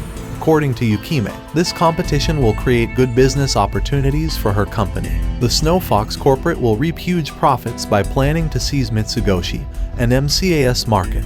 Therefore, the Snow Fox Corporate needed Shadow to achieve this goal. Then Shadow thought for a moment. He just realized that Shadow Garden's Mitsugoshi was experiencing big problems. Even so, Shadow intends to participate in the Yukime's plans. According to Shadow, this will be a very interesting and cool storyline. After Shadow agrees to Yukime's invitation, Shadow wants to change his identity and asks for clothes from the Snow Fox Corporate. Then Yukime immediately prepared clothes according to Shadow's wishes. Shadow's name is now disguised as John Smith, the super elite agent. John will also gain a big advantage if he enters between the Mitsugoshi and MCA trade wars. Yukime said that the two trade factions were trying to destroy each other, but John had to be careful with someone behind MCA other than Garter. The man's name is Getan, and he is usually called the Sword Demon, a swordsman who became the master of the MCA above Garter. Getan is a dangerous man who will do anything to achieve his goals. Yukime knew Getan's nature for a long time, and she wanted revenge this time. Mitsugoshi Company is a company that has very rapid innovation when compared to MCA. All products released by Mitsugoshi are truly acceptable to the public, starting from ordinary people to nobles. A simple example is the luxury clothing products sold by Mitsugoshi. Suits and office clothing styles are a trend among the nobility. Even so, these clothes come from Sid's knowledge of his world. Sid has told Seven Shadow various things, including finances and how to manage them to get huge profits. But without Sid realizing it, it turns out that the Midgar City market is already transacting with paper money. This surprised Sid because Shadow Garden had been operating a bank for a long time. The circulation of these banknotes has occurred since the development of the Mitsugoshi Company. Mitsugoshi Bank's banknotes can be used for commercial transactions because it is a form of trust between the customer and the bank. Mitsugoshi Bank will hold all the gold belonging to residents. Then, in exchange for this trust, Mitsugoshi Bank gave banknotes worth the gold the residents kept in the Mitsugoshi Bank safe. These banknotes can be exchanged for gold someday if the residents want it. The idea of banknotes in this world is very good because people no longer need to carry such heavy gold coins everywhere. Initially, the banknotes could only be used if people wanted to shop at the Mitsugoshi Mall. But now, Mitsugoshi banknotes can be used in all markets of the Midgar City. On the other hand, the idea of the banknotes was copied by MCA, and MCA made banknotes with their original designs. Currently, there are two banknotes that citizens use for transactions with the same principle. Then, Sid had a very good idea after seeing the difference between the two banknotes. Mitsugoshi Bank's banknotes are very neatly printed, full of color, and have a special stamp on certain sides. Meanwhile, MCAS banknotes are printed randomly with a haphazard design. Then Sid went back to Yukime to tell her about the idea he was planning now. He wants Yukime to make counterfeit money. Basically, people can only trust banks through the banknotes circulated by the bank. Banknotes that seem worth gold coins can be manipulated at any time. For example, if someone entrusts 10,000 gold coins to the bank, he will receive banknotes worth 10,000 as well. But one day, that person would pay his debt to someone else, and he didn't have enough money. Because of this, he borrowed money from the bank, and the bank gave him the money according to his wishes. But he has to pay the bank a little more as payment for the bank's services. Then, banks circulated more banknotes to meet people's debt needs. John called this incident a credit interest, and Yukime just learned about this term in the Mitsugoshi Bank Profit System or MCA. Indirectly, banks are a profitable business because they manipulate gold coins into banknotes, generating a sense of trust in the public, even though it is just paper, which is not actually worth the same as gold coins. Currently, more banknotes are circulating than the number of gold coins that residents deposit in banks. Because of this, counterfeit money became a good method to destroy both trading factions at once in a short time. That way, Yukime and John didn't have to wait long for the two factions to destroy each other. Of course, the target of the counterfeit money that John wanted was money belonging to MCA Bank. The banknotes that MCA Bank has are very easy to imitate and counterfeit. Suppose counterfeit money belonging to the Yukime Company can enter the market. In that case, citizens will increasingly wonder, do banks have enough gold coins to pay for the money we have? When these suspicions arise, residents will tell each other and doubt the value of the banknotes. Because of this, residents definitely go to Mitsugoshi Bank and MCA to ask for their gold coins back, according to the banknotes that residents have. Of course, the bank will not be able to return gold coins in the same amount as the banknotes that the bank has circulated. If this moment is achieved perfectly, Mitsugoshi Bank and MCA will go bankrupt and be destroyed simultaneously. Actually, Sid did all this just to save Mitsugoshi. It was as if Sid had betrayed the organization he had created himself. But he will rebuild the trading company with a new name after Mitsugoshi and MCA are destroyed. Sid can make Alpha and the others as senior officials in the new trading company. If Sid's plan succeeds, he will make huge profits and become rich. Sid will carry out his plan secretly and will not tell this to anyone, including the members of Shadow Garden. Sid will also change his fighting style later. He believes his disguise as Super Elite Agent John Smith is very cool, carrying out a corporate rescue mission alone with a very complex plan. The principle of the role of Super Elite Agent John Smith now is I will destroy everything and build it again. 子供の頃に夢見たことがあるんだ。スーパーエリートエージェンツ、夢は。When Sid was having dinner at a Stan Street Food, he met Delta in a super sexy outfit. After they finished dinner, Delta smelled a fox scent on Sid's body, but Sid lies to Delta that Sid hunted foxes before. After hearing that, Delta wants Sid to join the hunt because Alpha is telling Delta to target the bandits. Then they hunted for bandits in the underground city of Midgar, and it turned out that the bandits that Alpha was referring to were MCAS subordinates. After Delta killed several bandits, there was a bandit named Zabra who recognized Delta. Zabra calls Delta Sarah, and Sarah is Zabra's younger sister. Zabra didn't think that Sarah could recover from demon possession. Sarah's father used to deliberately hunt down Sarah because she was affected by this phenomenon. However, Sarah doesn't remember Zabra's figure even though Zabra smells the same as Sarah's father. Even so, Zabra said that he was working under Getan's authority, and Zabra invited Sarah to join.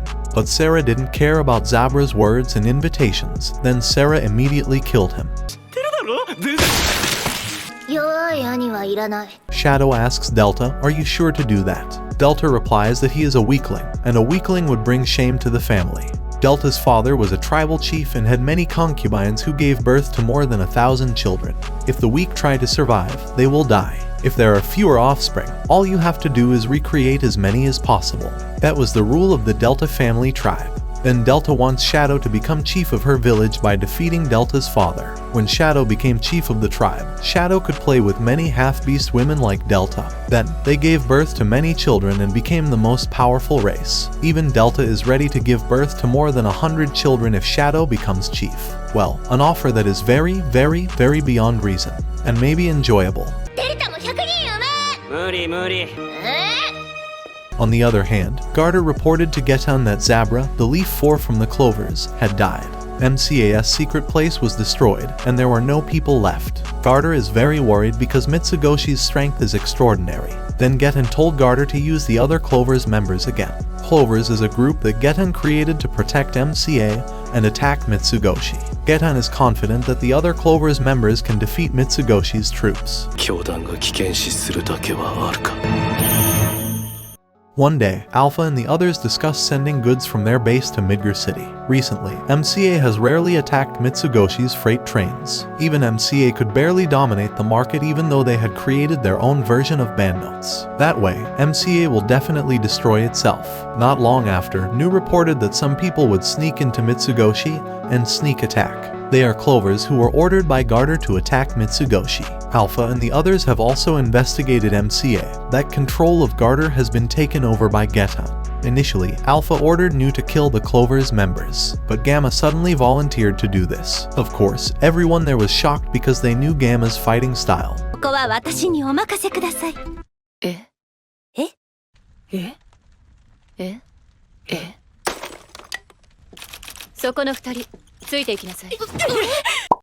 Kai and Omega help Gamma to carry out a sudden mission from Alpha. When they meet the Clovers, Kai and Omega immediately attack them, and then Gamma will face the leader of the Clovers, Leaf 1.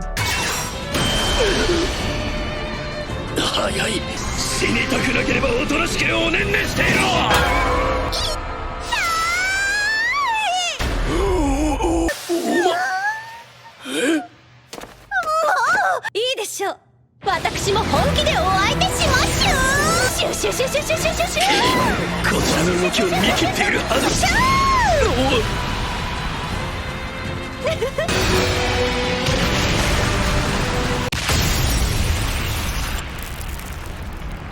強そうに見えるように。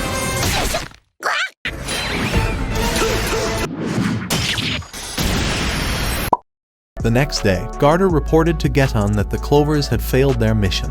None of the Clovers members have returned to headquarters since last night. After hearing this, Geton told Garter to do something so he could keep attacking Mitsugoshi. In Geton's mind, the Clovers group he created was not as high level as the children group. Clovers only contain talented bandits who have magical abilities, but Geton will not give up with the conditions he is experiencing now. 少しで。あと少しの辛抱だ。One day, Sid met Alexia, and Alexia invited him to practice swords like they did before. A few minutes later, Alexia was able to throw Sid's sword away and defeat him. After that, Alexia invited Sid to the city center where they had their first fake date. After buying a steamed bun, they chatted on the same stairs as when they had a fake date at that time. Sid says that Alexia's abilities have begun to develop. Her sword technique was much better than before. Sid is confident that Alexia will grow even better. Alexia said that she felt she needed even more power. When Rose was in trouble, Alexia couldn't do anything to help her. Rose struggles alone to overcome Oriana's kingdom problems. Alexia feels useless as Rose's friend. Because of this, she would train very hard to gain even greater strength. Even though Alexia still has shortcomings, she won't just give up. If Alexia remains silent and doesn't do anything, the people closest to her will stay away from her. The earth continues to spin. If Alexia stops walking, she will be far behind. After seeing all the irregularities and the fight between Shadow Garden and the Diabolos cult, Alexia didn't want to stand still and just see how the fight ended. Well, Alexia understands that her wishes are very strange, but this is the only thing Alexia can do as time passes. Then Alexia gave the steamed bun she had already eaten partly to Sid. Alexia also says that Sid has too relaxed a life, but Alexia hopes that Sid will remain himself and can always be relaxed like that.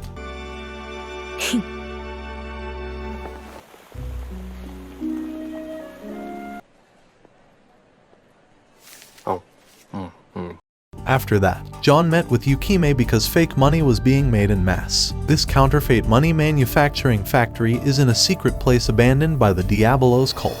More precisely, the secret place where Claire was held at that time. Then Yukime was sure that John would be happy because the counterfeit money was made as closely as possible to the design of the MCA money. Even John couldn't tell the difference between real and fake. Actually, John could still see the difference between the two banknotes through his magic. In contrast to Yukime, who cannot differentiate between the two banknotes.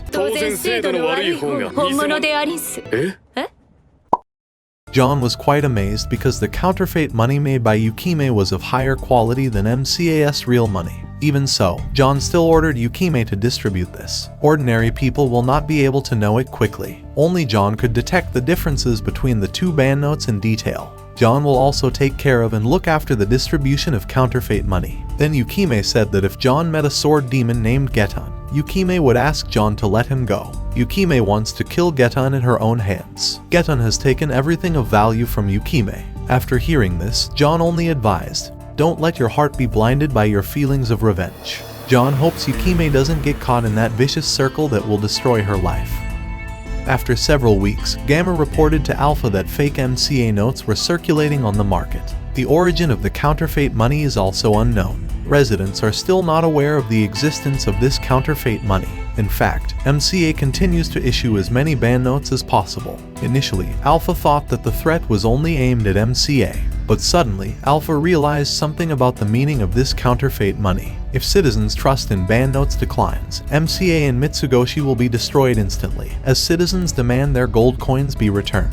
Then Alpha told Gamma to order the Shadow Garden members to find the source of the counterfeit money. According to Alpha, the mastermind behind this counterfeit money was a genius, because the mastermind knew how to destroy both banks at once. Alpha was curious about who the genius mastermind was, and what the mastermind's purpose was in doing all this. News about the counterfeit money also reached MCA. When Garter reported this to Geton, Geton told Garter to find out who the perpetrator was who had counterfeited their money. Currently, the number of MCA banknotes in circulation is more than the value of the gold coins in the MCA vault. Getan also thinks that Mitsugoshi is experiencing this right now. He understood that this counterfeit money could cause doubts among residents. Likely, residents will also demand that the bank return their gold coins equivalent to their banknotes. Initially, this case was a plan belonging to Getan and the Diabolos cult. They will obtain MCAS hidden assets. After getting the assets, Getan will make counterfeit money to destroy MCA and Mitsugoshi. Even so, other people apparently carried out this counterfeit money strategy first. A few days later, Gamma ordered 664, 665, and 666 or Rose to sneak into a freight train from the lawless city to Midgar City. Then, several other teams will look for the whereabouts of the factory making counterfeit money. 664 warned Rose not to act hastily on her own. As a team leader, 664 has been very troubled by Rose's behavior since yesterday. Even with every mission given by Alpha or 7 Shadows, 664 didn't understand why Rose was always like that. But most importantly, Rose had to focus on the mission because she was already in Shadow Garden. When they got into the train, they were confused because this train had no guards. But Rose suddenly noticed a thread that was there.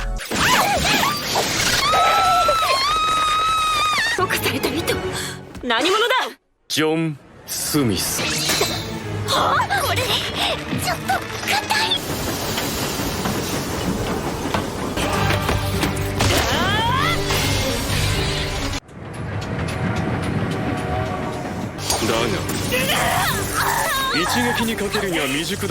John Smith succeeded in capturing those who were almost unaware of the existence of these threats. John already knew that Shadow Garden would be the one who would head to this train first. Then John ordered them to go home because they couldn't find out more about this.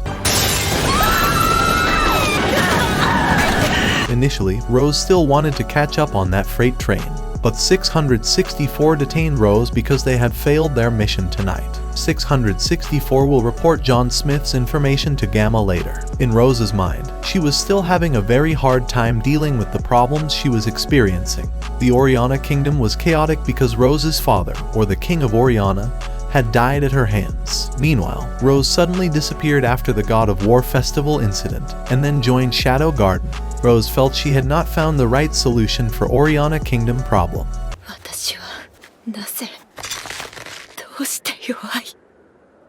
After 664 reported about John Smith to Alpha and Gamma were surprised because they never knew John Smith's name. Most likely, John Smith was a great man in a lawless city. Even John could fight the number of members from Shadow Garden easily. Then Rose immediately gave additional reports that John had extraordinary strength. He seemed to be able to read all his enemies' movements. Even his strength was the same as 7 Shadows. Then 664 immediately forbade Rose to say any more. She didn't want Rose to act rashly, and 664 immediately took Rose out of the room. Then Gamma and Alpha continued their chat. They have sent Zeta and Victoria to investigate somewhere. The Diabolos cult may be planning something more than Mitsugoshi and MCAS rivalry. Then, Alpha decides to order Delta to kill John Smith.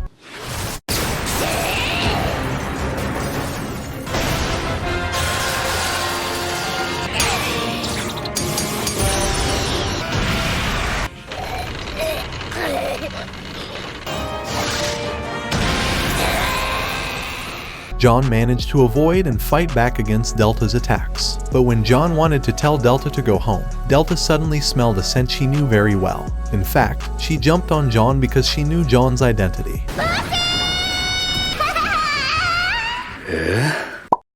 Because of that, Shadow took Delta to another carriage to chat. Initially, Delta was ordered by Alpha to kill someone named John, but there was no way Delta could do that. Even Delta had no chance of winning against him. Then Delta wants to report John Smith's identity to Alpha, but Shadow was honest with Delta that he was on a super secret mission. This mission can only be carried out by Shadow, who is disguised as super elite agent John Smith.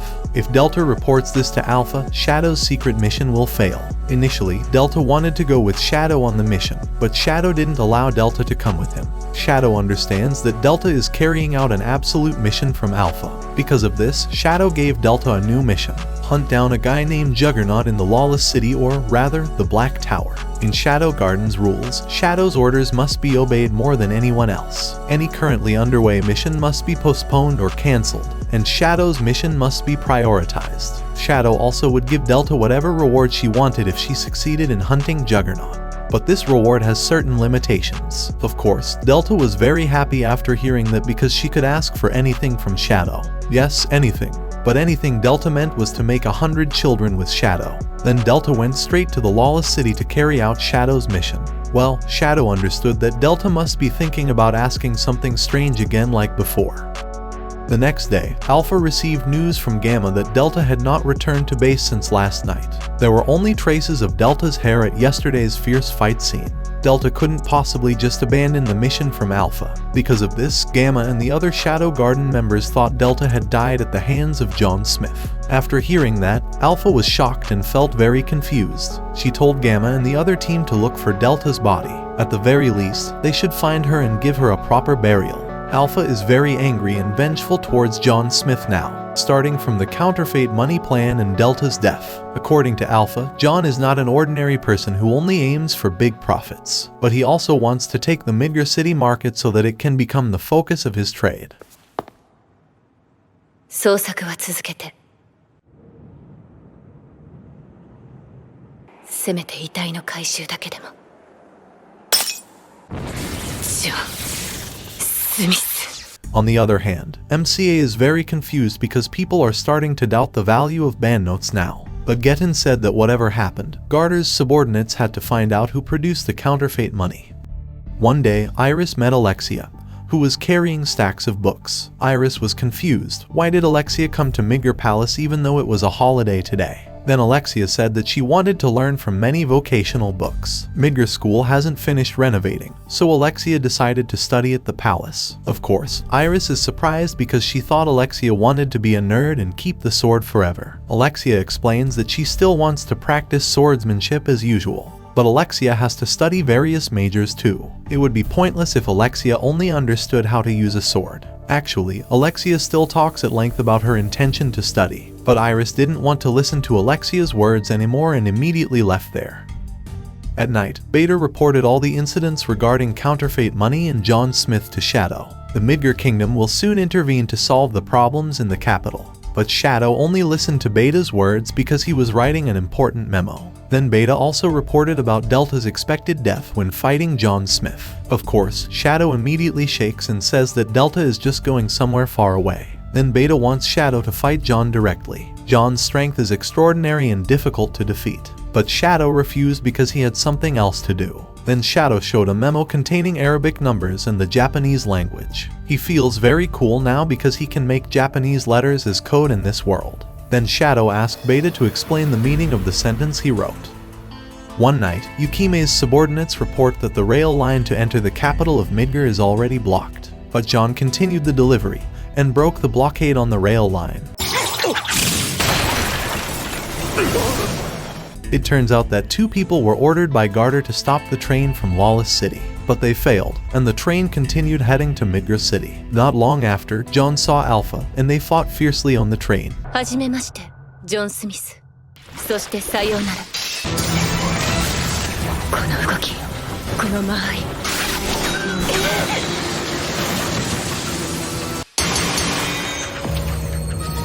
この技の際は。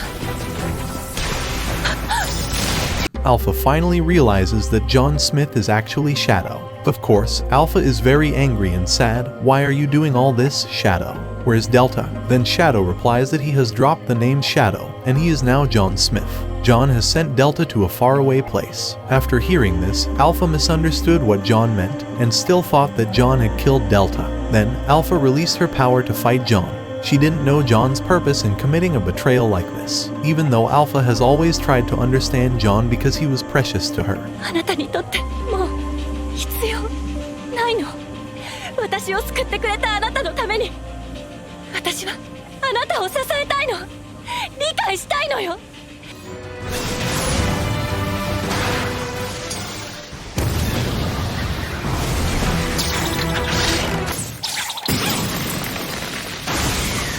霧は質量が軽い。あなたを支えることだってできるの。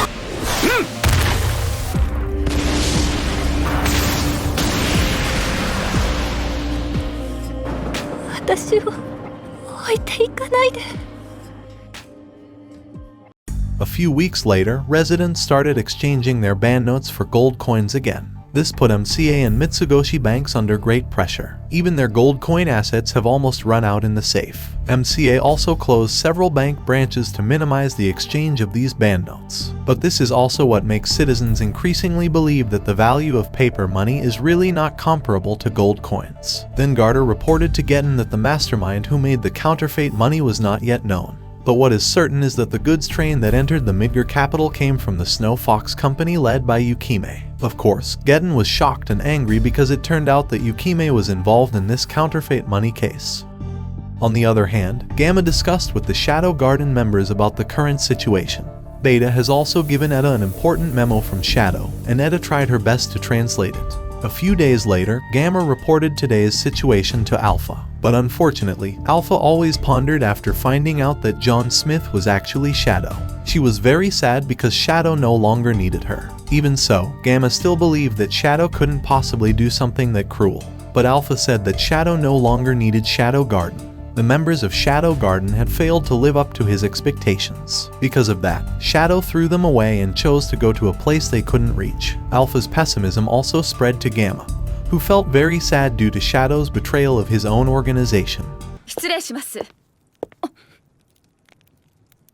Then New reported to Alpha that Getten was apparently a member of the Diabolos cult. In order to destroy Mitsugoshi, Getten plans to make fake money. Even though they didn't know about Mitsugoshi's background, they remained alert until they made this plan. After hearing that, Alpha immediately realized something about Shadow's treasonous intentions. This means that Shadow already knew Getten's plan earlier than the Shadow Garden members. Because of this, Shadow deliberately made fake money and circulated it before Getten. Then Beta also reported that the important memo code from Shadow had been successfully translated by Eda. And when Alpha read the memo for a few minutes, 君たちは恨むかもしれないけど、昔みんなで姉さんを救出したあの施設に貯めている。これまでの名を捨て、協力者と偽札を作ることとなった。ある計画のために。悪いけど、僕は裏切ることにするよ。僕はこの選択が最善だったと思っているよ。 With that many gold coins, Mitsugoshi could restore the residents' sense of trust. Then Getten will lose MCA and all the assets there. Not long after, Alpha called Delta, who had just quietly returned to base. Of course, they are very happy and grateful that Delta is still alive. Delta tries to explain what happened, but she is confused by the situation she is currently experiencing. According to Delta, Alpha and the others were very strange today. 無事でよかった。 On the other hand, John continues to kill Garter's subordinates who want to know the mastermind behind the counterfeit money. He had been having fun doing this for months. Yukime also left a message to John that the gold coins collected could belong to John. This made John very happy because he could become very rich in preparation for living another 300 years. Currently, Yukime was going somewhere, so John took the time to go to the counterfeit money factory first. He plans to create another cool storyline after bringing all the gold coins there. But it turned out that John's gold coins had disappeared in an instant. Of course, John was shocked after learning about this. Not long after, Yukime's subordinates reported that Getten probably already knew the location of this factory. But they were also surprised because the gold coins stored there had just disappeared, even though they had just received news that Getten's subordinates would soon be coming to this factory. Then John was angry with Getten because he had taken all John's gold coins that easily. 絶対に返してもらう。貴様は私の大切なものに手を出した。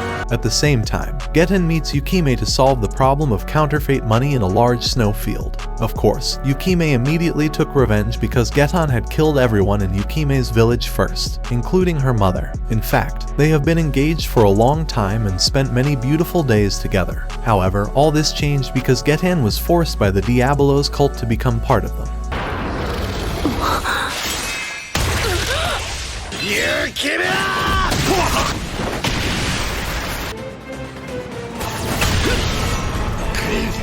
John finally came to know where Getten had hidden the gold coins. But unfortunately, John didn't ask Getten straight to the point. He simply asked, "You have something valuable, right? You took it, right? I just came to reclaim something precious." After hearing that, Getten was surprised because he thought that what John meant was Yukime. Of course, this made Getten angry because John had also ruined his plans. John corporate with Yukime so that MCA can be destroyed like now. Meanwhile, Yukime, who saw their fight, also misunderstood. She thought that John had come there to save her even though the cooperation contract only applied to the counterfeit money scheme.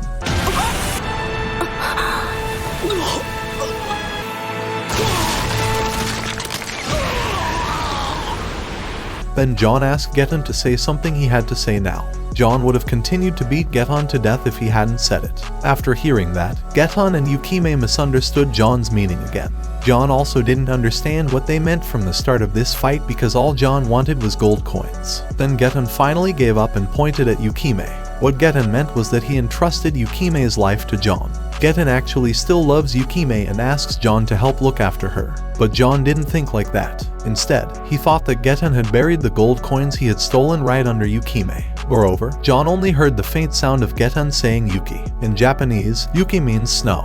Then Getten finally realized that John was the strongest person he had met in Yukime village. After Getten died, John immediately healed Yukime's wounds, and Yukime also finally realized that John was the masked boy who had saved her at that time.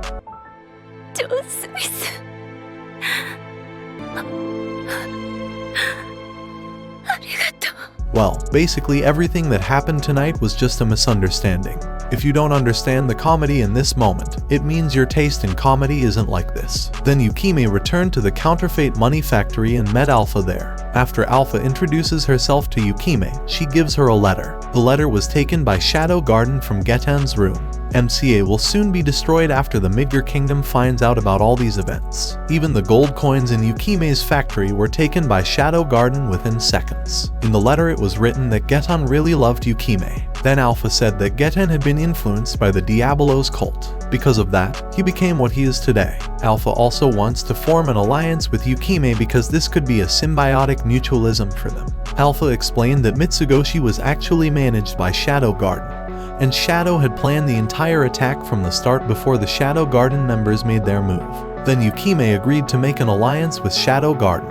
Of course, Mitsugoshi's market could also benefit the Snow Fox Company. All residents of the Midgar capital have trusted Mitsugoshi again, and their bandnotes can continue to operate and circulate as usual.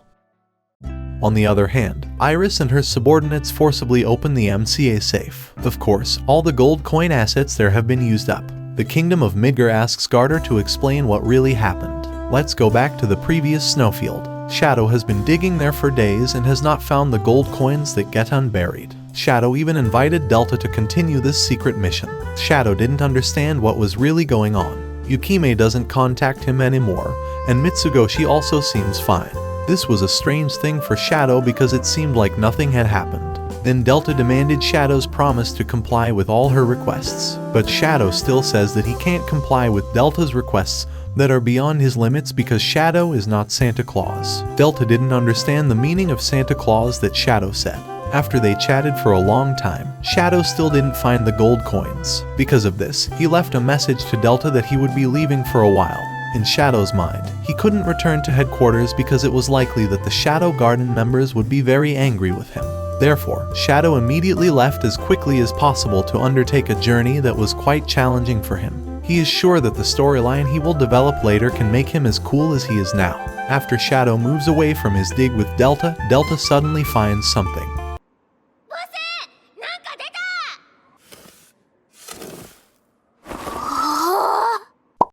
Now we have entered the story in episode 8. Actually, there is nothing important to tell. Everything in episode 8 is just fanservice and brings out the characters of the girls who become your wives. I'm just telling the gist of the story. A few weeks later, the Mitsugoshi Hot Springs were officially opened to the public. Of course, the members of Shadow Garden also tried out the hot springs, especially Seven Shadows. Well, you definitely understand that moments like this always have something to do with bikini clothes. Eda also shows various kinds of products or research results there. She even offered Shadow Garden members to wear magic jelly that can be shaped into anything, including invisible bikinis. But Alpha forbade them to use the jelly. スケスケにもできる。スケスケ。スケスケは禁止よ。こんな風にただ遊ぶのなんていつ以来かしら。やっぱり私が選ばれるべきでしたわ。いいじゃない。やるじゃんバカ犬。バカなんてメスネか。黙れメスネか。The Shadow Garden members really enjoyed the atmosphere there. We can even see how beautiful Nu is when wearing a bikini. Not only that, we can see how sweet Lambda is when managing activities there. There are many moments in episode 8, and I can't explain them one by one. There are vulgar moments, and there are just casual moments. Even 7 Shadow wears the uniform in the Season 1 opening.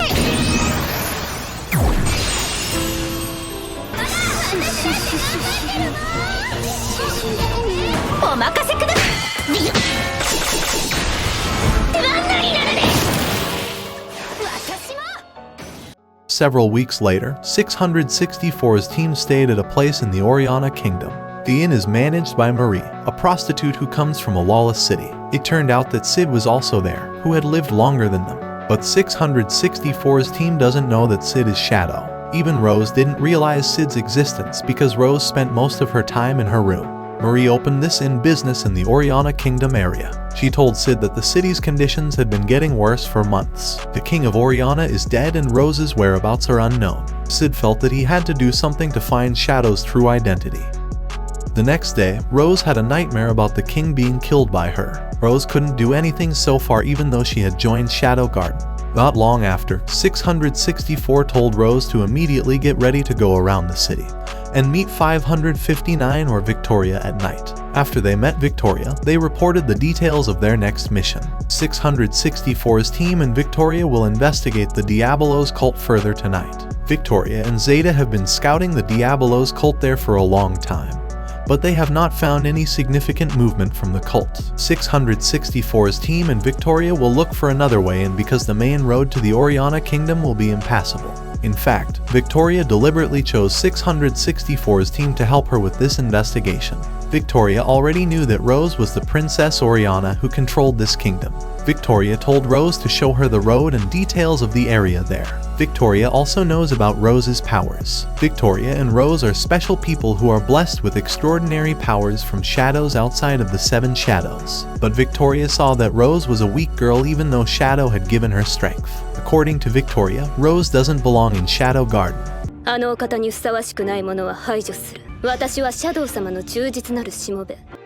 だが、弱いな。Actually, there was a war that hit the Oriana Kingdom.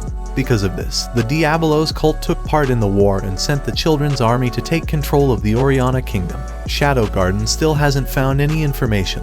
Why did the Diabolos cult want to control the Oriana Kingdom for a long time? Not long after, they saw the movement of the Diabolos cult heading somewhere. Rose said that the path the cult took was the path to the ruins. The ruins were long ago created to honor the warrior Oriana who fought against the demon Diabolos. After they arrived at the ruins, they saw that Kuodoi of the First Children was leading this army. Then Kuodoi immediately opened something on the altar with the same card as Archbishop Nelson used. Rose did not expect that the altar in the city of Lindberm was also in the Oriana Kingdom. Not long after, Rose's mother, Reina, came to break the seal on the altar. Of course, Rose was surprised after learning about this and she didn't understand why her mother could obey the orders of the Diabolos cult troops. Victoria, who saw this, also continued to stare at Rose. I can understand the meaning of Victoria's gaze, but the most important thing is that Victoria's background is closely related to the town of Lindberm. If I explained Victoria's part in more detail, this video would definitely be longer. After the altar seal was opened, Kuodoi took a ring known as the key. Then Victoria ordered 664's team to prepare for battle with the Children Army. Of course, they were surprised by Victoria's sudden decision. Victoria explains briefly that she knows the ring is the key. Because of this, Shadow Garden must immediately seize the key and kill the Children Army as quickly as possible, including Rose's mother. Even though Victoria is not one of the 7 shadows, she can still order the members to do things according to her orders. Of course, 664's team was confused about the key Victoria meant. But Victoria didn't want to explain this because they didn't have much time left. Then Rose tried to stop Victoria, but Victoria didn't care about Rose and continued with her plan. Rose managed to withstand Victoria's attack, and her mother was very frightened by this situation. Then Victoria decided to expel Rose from Shadow Garden because Rose did not deserve to be Shadow's follower. Of course, Victoria will kill everyone there at once. 処刑の時間だ。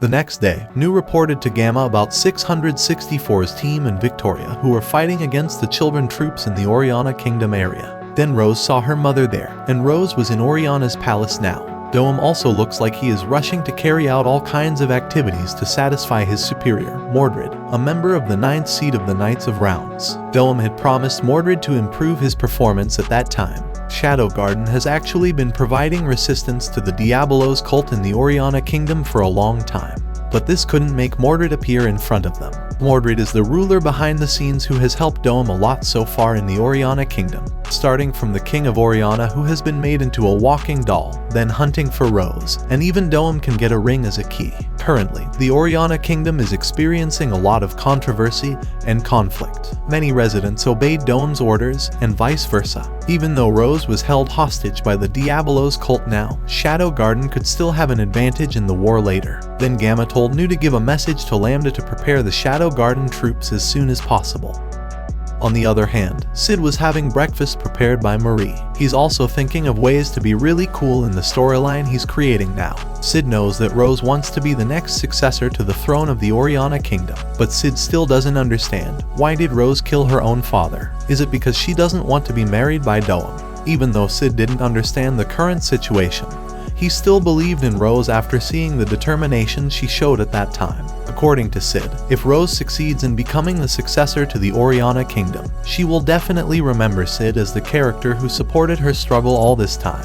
It was the best and very cool moment for Sid, who was playing the role of a coward. Not long after, there were bandits who collected money as support for government troops in the city of Oriana. The bandits actually only took advantage of this situation for their own benefit. Marie initially couldn't give them the money because she had already given it to them a few days ago, but the bandits still forced Marie to pay. They even allowed Marie to pay with her sexy body. Of course, Sid immediately helped Marie in a very cowardly way.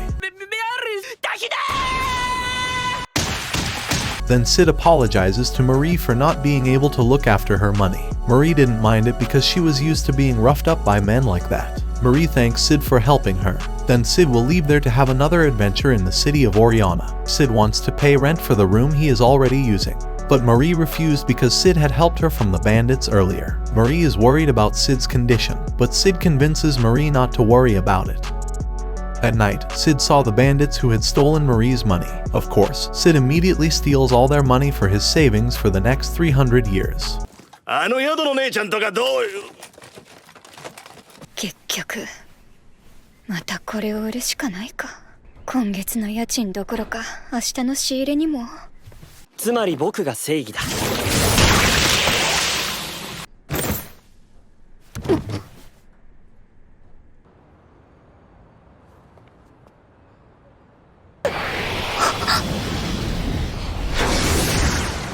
On the other hand, Victoria and 664's team are still fighting against the children troops. But unfortunately, 664 and 665 had collapsed because they were unable to fight the children troops. Even so, Kuodoi was surprised that Victoria was still able to fight for 3 days. However, Victoria's magic power has begun to weaken, and this is Kuodoi's chance to kill her. Not long after, Shadow came to help Victoria, 664, and 665.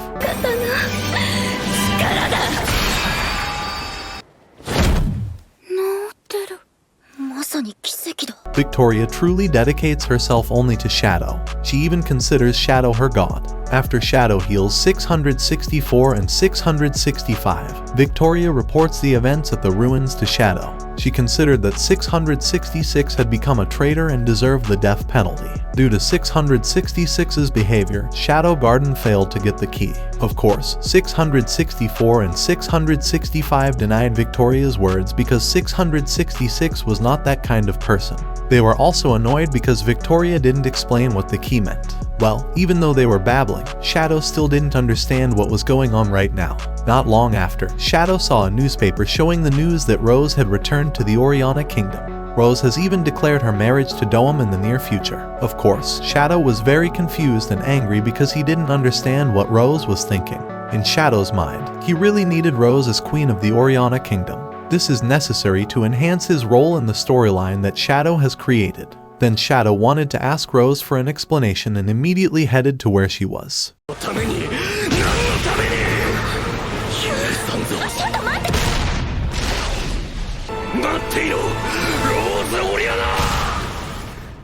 The next day, Lambda took the Shadow Garden troops from the base to the inn in the city of Oriana. Omega and Kai welcome Lambda and they discuss Rose. Lambda feels guilty for failing to educate Rose as a member of Shadow Garden. But Omega and Kai say that Lambda doesn't need to feel that way. Rose seems to have her own problems that are making her unstable. But Rose's punishment stands, and Shadow will carry it out. 7 Shadow and the other members couldn't do anything because Rose's punishment was in Shadow's hands.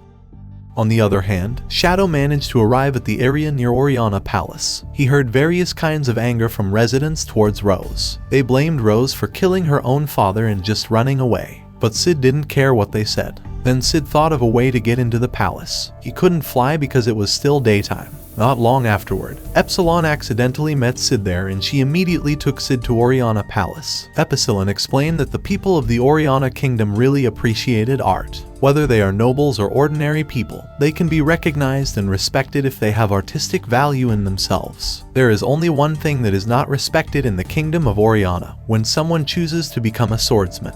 Epsilon was a great pianist and was usually called Shilon. By the way, I don't need to explain the details of Epsilon's existence in the Oriana Kingdom. I explained the story about Epsilon becoming a pianist in the first season. Then Epsilon whispers to Sid that Shadow Garden's troops have sneaked into Oriana Palace. Their disguise is still unknown to Doam and his troops. Not long after, they met Doam and chatted there for a while. Then Doam asked Epsilon, "Who is the man you are with now?" Then Epsilon answered, "He is my best student." However, Doam is doubtful about admission permits for Shilon's student. Shilon said her student do not need to use such entry permits. Then Doam said that there were new changes to the rules that were implemented today. But Doam made an exception for Shilon, as long as her student could appear at today's lunch event.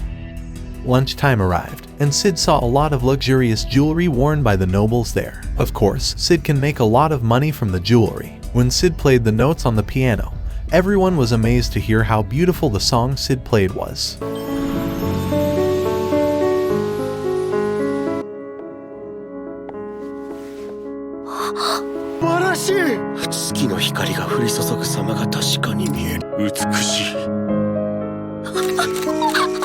Sid takes this opportunity to take all the jewelry from the nobles, including the key that Doam brought with him. After that, Epsilon and Sid rested in the VIP room with drinks that had just been served by the maid there. Then Sid deliberately takes Epsilon on a tour of the palace. Epsilon understands Sid's intentions and she agrees to accompany him. But suddenly the maid offered herself to accompany Sid. At first Sid didn't want to, but the maid remained stubborn in wanting to accompany Sid. The maid's name was Margaret. She is fully responsible for Rose and Shilon's condition in this palace. Then Sid is forced to accept Margaret's offer. Actually, the maid had an ulterior motive. She was even willing to tease Sid with her breasts. Margaret explained that the temperature in this palace can be maintained because there are artifacts underground.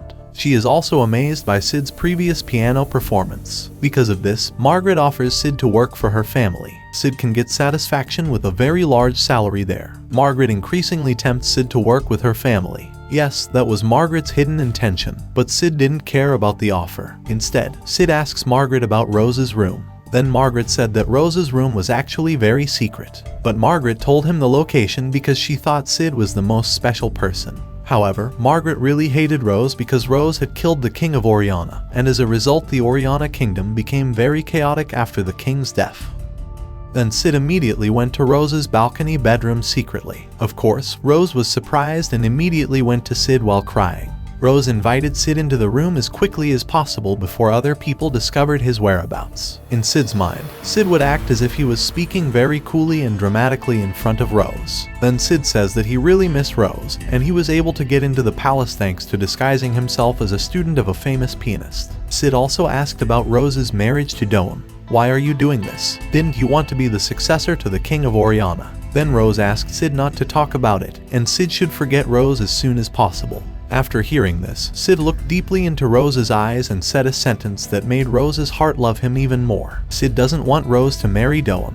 He wanted Rose to remain in her own opinion and not be controlled by her sadness. Sid said that Rose was a brave woman because she managed to become a great swordswoman. Even though the people of the Oriana kingdom didn't appreciate this, Rose still fought as hard as she could to prove it. Sid understands that Rose has been very lonely all this time. Even so, Rose can still live her life in the path she chooses herself. Whatever obstacles we face, we can definitely believe in the path of life that we have determined. Sid sees that Rose is trying to move away from the way of life she should be living. Sid is sure that in Rose's heart doesn't want to marry Doem, and Sid really needs Rose. Not long after, Doem came because there were reports that Rose was talking to someone in her room. Of course, Rose denied that there was no one else in her room, but Doem saw traces of tears in Rose's eyes and immediately strangled her. Doem wants Rose not to take any more action because they will soon get married. Rose said that Doem marrying her was just a formality. Then Doem strangled Rose even harder because Rose's mother's life was in Rose's hands. If Rose did as she pleased, Rihanna would be killed immediately. It turns out that Sid heard their conversation from Rose's balcony bedroom. Because of this, Sid will do something again so that Rose can move freely in this palace. Sid also thinks the ring he stole from Doem is their wedding ring, even though we know that the ring is the key that Shadow Garden is looking for.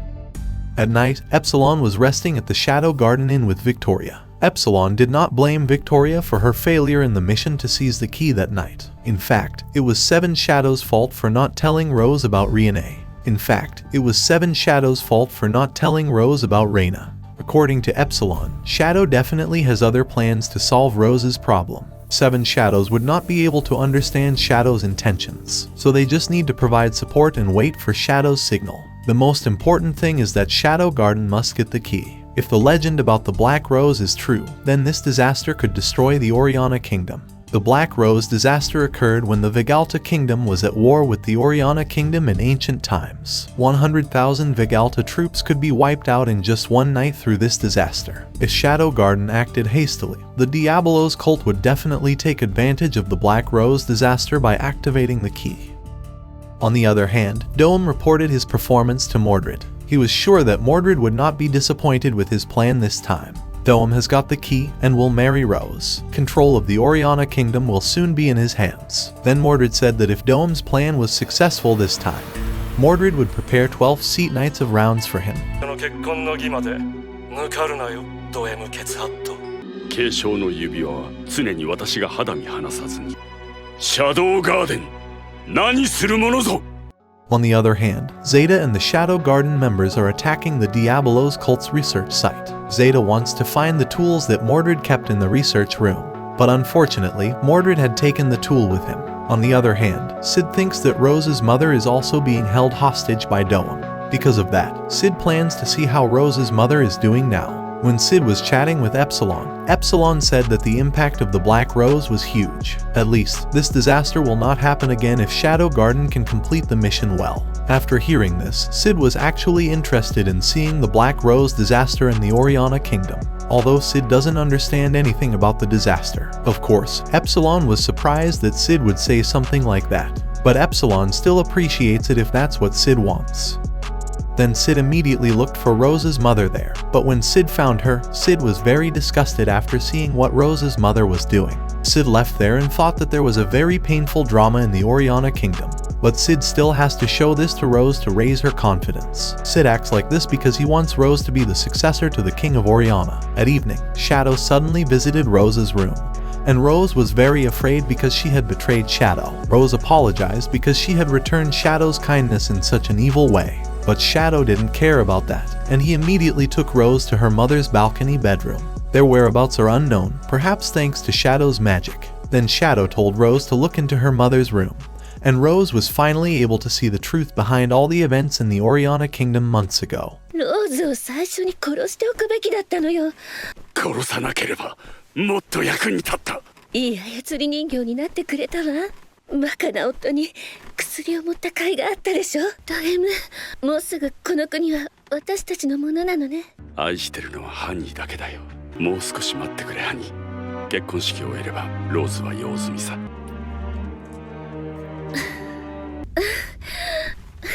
It turns out that Reina conspired with Doem and deliberately let the King of Oriana become a puppet for the Diabolos cult. Their plan could have gone smoothly if Rose had been captured at that time.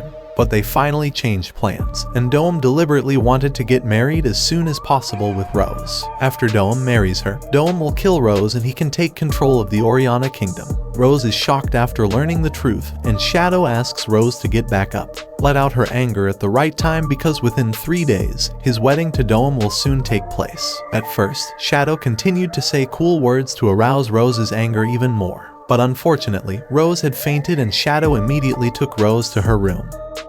After a while, Rose was still shocked to remember her mother's behavior like that. She continued to cry until her eyes were full of swollen from tears. Not long after, she saw Sid's figure outside her balcony bedroom. Of course, Rose wanted Sid to go as far as possible with her from the Oriana Kingdom. If Rose was with Sid, she could definitely be happy forever. Rose was banished and ignored by her people because she had killed the King of Oriana. Rose has also been betrayed by her own mother. She had given up because she couldn't turn things around in the Oriana Kingdom. In fact, she has betrayed the organization that has helped her all this time, especially Shadow. Then Sid explained something about music that I didn't understand the meaning of. The most important thing is that Sid continues to encourage Rose. Sid also uses his voice as a shadow figure so that Rose can remain strong in living this life. 月に照らされた世界、貴様には何が見える?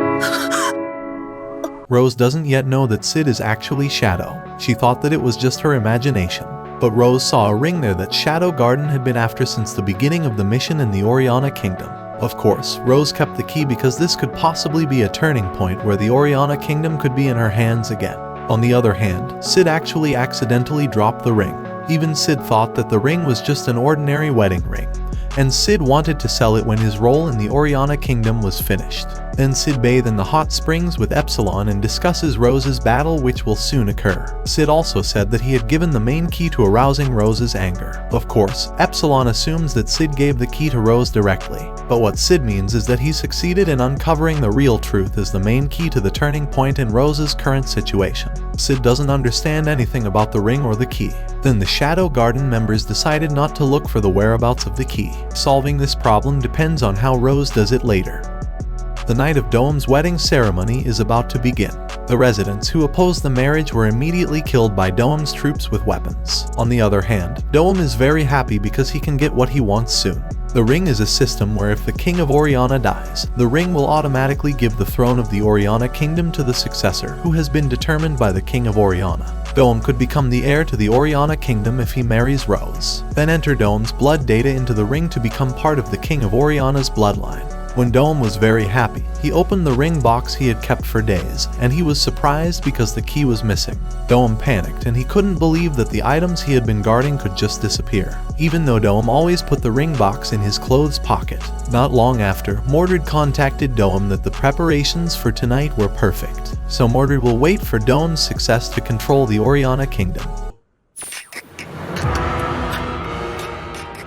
When the wedding ceremony began, Doem was still looking for the whereabouts of the key. On the other hand, Sid has played the piano to accompany the wedding ceremony. The disguises of the Shadow Garden members were also ready in their respective positions. After the priest finished pronouncing the wedding vows to Rose and Doem, Rose said that she was not willing to marry Doem. Of course, Doem became increasingly panicked because his plan was destroyed. Then Rose uses the key and recordings of the King of Oriana are shown in the kingdom and in the city of Oriana. The King of Oriana conveyed the truth about all the events in the Oriana Kingdom to his people. The King of Oriana had been slowly given a drug to lose consciousness by his own wife. This medicine comes from Doem, who really wants to control the Oriana Kingdom. The king already knows that he will die soon, and he can't do anything because there is an organization hiding behind Doem.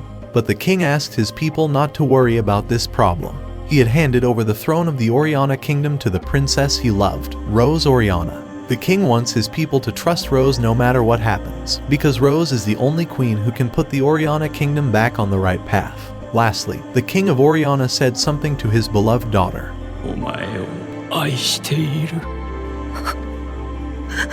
On the other hand, other nobles immediately labeled Doem as a traitor and judged him. They actually don't want to be involved in this case and only want to take advantage of Doem. Then Rose said that she would immediately punish Doem tonight because his crime had been exposed. But suddenly something happened there.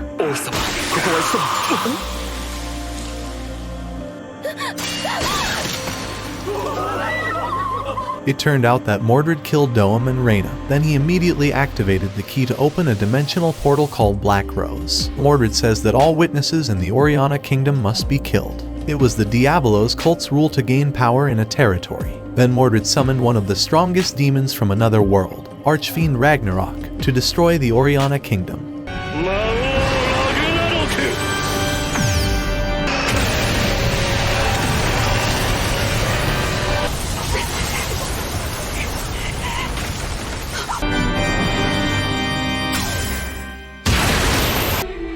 だが醜いな。空に咲くバラ、燃えるコウモリ、どれもなかなかに珍しい。 Even though Black Rose's form was very beautiful in Shadow's eyes, he thought Ragnarok was just a weak and ugly bat. Mordred was amazed that an ordinary human could say something like that, even giving Ragnarok a strong attack. Because of this, Mordred was curious about the identity of Shadow and his organization. Then the Shadow Garden members removed their disguises and introduced themselves to Mordred. Shadow tells Rose to do something according to the throne she just received. Then Shadow is really interested in Ragnarok and will have fun fighting it. Of course, Mordred said that Shadow was just a stupid and weak man for daring to fight the very strong Ragnarok. According to Mordred, Shadow will not be able to defeat Ragnarok. Soon enough, Beta and Epsilon arrived to fight Mordred. They said that Mordred should step down because he wouldn't be able to win against Shadow. Then Mordred used his sword again to attack Beta and Epsilon. Mordred is confident that his strongest sword can defeat Shadow Garden easily. Beta and Epsilon managed to avoid the attack, and they said that Mordred's sword was an artifact belonging to the elf race. They mocked Mordred back because Mordred only used an artifact sword made by an elven smith. Mordred is actually just a coward who doesn't have any power. Of course, Mordred is annoyed and will kill them easily. 生えた知識を全て明かしなさいし痛い目を見てもらうことになるわよ魔力の斬撃血を慎め On the other hand, Rose has killed the demon beasts that have spread around the kingdom. Rose was sure that the Shadow Garden were also killing the demon beasts in city. Not long afterward, Margaret approached Rose because she wanted to apologize for the treatment she had given Rose. But Rose didn't care about that and told Margaret to open access to the garden. Under the palace garden there are very powerful ruins, so Margaret had to evacuate the palace residents there as soon as possible. Rose will gather soldiers and go to the capital to help evacuate the residents. Then Rose was confused because Margaret had been daydreaming since earlier. In Margaret's mind, she actually felt very guilty towards Rose, but she had to carry out her duties first, so she would talk to Rose after all her duties were finished. 心のままにことをなされますよローズ陛下 Shadow is still fighting against Archfiend Ragnarok, and Shadow only wears magic threads like his role as John Smith. Their fight went on for so long. On the other hand, Rose met 664 and 665. Then Rose entrusted the extermination of beasts to them and the other members of Shadow Garden. The Oriana soldiers who saw this were a little doubtful of Shadow Garden. Rose replies that the soldiers have nothing to worry about. Then Rose ordered the soldiers to immediately evacuate the residents. Not long after, Mordred fell right next to Rose, and he looked seriously injured. Then Beta and Epsilon came and said, "You fought very hard, Rose." They also managed to seize the Black Rose activation device and the Elf Smith's artifact from Mordred's hands. Then they asked information about Diabolo's cult, Black Rose, and Ragnarok to Mordred. If Mordred was confident that he would win this fight, he definitely wouldn't hesitate to answer their questions. Shadow Garden wanted to confirm something from their research so far. Then Mordred explained that Ragnarok would not be defeated by anyone. Ragnarok's magic power is at the top level because Ragnarok comes from the demon world.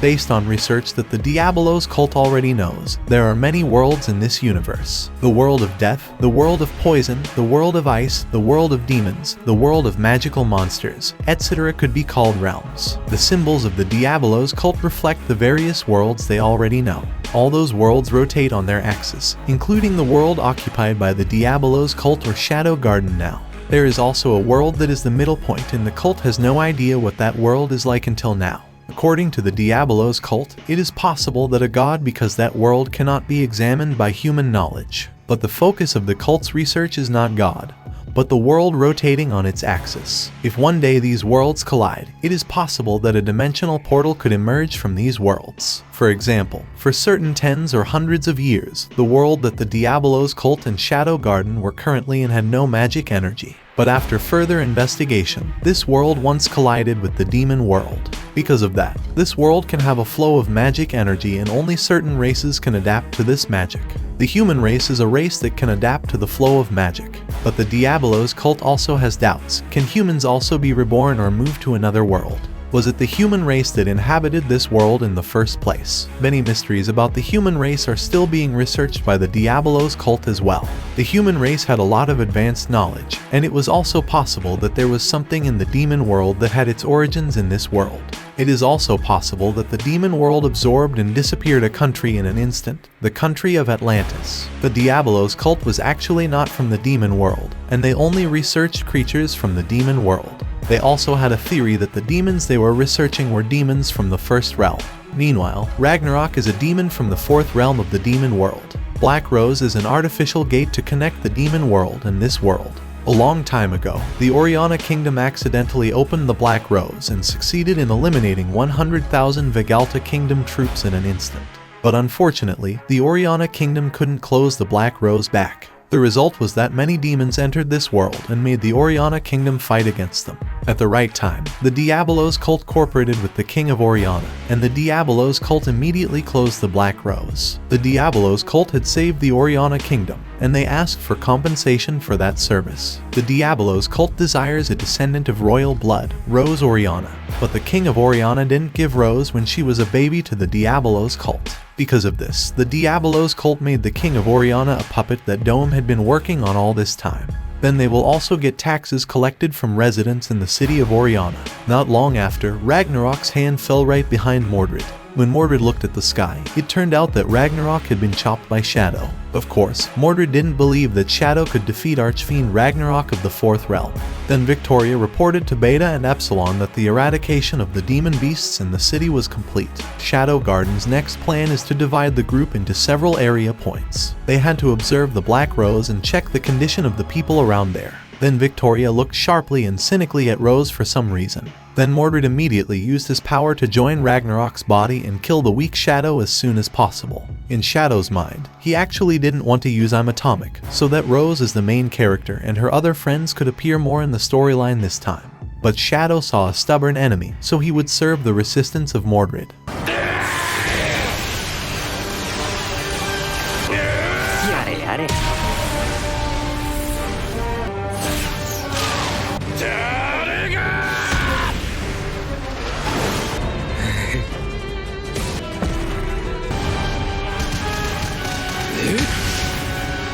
Shadow has taken Mordred into space, and he's starting said cool sentences. The point is that Shadow managed to get the power he wanted to become an invincible nuclear. Then Shadow starts to activate his magic to lock himself with Mordred. And finally, this is the moment you've been waiting for. I'm Atomic. 我が主よ。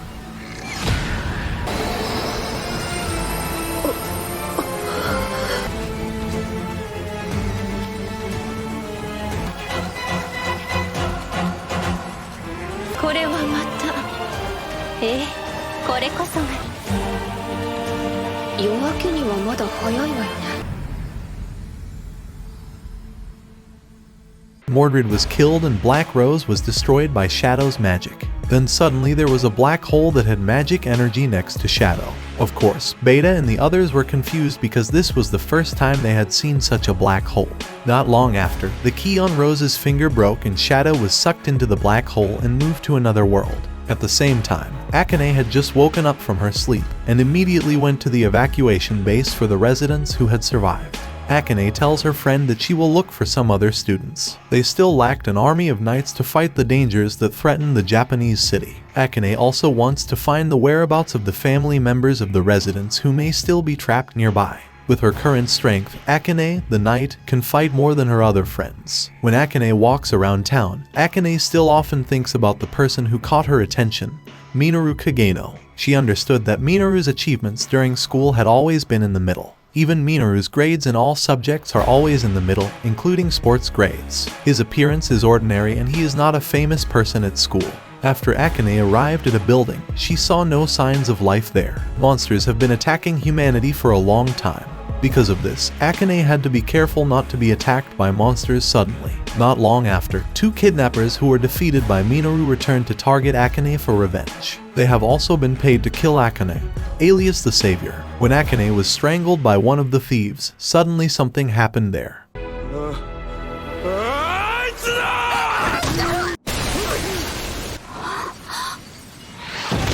のだ。いや、誰なんだてめえは。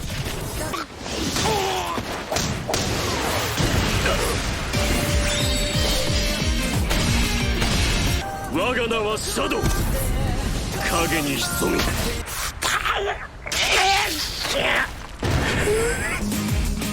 シャドウ。 The black hole you saw in the second season, episode 12, has not completely closed. You can see that after the black hole absorbs Shadow, the scene immediately fades out and changes to a scene on a destroyed Earth, more precisely in Japan. The Eminence in Shadow 3rd season has been announced as a movie, but a release date has not been determined. So if there is a new announcement about the Eminence in Shadow, I will immediately notify you.